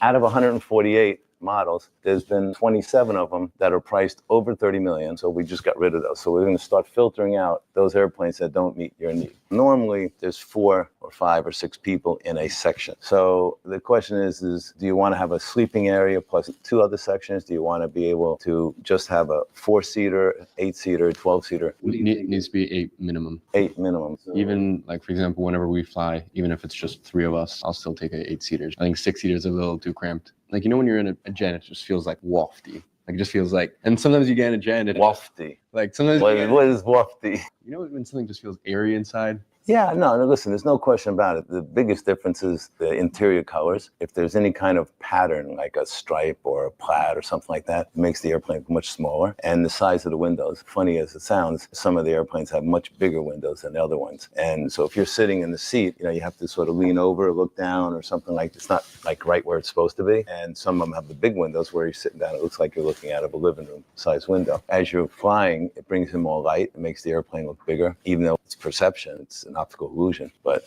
it does make you feel like you're in a smaller plane. And the longer you sit on an airplane, the smaller it gets. Do you think you're going to get bank financing? Correct, yeah. Okay, so that's a key question because a bank, if they're going to loan money to you, usually what they say is the term of the loan plus the age of the airplane should not exceed 20 years. So meaning at the end of your loan, the airplane shouldn't be more than 20 years old. Let's keep 15 years in here. So if you got a 5-year loan and 15 years old, so now we're down to 58. The next one is the maximum range. So the longest trip from A to B, where do you think that would be 5 or 6 times a year?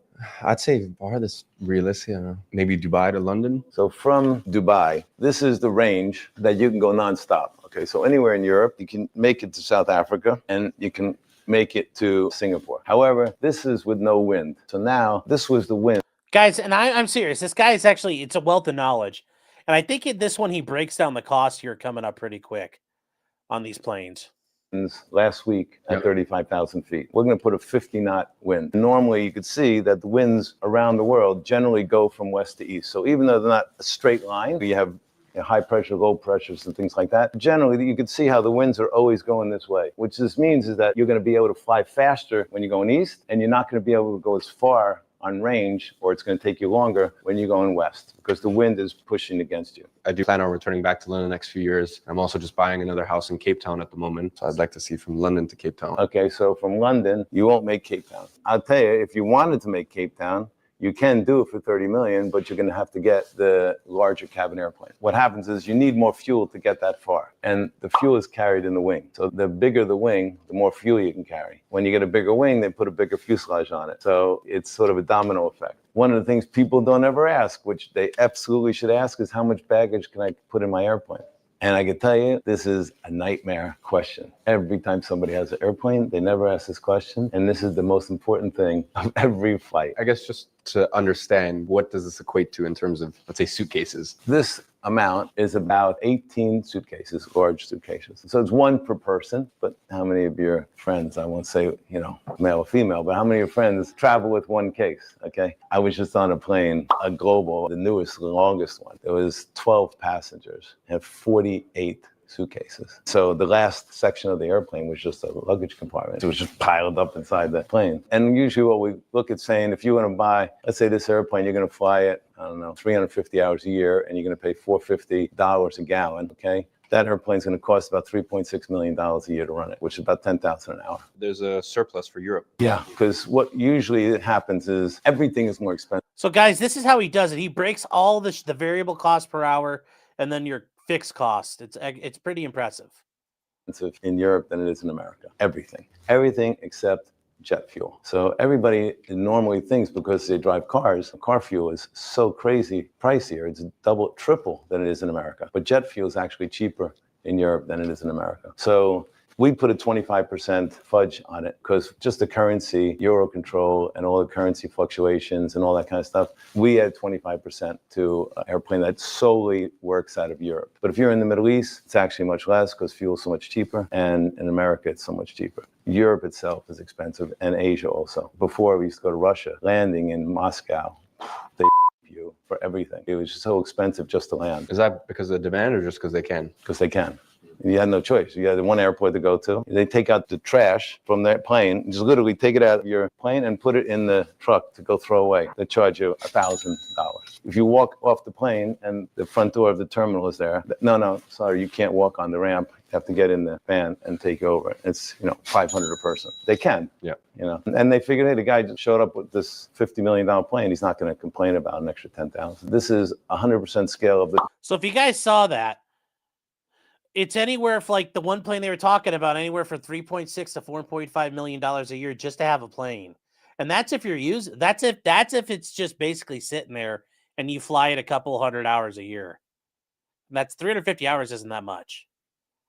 But these things cost a lot of fucking money. So Gulfstream 550. That's the 3 sections I'm talking about. Yeah. You got the kitchen door here, the galley door. And most airplanes, the front section has these 4 single seats. This is really the normal setup. Again, the normal setup on most airplanes is a conference table of 4 and a credenza. Sometimes you get 2 chairs here. Sometimes you get a couch. This is really a changeable spot. This also pushes down. This becomes a bed. Then there's a divider here that makes this a separate bedroom. This back, sometimes there's 2 chairs and 2 chairs. Sometimes there's a conference table. Sometimes there's 1 couch and 2 chairs. These 2 divans, they come together and it becomes a king-size bed. And then they have the bathroom here. So if you really wanted to have your own bedroom, you close this door, you sleep here, you have your bathroom here. And if you have other guests, they're up here. And also the flight attendant can serve them because the galley is in the front. They make these with the galley in the back. About a third of these Gulfstreams have the galley in the back. Really? Why is that? If the galley is in the back, where's the restroom? In the front? No, it's behind the galley. Behind and there's the galley, another bathroom in the front. It's a smaller bathroom for the crew and for these people sitting up here. It's not as luxurious, but it's a bathroom up there.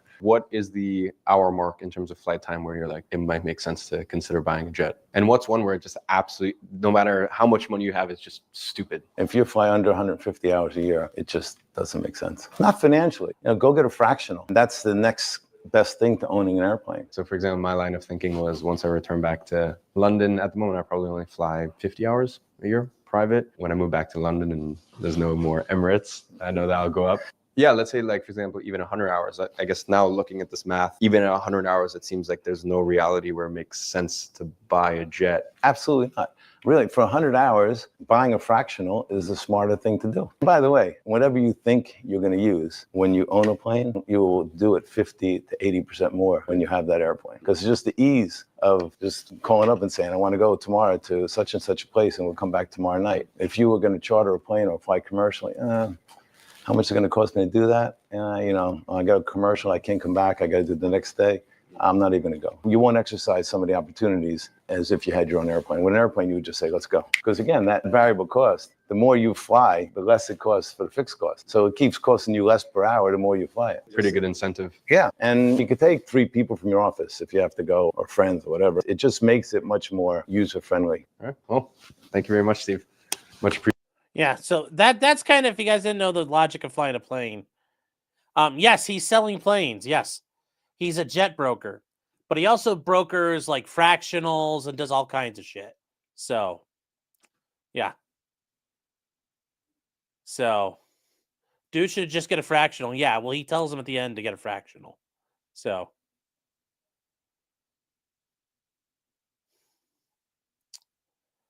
yeah. Benjamin Lewis says you go net jets. Yeah, but if you got the kind of money where you're looking at buying a fucking your budget's $30 million, fucking net jets is like poors. That for that guy, net jets would be poor. So yeah. Beast Mode saying, is this a live stream for Sean? Yes, it is. Sorry, we were just talking about private jets for a minute. But I thought that was important. Get on the plane, chat. We're going to Minnesota. Yes. Yeah. Hop on the plane. We're going to Stonies. Spet says, what was John Travolta dumping on a 707 then? Oh, shitloads. But John Travolta's an idiot, so there you go. So that's why Taylor Swift flies her jet everywhere. Yeah, the more you fly it, the better it is. But for something like Taylor Swift, it makes sense because going through an airport is dangerous for her. So she has an option. Dax says net jets are garbage aircraft. I work on them every day. Yeah. My understanding is the jets are excellent tax write-offs and expenses. Yeah, they are. But there's other ways you could fucking write off money, though. Land right on the patio. Oh.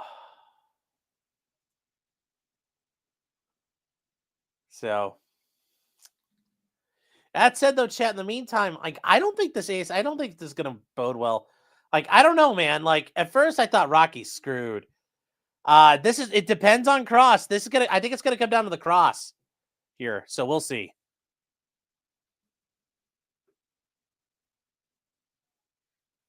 So we'll find out. Beast Mode says, my dad told me to come here tomorrow. Want to make sure I'm going to the right place. Yes, you are. Yes, you are. This is potentially criminal, and we are going to cover the APRocky trial tomorrow. He said to tell you bye and that you made him laugh. Oh, well, thank you. I appreciate that. I try to do what I can. If you can learn and have a little bit of fun doing it, it makes it all the better.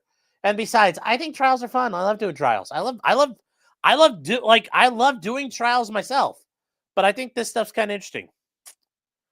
So, buy an Osprey. Why do I want to die in a crash?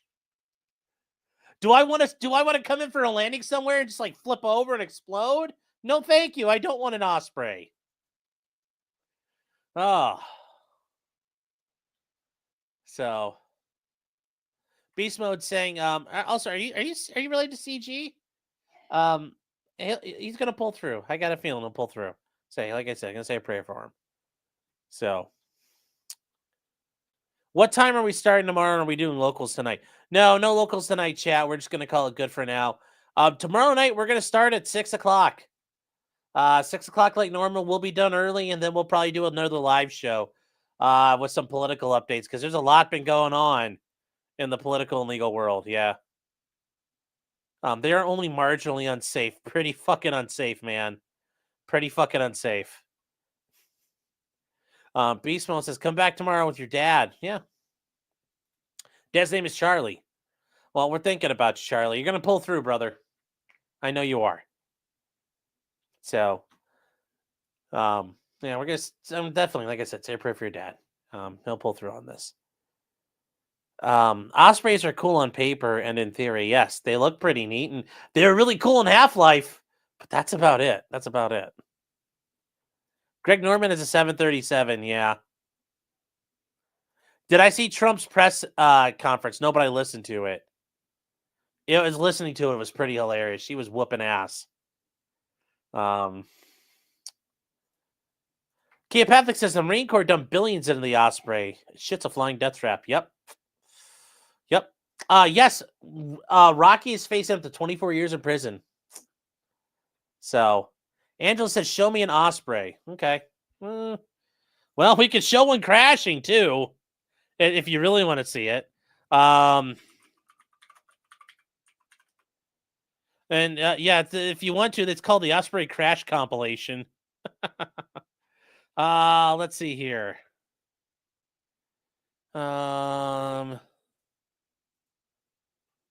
Here is... Where is the good one here?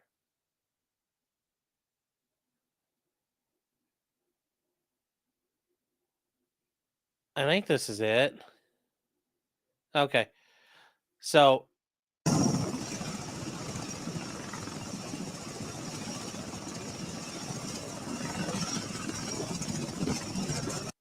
this is the Osprey. And when it's normally flying, the engines tilt downwards to horizontal, and it flies like an airplane pretty fast. Faster than a helicopter. But it's also meant to land like this.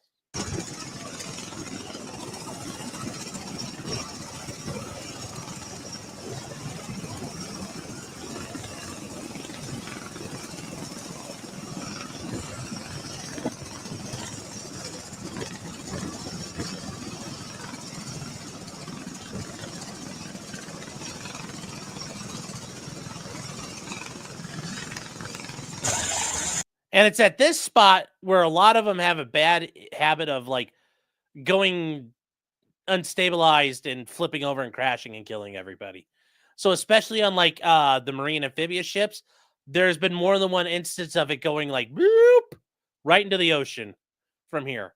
So yeah, they're really fucking dangerous. They've killed a lot of people.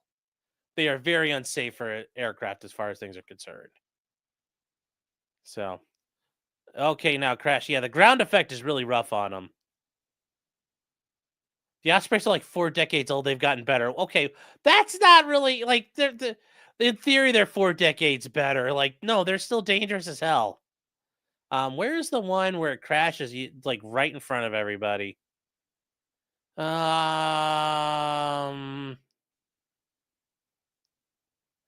Where? Yeah, this is a good one. Here you go. But ever since its initial test flights, like this one in 1991, the Osprey has been in trouble.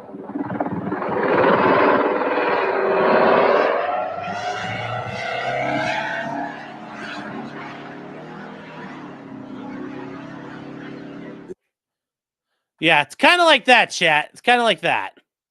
It's kind of like that. It's not the first time that's ever happened. So, but yeah, this is what it looks like when it's flying along like an airplane. It can do a roll. It can do a lot of things that helicopters can't do. But yeah, there's yeah, it's not meant to do. It's been basically grounded from effective combat operations. So, is 3 beers and 1 has links to all kinds of Osprey crashes? Yes. Haven Kick says, how can they improve it? They can't. It's a dangerous design. It just doesn't work. Just doesn't work. So they may be 4 decades old, but I got out in 2012 and they were still killing people. Well, to the point now where they can't fly them long distances because there's just dangerousness. So it's killed so many Marines. Yes, it has. It's killed, over, companies' words, the Marines. Yeah. Yes, it can do a barrel roll. Yeah. So, yeah, there's a reason why the Marine Corps has not gotten rid of the Chinooks or Sea Stallions or the Super Stallions because it can't afford to because the Chinook is a death trap.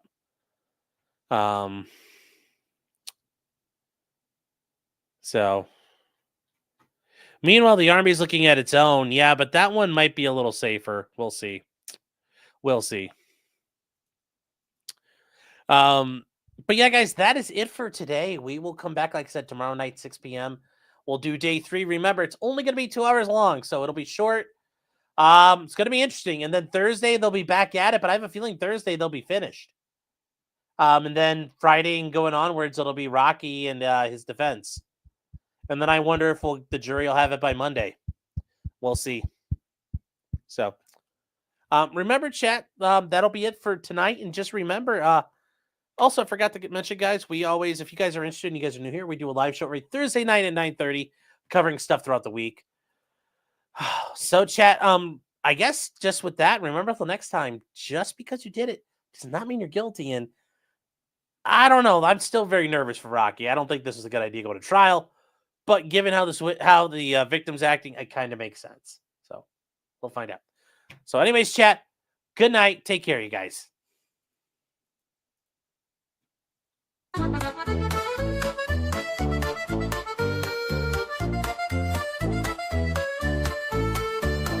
Weapons, blacksmithing, and models of planes, esoteric works, and even some trains. Much merriment had while drinking White Claws, tips on hunting, and even talking the law. Whatever you do, just don't talk to cops, even when they nab you on illegal stops. Just 'cause you did it doesn't mean you're guilty, but please talk to a local attorney.